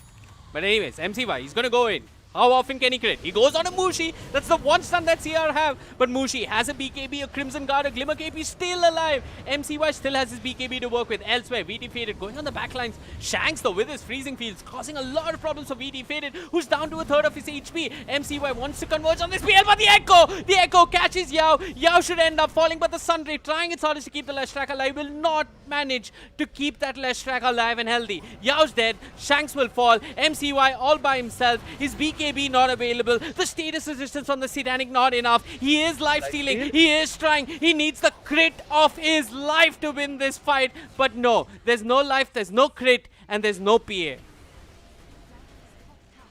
I think that was the best case scenario for them, for how the fight could have been started. They got the jump on, they cancelled Earthshaker's dagger. Lesh went on PL, PL survived on 100 HP. PA didn't fight with his team, he went off to clean PL, but PL kited him on the high ground, so they lost the fight. That's Yeah, just agree. terrible, man. PA has not been critting. It's a feels bad game. Correct. Yeah. That's It's- a high tier analysis of why Goodfellas are losing the game. Yep, But it's also late. he's actually, she's actually not critting. I mean, yeah, I'm not even like I actually observed that there were like, I think after that single crit she got near the jungle camp, No. she auto attacked like 13 times, like including the ancients and stuff, and she didn't get a single crit. No, in this whole fight where she ended up dying, she critted once. But it didn't. Towards the crit. end, she crit a lot. Like Ah, she no, crit like 4 times when she was dying. When a team already died. Yeah, So died. Okay. The problem Right. though for Goodfellas is this is going to a game 3. If they can't do anything about it right now. I think Yeah. they can still hold megas. Depends if they throw away lives before the PA respawns. Which usually happens in pubs. You know, your third side lane is going, a carry is on respawn. VD Fade has Don't- gone in, he's found Yao, there's no save, there is a spear, only spearing an illusion, JG can't do all that much, he drops the arena, Yao with his BKB doing a fair amount of damage, VD Faded has got to respect it, but there's the Pugno with the heal, VD Faded alive with the Glimmer Cape and the Crimson Guard, trying his hardest to just run these heroes down. Shanks walks in a bit too far forward, ends up dying. MCY still has his BKB and an Abyssal to his name, could look towards Ben-Hur, but no, they don't want to take this fight. Shanks did buy back, but Goodfellas know that if they lose a fight now, it's over. What did JG spear? I don't think even he can answer that question, but he gets caught by a fish and he's going to end up falling. Faded, double kill. Mushi, Echo Slam finds MCY. MCY's got his BKB, commits a Satanic, looks towards Mushi, but there's that life drain. So pesky to play against, and MCY knows. He turns towards Ohio. The crits are there, Ronak. He'll get one kill at the very least, and JG with a buyback. He's spear Faded into the base. Yao gets the shot. Faded is dead. Faded dead in the enemy fountain. The Mars with the plays, and Banner, a crit upon his head. A bash as well. They want this Death Prophet, but she's so fast, and she's going to get all this heal from the exorcism. Can they do anything about it? Looks like they can't. We finally out got the running the kill on Quals. supports. Yeah. That's The how thing this is- works, right? When the supports are dead, Leshrac has free reign. Like he just walks up to PL without getting without the Pugna live draining the PL or something. Look at the Death Prophet. The Death Prophet is still running at 550 movement speed. Yep, the Okay, never mind, addition calm of down. movement speed to exorcism was so balanced. No, it is actually, to be honest, like as DP late game just got kited, so like it is one of those things to make DP slightly better in the late game. Yeah, Because when you- Hirak, a lot of people get kited. You can't give Ursa 500 movement speed. Yeah, so they haven't. They instead gave him a status resistance. spell. DPA actually is a hero who is good at all stages of the game, to be honest. Well, That's true. I think it's Divine Rapier time. Yep, they're in the pit. Yeah. There's the Aegis that's gonna get picked up. Yep. Goodfellas are gonna fight back, and this is when. I mean, if after What does PAX this, do? blur, which is a dispel, Yeah, blur blur cooldown, becomes which is a dispel. And it resets every single time you It's get like a kill. it's like a dark pack kind of thing. You It's can. a better Dark Pact. Yep. Did he go? Oh wow. It refreshes basically. Seems broken. It's good. I remember Crit in one of his pubs just went Deso into Ags or something. Didn't go BKB and it's good. It is really good, especially versus the kind of lockdown that's there, right? From CR, you can like basically dispel any one of these key stuns. The problem with this Is it item like is that Ursa ulti? Like you can Yeah, dispel it's like while being Ursa stunned. ulti. It's no, like no, Ursa no. ulti. You can't use it while you're stunned. You can't You use it can. while you're stunned. You can. You What? can. I think you can. No way. We'll figure out. I think that's way too broken. Yeah, if you that then P just becomes like I'm gonna read. I don't know this love Wait. child of Ursa and Juggernaut. Juggernaut? I crit. Wait, That's why. what? Fight breaks out. Ben Hur Ah. there on the back lines. We defeated trying to bring down this PA. PA still doesn't have the Divine Rapier. He's lost most of his mana. The arena there. Fly Solo ends up falling. He's got a buyback and the Supernova. MCY dropping low. Dead. Has no Aegis. I mean, the Aegis time's out, or rather, it Well- gets taken away. Excuse me. Ben Hur wants to go back in. MCY has his BKB. The Golem committed. Who do they find? MCY still alive somehow. Probably wants to get the heck out of here. He doesn't have his Rapier just yet. CR want to end this now. Echo Slam committed. MCY dead. Had the cheese, didn't use it, or it got passed on to him. Now Mushi is chasing for more. Shanks in the tree should probably end up falling. Yep, Decrypt in the life drain. Shanks will fall. Faded. Can he find anyone? He was 100 gold short of Rapier. And Okay, I was wondering Faded. if He's he's gonna gone make in. an Ana- He's found the Phoenix. This is a dieback on Fly Solo. PA with the buyback. Only a cheese, an Ags, and no Rapier. How much can she crit? not entirely sure. Not enough. There is no No amount crit. of critting No that is crit. enough. Yep. Yeah. I mean, Every with the single hit BKB needs to 5 be correct. seconds now, it's very hard right now. Well, okay, MCY on the back line finds the Pugna, commits the Abyssal, but look at his HP melt. He's got the Satanic, will turn, but no friends by his side. Pops the cheese, but heck is Fountain. That's going to end up falling. Pugna decrypts himself and walks in. He's like, yeah, PA will jump me, guys, come. Great stuff coming out from the side of CR. My MVP this game has to be VT Faded. And props to Mushi as well. The Fisher, the Crimson Guard, the Echoes, all perfect. I also have to give props to Rodgi though, man. Like Rodgi's Shadow Amulet plays this game was so sick. Absolutely. Like- Those Rosh fights were clutch. Yeah, They were Okay, like losing that- the game before that. exactly. He turned the game around. That was like the impact play. Yeah. These casters, they always see carry players, man. It's hard. Yeah. Impact player is Yeah. where the money is at. Okay. Net worth is where the praise is at. Not true. was- For us, actually, in one of the games, Rodgi played Pugna, right? Hirak? Yeah, That Rodgi game? played Pagna and he played Vyvern. He Rodgi was is always, he was like up, he's yeah. He he's won been the my game MVP there. in every CR game. He's Yeah. been my MVP in every CR game. Like this Ohio, Yeah, he's continue. Ohio is like 50-50. Mushi is like sometimes he'll be good, but Rodgi is always on point. It's like he wakes up, he has his Shaman Prash, What- and then he switches on Dota. One sec. What do you mean Mushi will sometimes be good? Mushi's been playing really well throughout the series.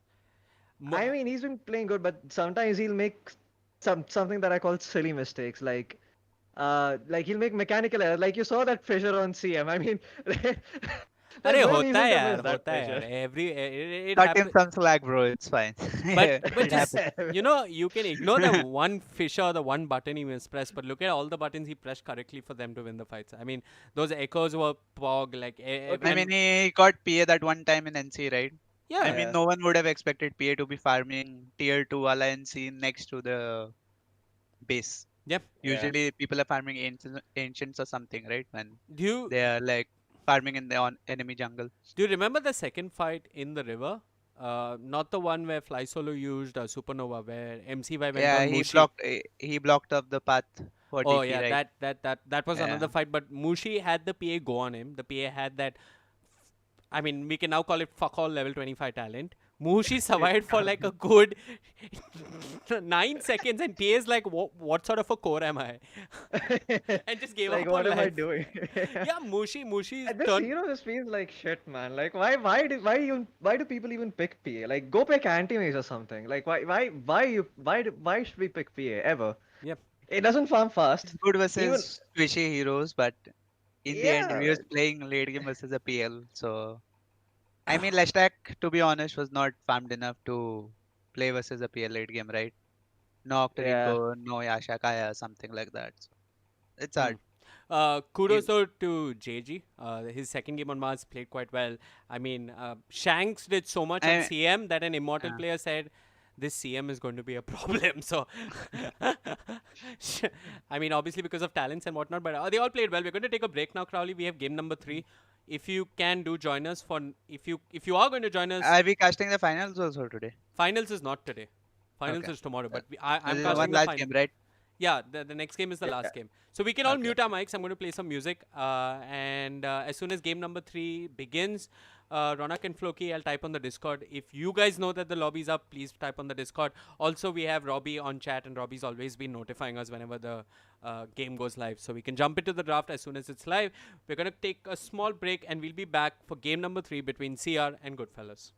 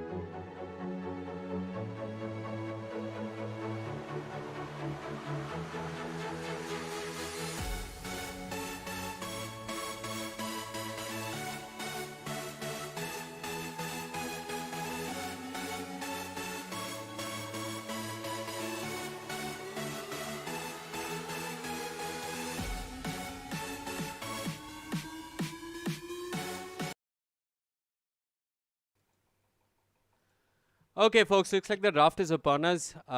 Floki, my man, is going to be taking us through the draft. Floki, are you there? Yep. I am there. Are you watching the And game?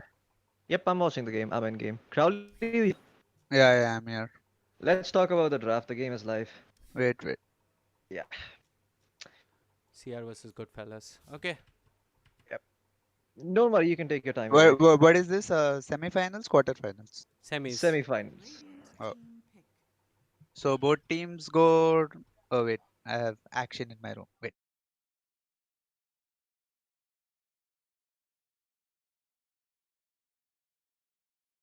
Yeah, I know. Well, okay, so it seems that CR are going for a slightly different approach this time. They've picked up Earth Spirit, Oracle, and LC. Seems like they want to play the more pick-off oriented kind of playstyle, but LC in general do good against heroes like the Ember Spirit because you can just easily purge his chains, and I think you can purge the arrow as well. If I'm not wrong, that is dispellable.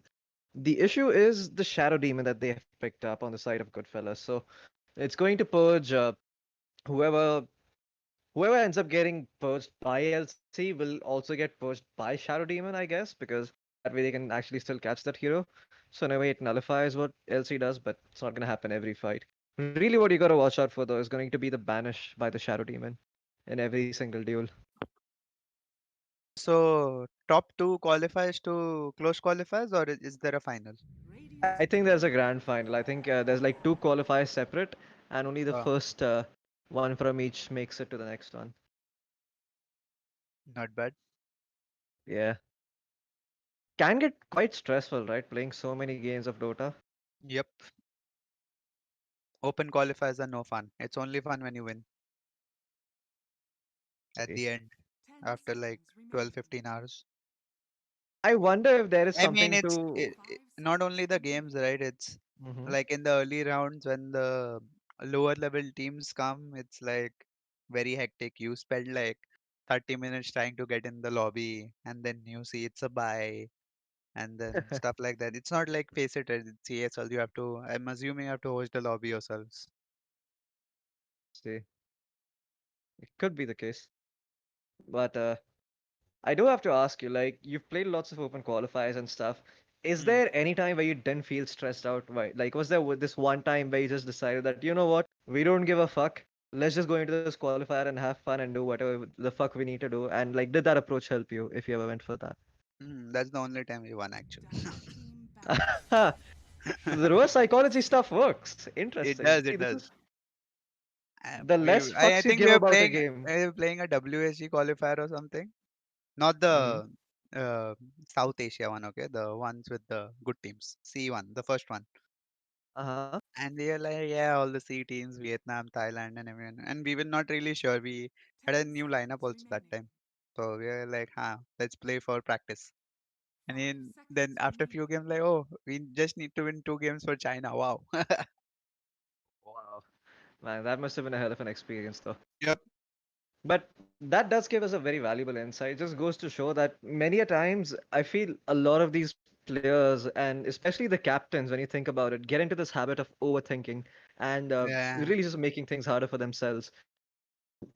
You should just keep it relatively straightforward, It's centered around the a same couple of concept players. of like getting burned out, right? Like you Hmm. you keep doing stuff in a way that it's not really Not working out, and sustainable. yeah, and plus it's not like it's not working out, plus it's not like the right way, so Hmm. it ends up being a waste.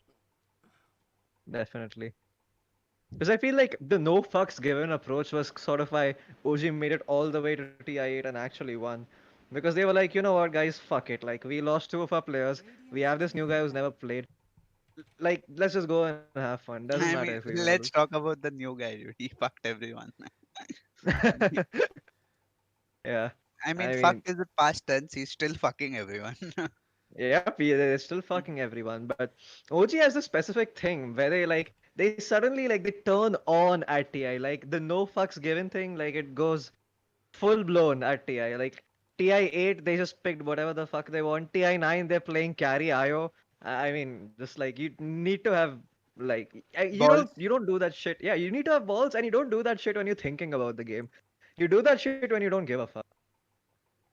I mean, I'm pretty sure they theory Um, crafted a lot, but yeah, they it's basically not like thinking like this guy does that. This they mainly mhm. developed a style where their play style works and they don't give a fuck about how the other guy plays. Yeah, I guess that's all that matters. You can't counter every single person, so just find out what works for you and make it work. I mean, at that level, all five players play like three heroes to a extent where it's like ban material, right? So how what all heroes are you going to ban? You only have five bans, right? And Yeah, usually cores are targeted. So that's true. But what do you feel about the Shadow Fiend and Terrorblade pickup by CR? I Feels a little weird. Shadowfiend can work with greedy cores. Like he thinks he's playing versus Ember. I think he'll Mhm. probably play the Yule build. Yeah, Actually he won't play the Yule build. I think he's playing versus Shadow Demon also. Let's see. It's kind of tricky. the catch Defensive is kind of def, bad though. defensive Yule almost never works, but he has Yeah, Oracle with him, so I think it should be fine. I. It just feels like you need really good disable to play something like a mid carry Shadow Fiend. Like every single game I've played, it just feels like it's impossible to actually kill these heroes in time, and then they just get back up So and focus you down. I hope they don't put Ember versus Shadow Fiend and Earth Spirit. So I think Lone Druid mid. Nah, Yove picked it. I think it's Ember mid. Fuck it. Yeah. SF mid actually destroys a lot of heroes if you when you go for the Razors build. It's not even funny how You can play ahead with that guy every can get. hero, I think. Huh?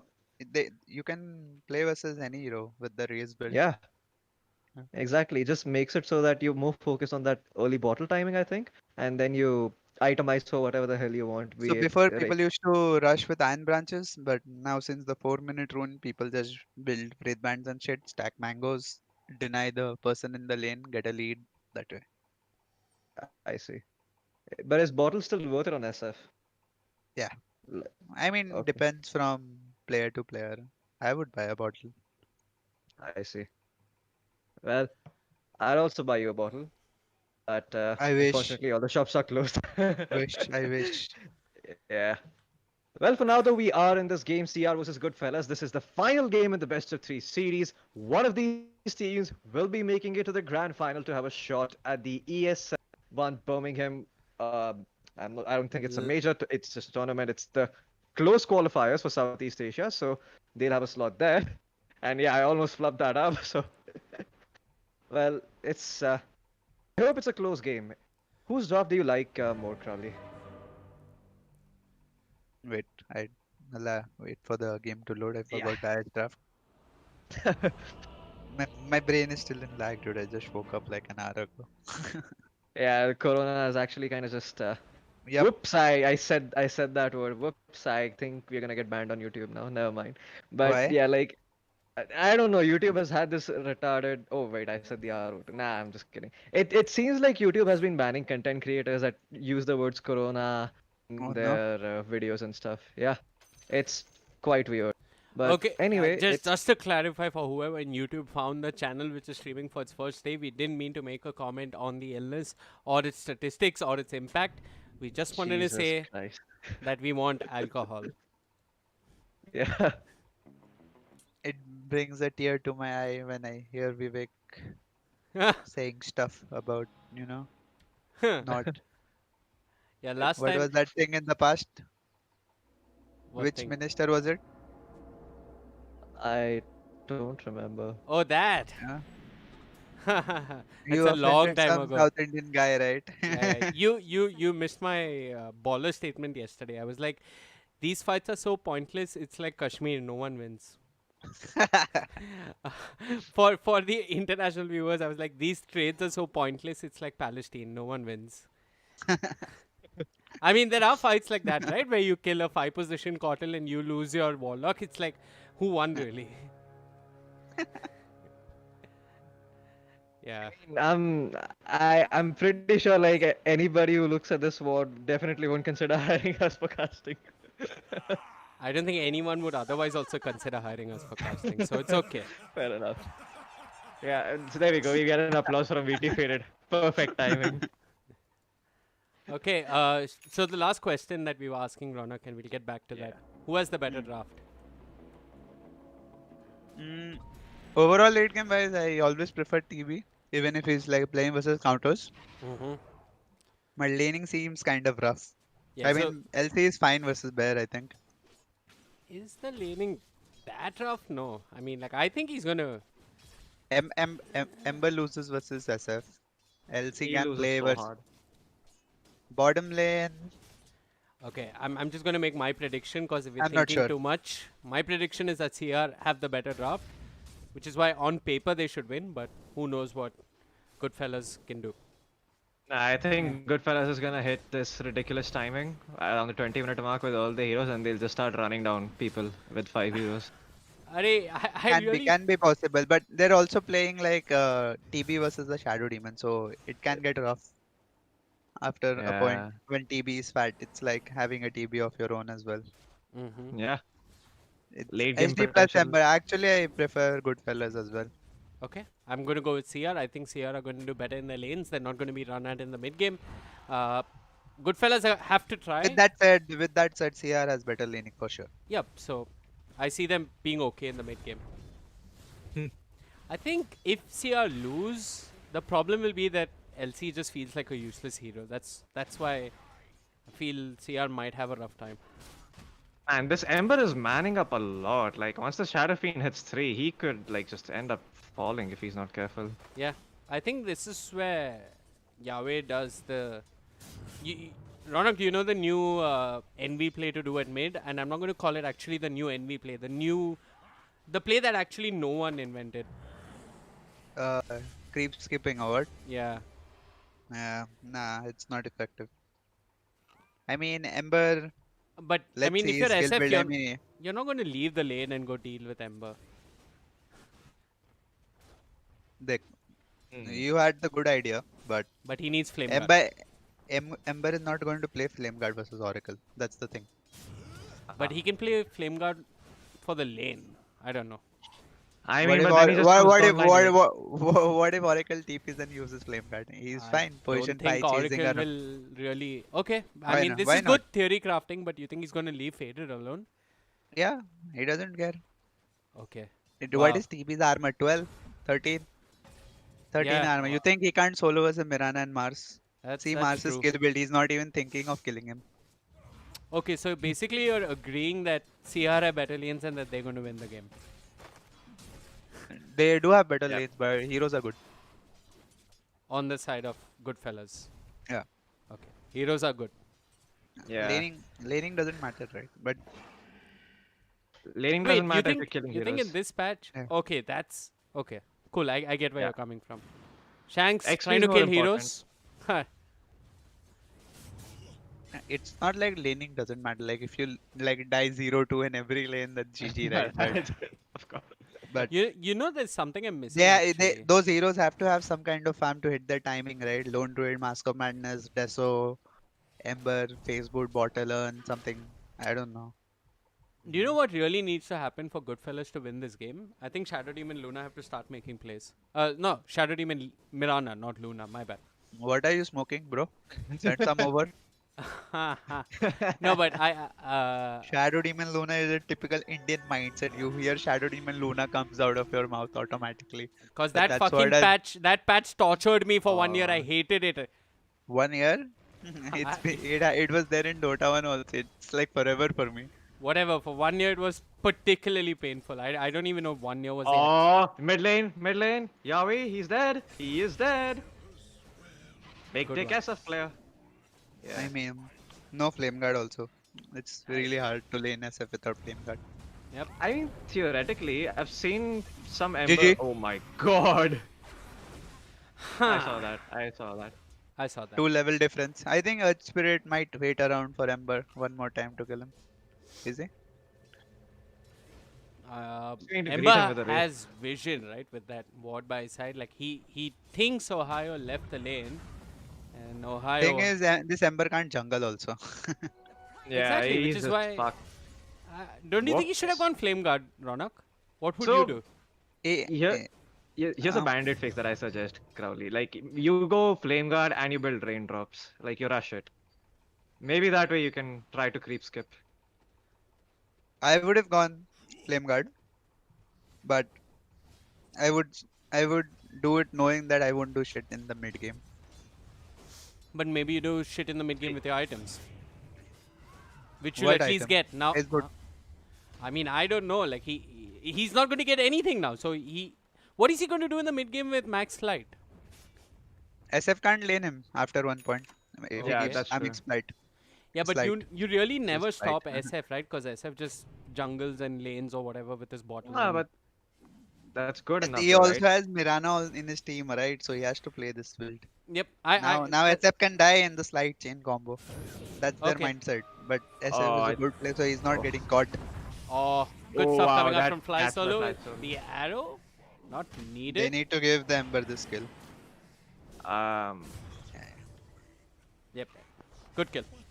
Good kill. But yeah, I feel like Shadow Demon Luna, they should be doing a lot of. I mean, Earth Spirit had the same idea, right? He wanted to kill Ember one more time before he hit level 6. SF is not going to stay in lane. He will just go jungle because Ember and Mirana can always kill him. huh. And the best part is, this guy is like almost level 8 and the Ember is just hitting 6. So even if Ember tries to come back, if this SF gets like one item, this Ember's life is gonna be hell in the mid game. True. But they need to gank SF once somehow after a point. Yeah. They're just waiting for level 7, level 8 on Ember. Ember doesn't care if SF is jungling. He doesn't have to chase him around. And This is they've got what I that- hate the most. Like, whenever you play SF, like, you just get ganked by the enemy twice and then your team just sits there with their fucking finger in their nose, digging their boogers. Like, in what's normal happening?" cases, if SF won the lane so hard, he could have been like sitting in his face even after he had remnants and he wouldn't care. But since they have like a lot of lockdown, he has to like fall back into the jungle after that. Yeah, he has to play a little bit afraid. Yeah. If Well- he dies, that's a lot of level. You don't Yeah. really care about the gold right now. It's all about the level ups. Man, Fly They have Solo's good made- wards though. I mean, such they have a- wards, but they can't punish him right now. I They love need what level. Fly Solo's done here. He's trying. You can see the intention. he's moved into the bottom lane, and I don't think VT Faded or Rodkey know that he's there. It doesn't matter. They can't kill TP. Just one Fate's Edict and the gank is over. Okay. I don't Hmm. think he does. Think at no point in this lane, as long as Oracle is around, this TB ever dies. That's I the mean, fate. Look just at a- all those spell damage over there, and everything gets countered by Oracle right now. Exactly. Unless like- they find Oracle. or unless Oh, Oracle back in leaves. mid. Ohio's gonna end up dying. Yaoi has an Invis rune. That's a Radiant Sentry, if I'm not mistaken. Benhur Think does it's dead. indeed get that attack. The Slider Fish is there. Quick Remnant. Cute plays coming out from Yaoi, but is it enough? There's the root. Flame Guard or not, he's dead. Not worth. Wouldn't worth. he just like remnant forward and TP out? Did Radiant have a sentry over there? Yep, No. there is a Yeah, Radiant they Sentry. did. No. When he went up to the ramp, right? Yeah, there is a Yeah, Radiant they had a Sentry. sentry. Oh, they had a there- sentry. there's a sentry over there There are also. two Radiant I thought Sentries. the projectile was going to be dodged and he panicked, but there was no way he knew there was a sentry over there, right? Yeah. So it that's was it. the bad play regardless. Mm-hmm. I mean, Arena but- wave. Oh. Whoops. Mushi down bottom though has the duel. I think he's dead. Yep. No way he lives through this. See, the carry player makes the same move 2 games in a row. TP's down, gets the tower. Last Yeah. time Faded died before this move. Hey, this time he didn't. Mushi was the bait this time. Speaking of moves, Not I actually bait feed. really more or want to less. see GoodFellas make more moves. And they're Good doing just positioning that at versus mid. Oracle. Yeah. Hmm. Man, this Oracle is just on point. I feel like Rodgi is like, if anybody deserves an MVP in open qualifiers, it's gonna be this man. Like, the amount of work he does in every game is absolutely ridiculous. And he does it on the position that is arguably one of the hardest positions to do work on. Mm-hmm. Crowley, I want a Every- quick rating from you. Top 5 supports in SEA. Okay, I'll get back to that rating. Ohio wants to fight now. There's a disruption. The false promise not available because the Oracle isn't level 6 yet. We're just at the 10-minute mark. Good Requiem though. The Mirana dropping really low. God. Ohio, he's got stick charges. He's alive and healthy. The root catches 2. Ember wants in on this fight. They get a Mirana, but that's about it. He knows he can't die with Oracle behind him. And if they jump Oracle, they just try to Requiem. It's a really hard spot to be playing Dota right now. Oh, okay. Missed everything. Yep. Yawi is still fighting. He's got one He's- remnant.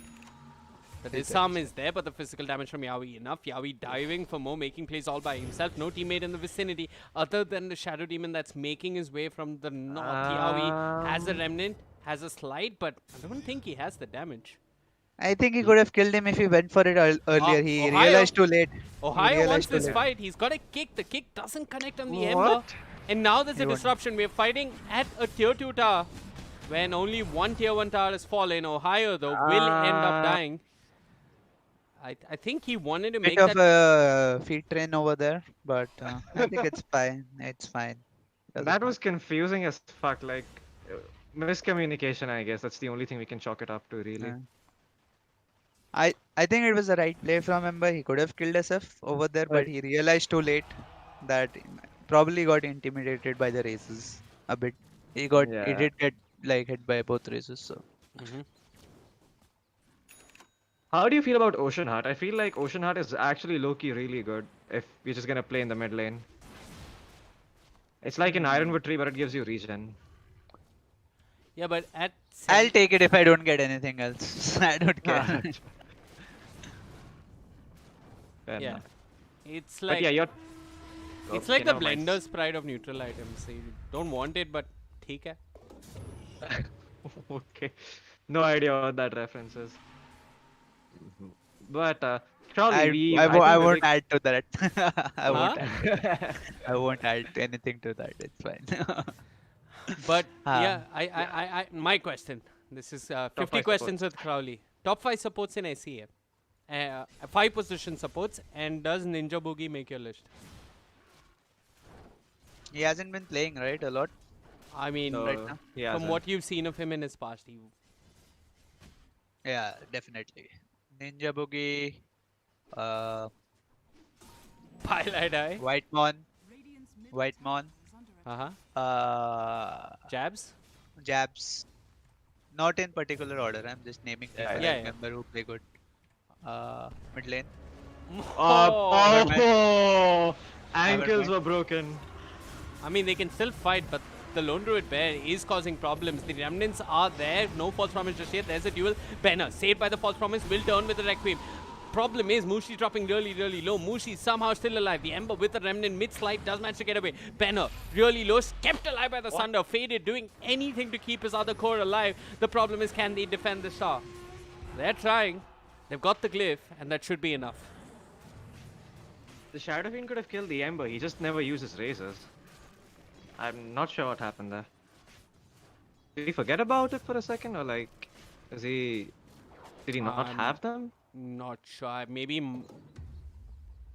Yeah, I guess this is the problem of playing so many games in a day. Like, you just start losing focus. Shit. This time they get the Shadow Fiend. At least that's what I was thinking. With that They spirit in the jump tower. anyone who's not Oracle, then not killing him. Let's just put it Okay. out that way. It's impossible. Right You now. also got Mushi with the Dispel, so this is a really Ah, problematic team to fight into.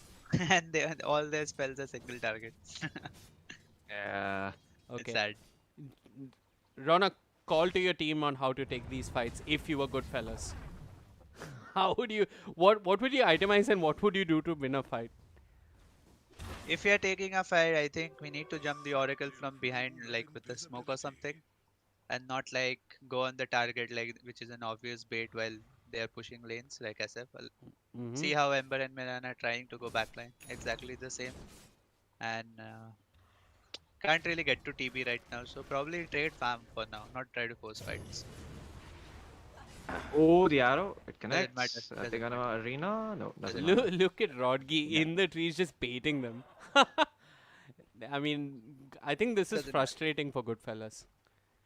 They can't really go behind towers also, like SF is fat. There's Earth Spirit also to punish heavy rotations. Yeah. I think mean, Yaoi, It's not impossible to play versus TB this game. I mean, Uh-huh. Bear hasn't hit his timing yet. We have to wait for the timing. I feel like Yaoi needs BKB Ags to really go on the Oracle and not die. True, but he won't The really duel. go all those items without a Deso or a Maelstrom first. Yeah. Okay. Just feels like this game you need to just jump the backlines as like without really caring too much about LC duel and just force out the Oracle ulti. MCY is the only being way you caught win bottom. fights. Ben-Hur has a Yule Scepter, but the bear is a problem. There comes Mushi with the duel. Ohio ends up dying up top. Bottom lane, though, they're trying to bring down the Lone Druid with the Requiem. Oh, it doesn't come through. The Savage Row was there from MCY just in the nick of time. TPs are starting to come in from GoodFellas. They know that they can take this fight. The duel has been used. Moonlight Shadow committed. JG running forward has the arena. Wants to spear someone. It is the SF, but there's Rodgi, man of the hour, with the false promise. Keeps the SF alive. Requiem pump pick, not Did he doing just- anything. Did he just walk out of the arena after false promise? What the fuck? Yep. How? What? What? I am Wait, I not have to sure. go back. No, and no, see no, that. no. What I the think he fuck? got pushed out of the arena with false promise. I think false promise does that if you're at the edge of the arena. There's no other explanation. Ah? What? He got pushed out, right? Like the false promise pushed him out. That was a bug, dude. Like, what the fuck? Wait. Okay. Fuck it, I can't find it. Game, are you getting mad? Are you like suing Valve? Okay, back at mid, Mushi with the duel. There's a Savage Row keeping the rest of CR busy. Ohio, though, with the Rolling Boulder, has a nice two-man silence. No Magnetize.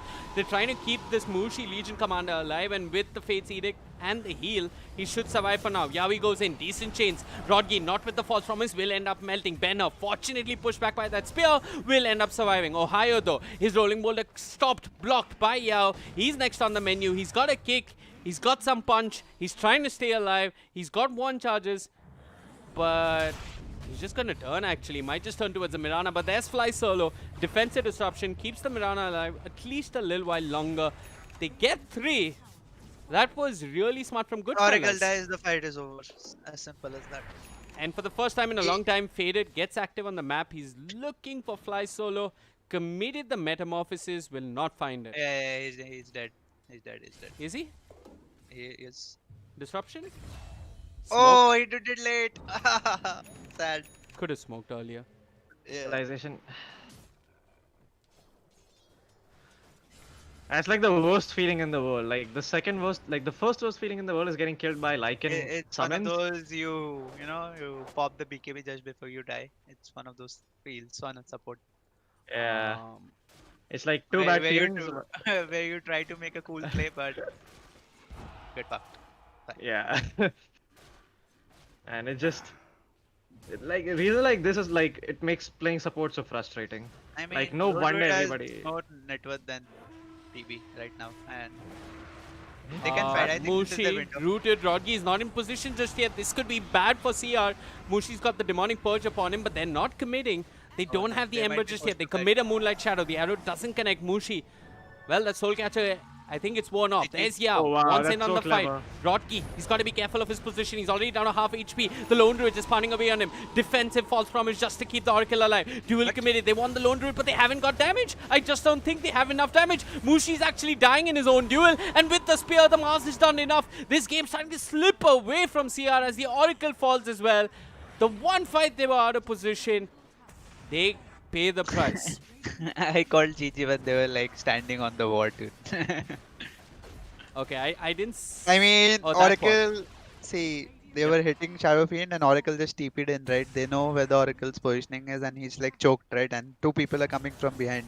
Yep. There's no way they win that fight. Yep. They're also not fighting with Faded, which is the one trump card. He can't fight. That's the problem. I'm trying to build hope here for CR1. He can't fight versus Shadow Demon right now.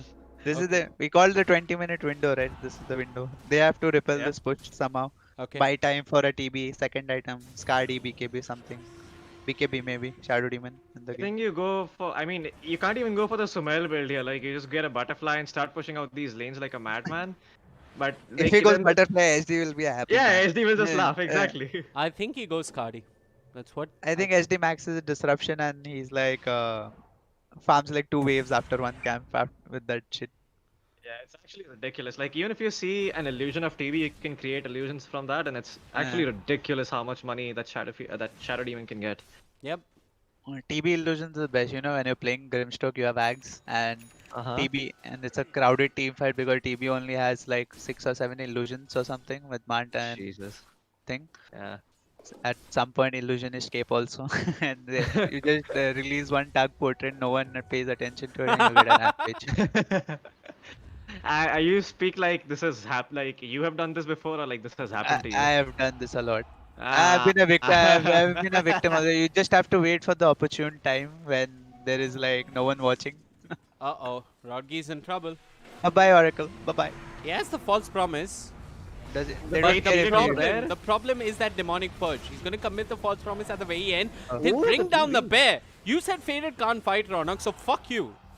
He fucked up. He didn't The use all. Londroid What the fucked fuck? up. Yeah, he didn't that's use not all. on me, dude. He fucked up. Okay. Yeah. Well, Why are you in melee form next to a hero without melee form? Like what the Yeah. fuck? that's a bad throw. And he doesn't have boots. Like, come on, bro. Fuck boots. His team is also not around. I think they had Moonlight Shadow as well. See, I feel like this is the point Moon- where like you've He played. did. I don't He know. did. He did moonlight poop in moonlight shadow. No, the thing is there was a Radiant Sentry there.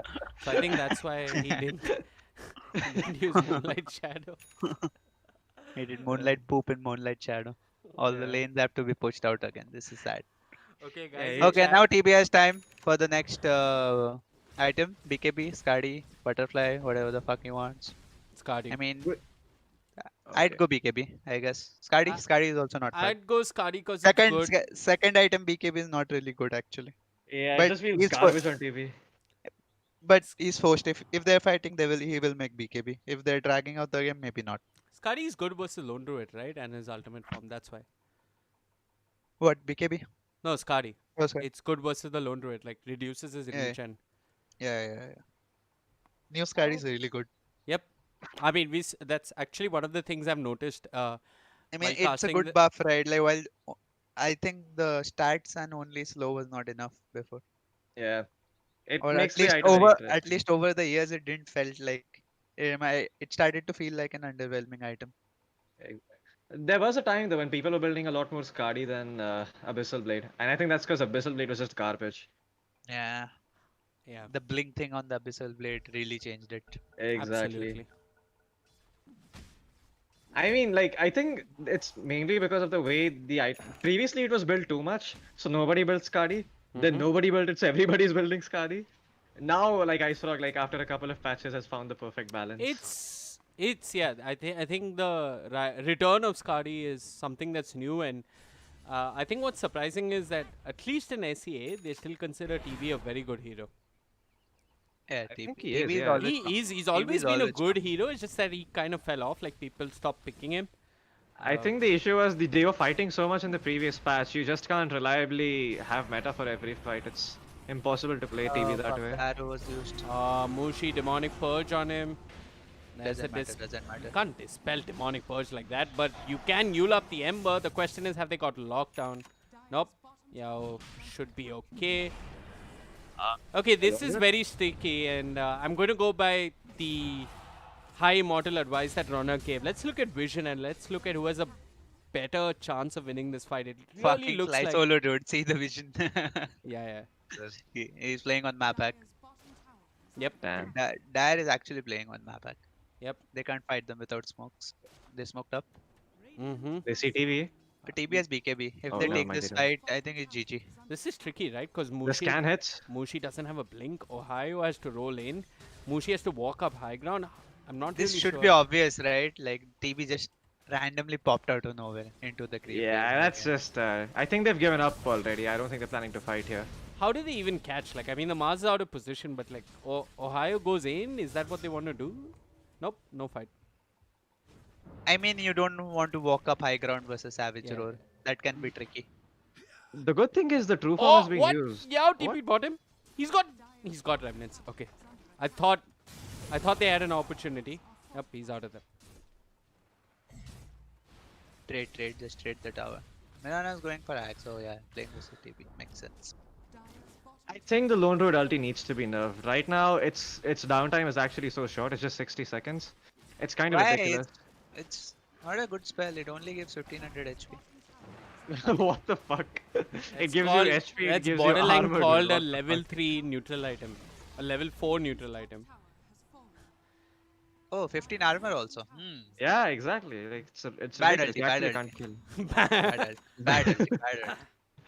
Needs to be nerfed, man. Like this shit, like there's so many times where this guy just pops his ultimate and he tanks a million fucking spells, and the spirit bear also heals him. Like it's not the fact that That just his is the ultimate. king of low average pubs when people Yeah. don't know that you just have to stop chasing Lone Druid when he pops his ult. You just get the fuck out. It's the opposite. 5 people hit him, they get baited. Bear kills everyone, team comes in, Savage row, GG, minus 30. Dude, you speak like as if you've seen some shit in your lifetime. Yep, Like I every single time you open your mouth, it's like, well, back in my day, I used to get trauma from this.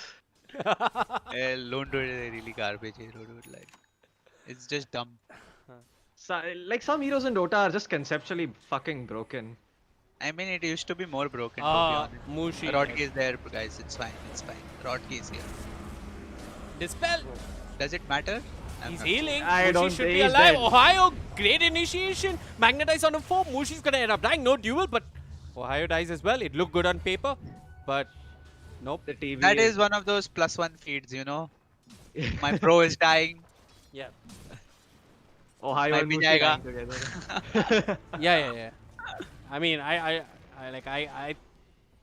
can feel for Ohio because, like, as a support, you're like, oh, my core is under trouble. Let me help him out as much as I can. But I think a bigger, like a Feeding in the higher process. IQ play is to just recognize when your core is fucking dead and leave him alone and be like, "Ha, theek hai, ja, mar ja." You fucking don't know how to I mean, position. I'm you're- not gonna die for you. You're a support, not a slave, right? Exactly. If you don't know how to position, just die. I don't give a fuck. I mean, it's Rodkey, false promises, and Oh, saves what? himself. Benno just blinks in. There's no false promise. There's no Mushi. He gets bashed. He dies. What? No, Benno. Lol. Please tell me I- what part of that was the plan? To blink away from anyone who could save you? Look, this is just one of those games where you become so frustrated as SF because you can't actually find Bro, a I good ult. blink BKB, bro. Let's Yeah, go. I blink I'm BKB, blink ulti, bro. go. Yeah, I know this because I've had that same feeling and I've died the same way multiple times in SF. He's like, bro, let's go. I blink BKB. He blinks in team. Bro, I fear everybody, bro. Bro. Amber? Lone Druid is too fat.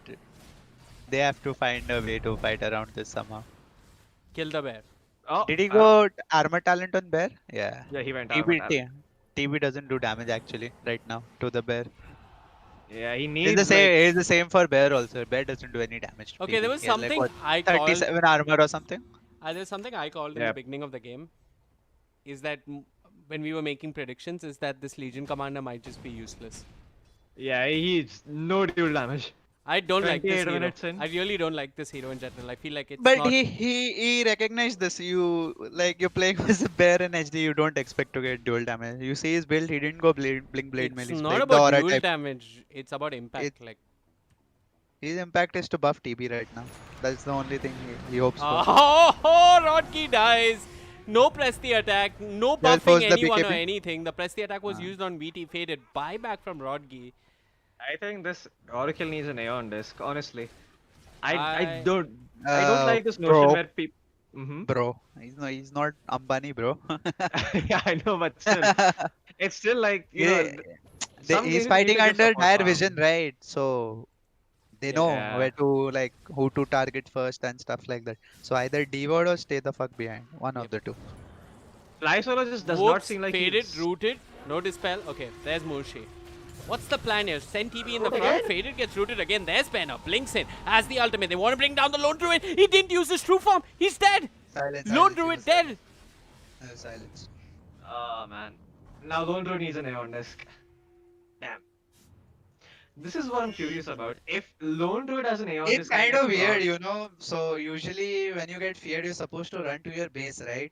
SF SF ulti no, here is it's SF weird. here sends you like in a Away line from back. him. Yeah, Yeah. SF here Sends sends you. you where it depends on the mood, I think. correct. So basically, so It's, whatever. it's like Swiggy delivery in India. He'll go where he wants to go, not your house. That's it.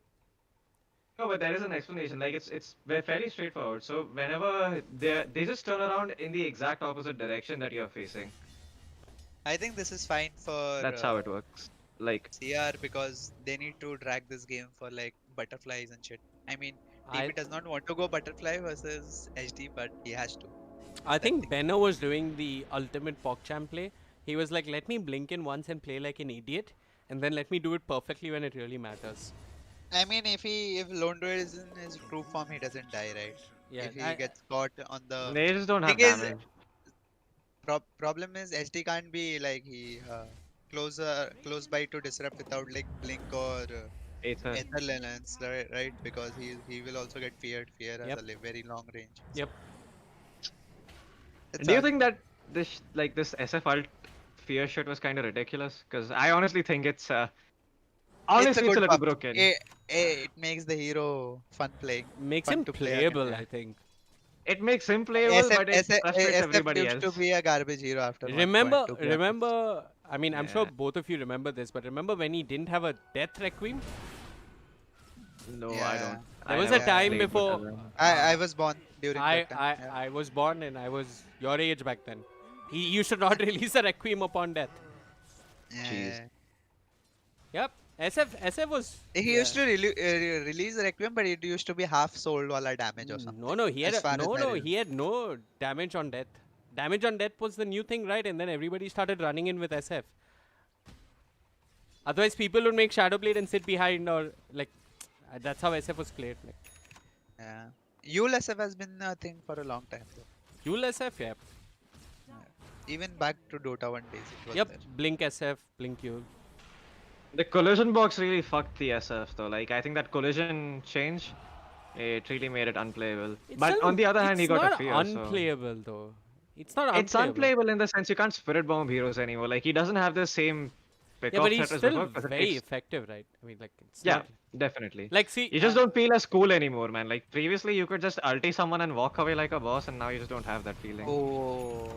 Shadow Demon died first. Disruption in an arrow. Arrow's not going to hit anyone. Fly Solo's not going to save himself. Small kill. SD dies first, you don't take the fight. You have no way of dealing with the TB if SD dies first. Mm-hmm. Yep. But yeah, as this game is progressing, I'm just going to remind chat. My prediction was that CR got this. And I was the only one that my made that prediction prediction. was Your prediction was my prediction was on point, but you know, Lone Druid has been tossing a bit. Yep. I mean, if you don't press your buttons, there's nothing really we can do about that, right? It's like you're playing a game of Dota and your gyrocopter just decided not to press his BKB. Not to press flag cannon, yeah. Yeah, not to press flag cannon, not to press BKB. I've got to I point come by out. right click and fight. I've got to point out something. These trees, Rodgi played those trees again. The same trees he played as Warlock. This time he's outside the pit. There's the Mars jumping in. Will manage to spear Rodgi. Rodgi will not have a dispel. Has a heal for himself.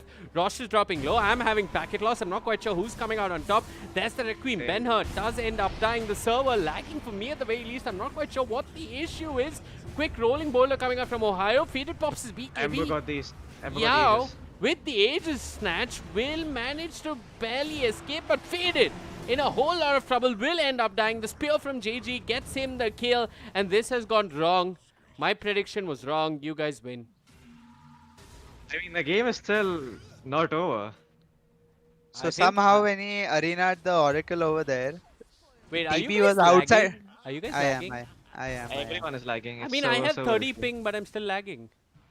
Jesus, Yeah, man. so somehow TB was outside the arena. Yep. So his projectile wasn't hitting Roshan. Yep. And that delayed the Roshan. I don't know if that was intended or not, but that really fucked them up. Yeah, I saw a similar play from OG. Or like at least that's what I saw. But it could have been lag deceiving me, but I'm not sure. But I'm pretty sure that No, projectiles projectile don't was- come inside. Yeah, projectiles don't come inside arena ulti. yeah. Enemy Which is like- projectiles. Yeah, any range project. No, like No, enemy vengeful magic projectiles. missile. Yeah, enemy Opponent projectiles. projectiles. Yeah. Yeah, opponent projectiles don't come in.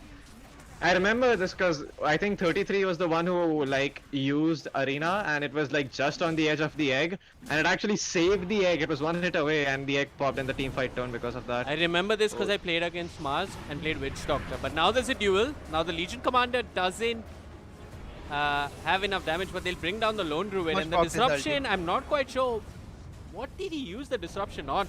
Doesn't matter. CR see an opportunity. They're going to capitalize. Yao doesn't have too much mana. Has the BKB and the Aegis. He's trying to run for dear life. No arena. Lone Druid died again. That's bad. But Ben-Hur, look at that. The fortunes end upon him. He's got the Yules instead to control the Mirana. Raises are there. Shanks with a Yule of his own. Will manage to survive for now. Ohio kicking Ben-Hur forward. Good shit. Good. Football into Beautiful. a raise. Good stuff Yule? coming out from CR. What? No. No, it doesn't have Yule, doesn't have Yule. He used it. Ah. Okay, did It's anybody notice that Fly Solo disrupted the bear and not the Lone Druid? No. Maya was having too much packet loss. You can disrupt the bear? What the fuck? Yeah, you can disrupt the bear, but it doesn't give you extra bears. He disrupted something. Okay, I don't know if he disrupted the bear, but he did disrupt the Lone Druid. And now he's going to get Yules. Benner there with the Requiem. JG with the heads up play will get the spear off the Shadow Demon. Dies. Yao commits his BKB and runs in this game. He is starting to really look bad for GoodFellas. As the Mars outside his base might be able to buy a little bit of time. Ohio has one remnant to work with. Didn't quite get the rolling boulder that he was hoping for. JG escapes and there's a buyback from the Shadow Demon. Arrow connects in the illusion. Faded alive, manning up with that Skadi. Will just pound away on JG. Yao there with the chains. Faded on the front line, still an Oracle to save him. GoodFellas trying to force this. They've not got the arena on the Mars. The Mars trying to tank up as much damage as he can. Faded dropping really low, but there's the false promise. He's got the Sunder. He'll turn towards the Lone Druid. JG dropping low. The Magnetize is somehow still alive. Duel coming out on the Lone Druid. They want to bring down MCY, but he's got a Savage Roar. That seems to be enough for it now, but Faded focuses the bear. Tries to bring down MCY's bear at least once. Doesn't succeed. Yao, though, ends up dying. He's still got the Aegis. Good news for you if you're a GoodFellas supporter. They want to take this fight though. The problem is they haven't got much left in the tank. The chains are there. The arrow on cooldown. GoodFellas have to run as Lone Druid barely survives. That was actually so terrible. The Lone Druid popped his Mask of Madness thinking he could take down the Terrorblade, but the Terrorblade's illusion just completely destroyed the bear. Bro, they can't kill Faded. Is Lone Druid buying BKB? This game's over, I think. There's not much. Mushi, he's running up the enemy high ground. Shanks there with the Yules, the arrow available. Spear, base. Mushi still alive, has a dispel. Coming out The from the arrow. Oracle and himself, Yao's there with his BKB. This is just Mushi they're committing heavily for, and they might not even find Mushi. Yao forced the Remnant away. Ohio looking to catch more. This man using stone after stone doesn't have any more to work with as he doesn't connect on the rolling boulder. The chain's there, GoodFellas alive and healthy, but it sucks when you can't kill Mushi. Mushi has not gotten any dual damage this game, but I think he does not care because Is he dead? GoodFellas Yeah, can't Lone do Druid it. dead. Ben-Hur down bottom. The Lone Druid close to his BKB, but it's going to be pushed back even further. 80 seconds without him. And the GoodFellas are having a horrible time right now, as it just feels like they're throwing Ronak. Yeah, pretty much. I think ever since that bottom fight, the Lone Druid has never popped his ulti. He got caught out twice, and now he's trying to farm without his bear all the way in the enemy side of the map. Really seems uncharacteristic for that player to die so many times like this. I think Weird. it's fatigue, man. Like he's played so many games of Dota. What, In the he's last 2 played, days. 1 second, he's played how many games of Dota today? This is his 4th one. Yeah, that is... Fourth one really doesn't count though. Bro, yeah. And, 7th or 8th, 6th, 5th, maybe. Yeah. Well, Faded just manning up with all those illusions. Those illusions dealt with, courtesy the Ember's magic damage. Pipe under the tower. They're trying to keep this tier 3 tower as long as possible. It's hard. Bulwark is sucking all the damage of TB. Man, this is ridiculous. Okay, How broken is this shit, dude? What this the is fuck? extremely broken. Arrow quickly dispelled. Disruption coming out from Fly Solo. Hoping to create a couple of illusions of VT Faded. VT Faded taking damage from his own illusions. Will commit his BKB. Has his under. That's the arena committed. They don't find anyone. Ben-Hur trying to get away. Has his own BKB. Can TP if he likes. The bash not there as well. The Lone Druid hasn't quite reached the fight just yet. Ben-Hur will barely manage to blink away. And Rodgi, He's going back in. I am just That- your support. He just wants to like fight him. Ohio, he kicks him. I have to say though, Ohio, he'd make a really good career in sports. I mean, in the previous game, he was playing Tiny. We clearly saw he's a good basketball player. This game, he's playing Earth Spirit. He's definitely a good football player. Soon enough, we'll learn if he's a good volleyball player too. Maybe when he Yeah. starts playing Tusk with They Axe. just defended high ground without their 20k net worth hero. Yep. Mars, Mm. guys. Mars, ladies and gentlemen. Good Uh, he, he's supposed to be a god, so I mean, I guess in that it makes sense lore-wise that he's able to do broken stuff like this. I'm just gonna give the Reduces movement speed and redirects 70% of the attack projectiles aimed at Mars allies towards Mars instead. absolutely. This So is that why 30% damage is the damage you see on the tier 3 tower. After a meta TV was hitting it for what, 30 seconds? I don't know. for the 3Ks like me, Mars has passive damage block. When you toggle that on, when you toggle on Bulwark, you basically attract 70% of all range attacks to you. Which is why poor old BT faded. He was trying to hit the tower, but JG was just attracting all the attacks, which is a new concept in Dota. I do that, Not it's only called that, he feeding. has Crimson as Craggy Gold also. He has what, 40 Oh, armor? GoodFellas want to 25 fight. This time the 38 Lone armor. Druid. Has the Lone Druid completed his BK? He gave the BKB to the bear. Yeah, obviously Yeah. I'll give it to the bear. He bro. needs to give it to the bear. Okay, Because the I bear thought gets controlled. He's getting kited by the close and I thought the logic spears. was that Ben-Hur and all these heroes go on him and he wants the... I mean, that isn't going to matter once he. I mean, if he still gets caught in his ulti form, right? I mean, without his But ulti you can form. BKB and not... I don't know. But- How will he BKB? The BKB is on the bear. Yeah, I thought he was keeping the BKB for the hero so that he doesn't die to SF ult or... Maybe he thinks that if the spirit bear is near him and SF is trying to channel ulti, he can just BKB and bash him. Hopefully gets a Oh, bash. Okay. I mean, I can see value for either usage of the BKB. I was just like, okay. Anyway, 40-minute mark. Fucking Mars, dude. Cancer hero. Quickly taking a look at neutral items. Nothing too fancy. There's the ninja gear. There's fly solo out of position. Of course, there's detection. But how much will Oh, they lose? The duel Oracle dead. committed. They want fly solo. Like you mentioned, Yao going on the backlines will bring down the Oracle. Both fights end up dying. Now they're bringing down Ben-Hur. The spear. Perfect. Ben-Hur dead. Has buyback but no souls. And now VT the faded fear. like an idiot with the Savage Rope banging his head against the wall. Has no choice but to turn around, pop his BKB That's it. and try and kill the Lone Druid's bear. He's managed to do that. And with Ohio's silence, he almost got the Mariana. But Shanks with the Yules tried to stay alive. Doesn't succeed, unfortunately. JG, he's trying to TP out of there, but Ohio with the rolling boulder ensures he falls. Two coach dead without buyback. This is almost certainly game. He had buyback on Ember. He decided to buy something. What? He sold his. He only has 3 items. What? This Can you cannot be guys right. can you guys rewind? and let I me His know. know? bottle, his bottle and wand is dropped in mid lane. What Ah. the fuck? Oh, he wanted to like take it back in the courier maybe to sell it, I guess. To have buyback. Did he have You buyback can't- then? Yeah. You he can't do had- that. I mean, before he died. No, he did He it would after have- he died. He did it after he died for some reason. And then his courier died. I just checked. I rewinded. What? So guys, Tried if to be an anyone had Anna, just became Anna. Anna. Anyway, so guys, What- if what- anyone what had did he doubts do? about TB being the ultimate carry, that was your Nope, example. nope. Morphling versus TB though, who's better? TB. Reflection. TB versus Void. Depends, right? Guys. These are questions Not- they ask on Dota to India. Please don't ask these stupid questions. If All it's three one- of us if know it's- this is not It's how good Dota to works. know. No, but it's still good to know, right? TB. TB. Well, Wait, how does TB survive farmed Void with Chrono? He can? he's just tanky. He He won't- matters and he see- sunders. I don't know. I don't think TB dies without it if you're thinking pure 1v1. That's what I said, right? Pure 1v1 TB. Okay. If you burst a hero with 45 armor, I don't know what's happening with Dota anymore. It's called Elder Titan. I mean, what? Void will buy what? Blood. Okay. called- Here's the question. Elder Titan versus TB. Yeah. Pure 1v1? Mushi, Lincoln, yeah, TB. pure 1v1. Oh, TB. what? Ohio? Who forced him there? I'm not quite sure who I- made that play, but he's in trouble. He's going to be okay for now. They're trying to bring down Rodkey. Yawi doesn't succeed. Faded though. Caught in the arena. Mushi there with the dispel. Faded alive and healthy. Does have the metamorphosis, but he's been arrowed.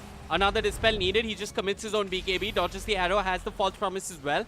I believe that was the false promise that saved him from the arrow. The problem though for CR is that they don't catch anyone. and they do expend the False Promise and the BKB on the Terrorblade. I think SF should look to blink Yule Shadow Fiend, right? I mean Shadow Demon right now. Somehow. Nuke him.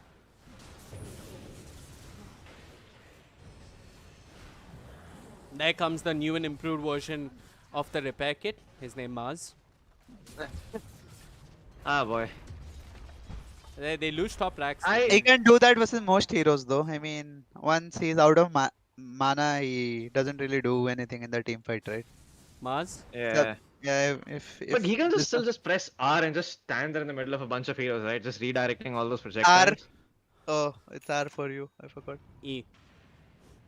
It's W for me. It's R for me because I use WSD for camera. Oh. Yep. We don't speak of mental illness on the stream, Hirok. Go fuck yourself, Vivek. I'm more MMR than you. That is what matters in Dota, guys. MMR. MMR, exactly. Yeah. The Everything indicator can of go- skill. I think who plays Pog better is the indicator of skill. I think I've won more games of POG than you, Vivek. We can check. Have you played Pog, Ronak? What is Pog? Okay, Pog It's is a mini new. Dota. It's a new custom game. It's the only custom game I played and enjoyed in Dota 2. And I did play a lot of Dota 1 custom games. I don't like this tower defense games. Pog is just one corridor, one lane, 3v3, pure team fight. And the creeps also. But it's just like a better version of Turbo plus Dota. If you have too much free time on your hands, we can just play CS, you know. Thank God you didn't say Valorant. But Pog is better than Valorant. It's not that bad also. I mean, I don't dislike CS is Valorant, better. but it, CS is more always- fun. I- Wait. CS is always better. Isn't CS or Overwatch better? Like, I would just rather play any one of those two games. That's what I feel. I haven't played Overwatch, but is Overwatch that fun? It's fun. I mean, there's a punch. CS. There's a punch-like but- character in Overwatch. I would still choose CS over any game. Okay, we have a request from Yep. chat. Family friendly, please, Floki. I'm watching this while having dinner on TV. Oh shit, okay. Yeah, Sad. it's. I mean, Feels bad. Feels bad, man. I'm sorry. I apologize, Pikachu. Pika. I'm sure you understood that. That was my apology. Anyway. yeah. We don't know the definition of any version of friendly, but we'll try family friendly. Terrorblade has double damage and a leveler. Yep. I mean, now if Mars just turns on his third and the buildings don't go down, like, I think it's time to switch games. Yeah, I mean, it's not like that broken, right? You can. Mobile Legends. PUBG Mobile, even better. The DD is gone though. There we go. There's the Mars taking absolutely no damage from the TV. No. The DD got dispelled by Yules. That's why. Yeah, at 47 minutes, it's normal for Mars not to take damage from nearly a 6-slotted hero, guys.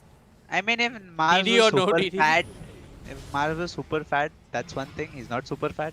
Look at this projectiles go. Anyways, he gets the range creeps. That's a nice little Eth blade on the bed. Disruption coming out from Fly Solo. They want to try and win one last fight. Yao, I think he Oracle? saw the Oracle, but not quick enough. Not enough of a threat. Rodgi might just Stevie's position gonna run out of himself. meta at this point. Stevie's actually gonna run out of meta before he gets the rank. see that only one. Oh, Mars fucked up. Sad. Another disruption. Mars still has mana. Can commit the Still arena. spear? There's Yawi. Catches two. Good false promise. Keeps SF alive. Yawi's PKB not doing all that much. The Lone Druid not doing much either.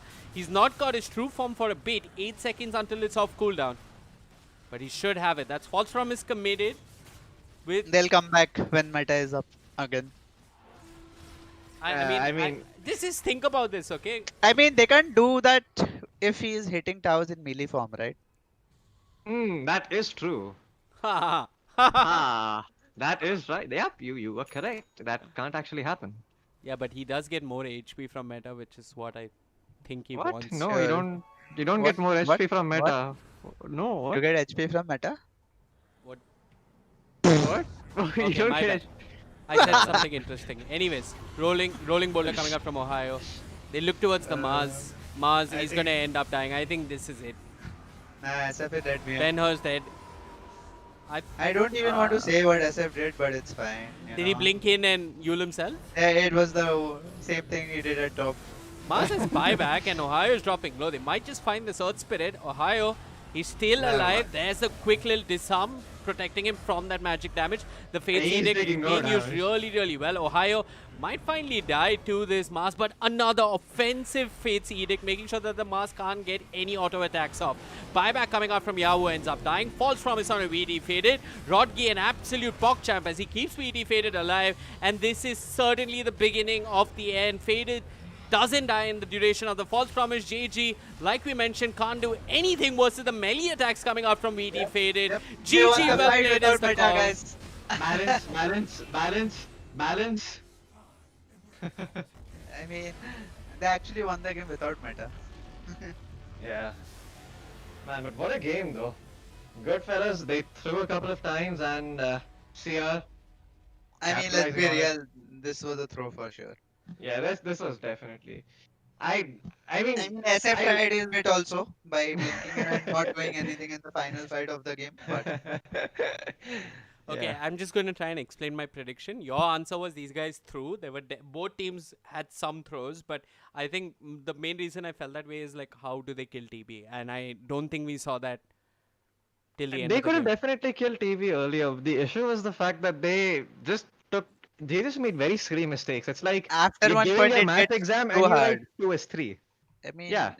there's press the attack, the satanic, this paladin sword, everything amps up the healing, right? It's just fucked up after one point. I think if there was It's some too kind hard. of, I don't know, if Goodfellas had some a support and a 3 position that were different, they would be able to win the lanes and apply more pressure early on this TV. I feel like the thing about Mars is like in these immortal games, he's never going to like win his lane. I feel like Mars is one of those heroes that's just past his prime. People need to forget about that and start picking other heroes. I genuinely think this is like one of those It things feels where bad for offlaners, bro. You play Mars with you. It's like how mid laners play SF, you know. Mars was the hero. yeah. Also, It's really a feels bad. I think There's not like many heroes you play on the offlane which can lane like everybody, right? Yeah. I think now is the time to just start picking Enigma, look towards other offlane heroes. This Mars has to go. He's just not that good anymore. Yeah. I The mana also cost is. feel. I've seen like I recently saw Boxy play it, I think. Mm-hmm. He builds like Blink, PT, and Mules, and he plays like utility type where he goes around like sets. It's like a clumsy knight, right? Right, the Yules. Yules But the come question really is hard. like, aren't there better heroes to do what he's doing? Like, what is it that he offers you that other No, heroes but can't the do? Mars is still laning. strong. Mars is still strong in laning though. I see. I mean, you can still do what the Mars did the last game, right? By blocking is really a very good tank. And I feel like you can just get a Doom instead now, at least as something. And Doom has 0 armor in the laning, dude. Making Doom work in the lane is really tricky sometimes. I mean, but yeah, it's not like impossible because people are rushing Ring of Tarask and stuff like that. So Yeah. it's good. Anyway, for those of It's you. not bad. I think every hero is viable right now. Vivek has been trying to talk for the fifth time now. Sorry. Talk. Kuchne, Talk. just thanks to all the viewers for tuning in. Please subscribe. This is literally our first stream on the channel.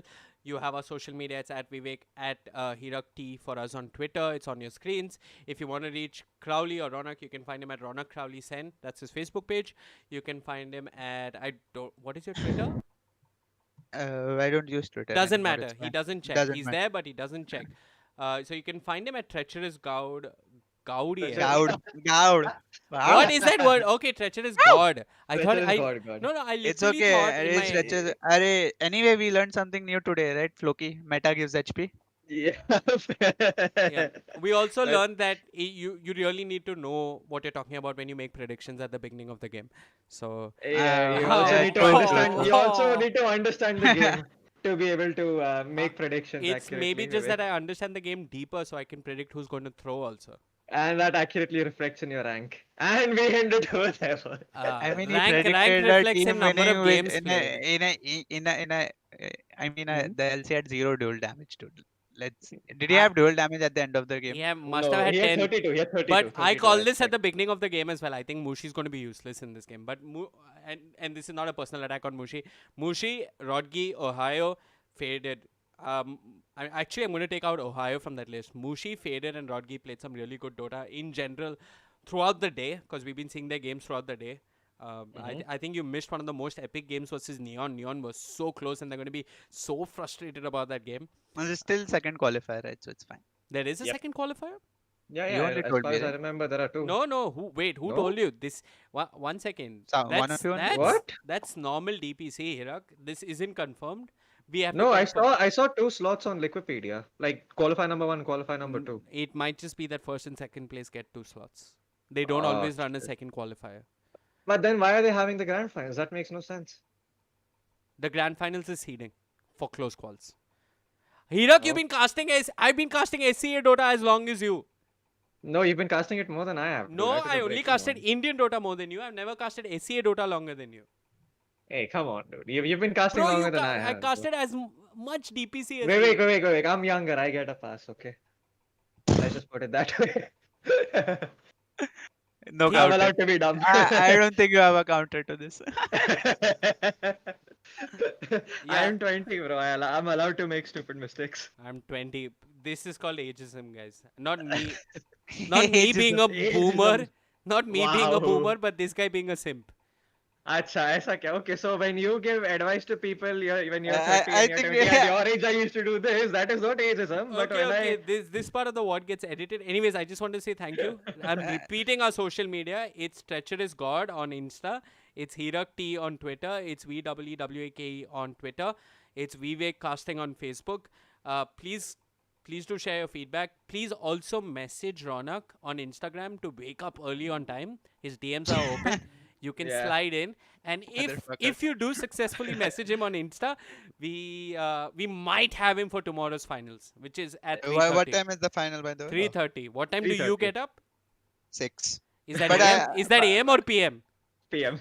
Okay. PM. Okay. But I'll be awake tomorrow. Don't worry. ठीक है, there's no Okay. counter. What it's a BO5? Huh? I don't know. I Wait, think let it's me a check. I've BO3. got the brackets. I'm going to post the brackets for those of you still hanging around in chat. Open qualifiers are usually BO3s. I don't The think brackets are on the Yeah. Discord, Ronak. Ah, let me Oh, check. the T1 versus Flower Gaming. I don't know who won that. Probably I- T1. T1, yeah. No, Flower Gaming That's won right. 2-0, and Flower What? Gaming Huh?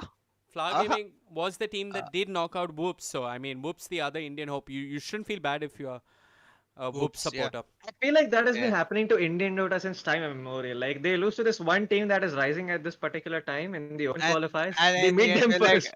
yeah, and then you feel like, oh, we didn't lose Okay, to a okay. shit team. One second. Yeah. 1 second. Tomorrow's match is not at 3:30.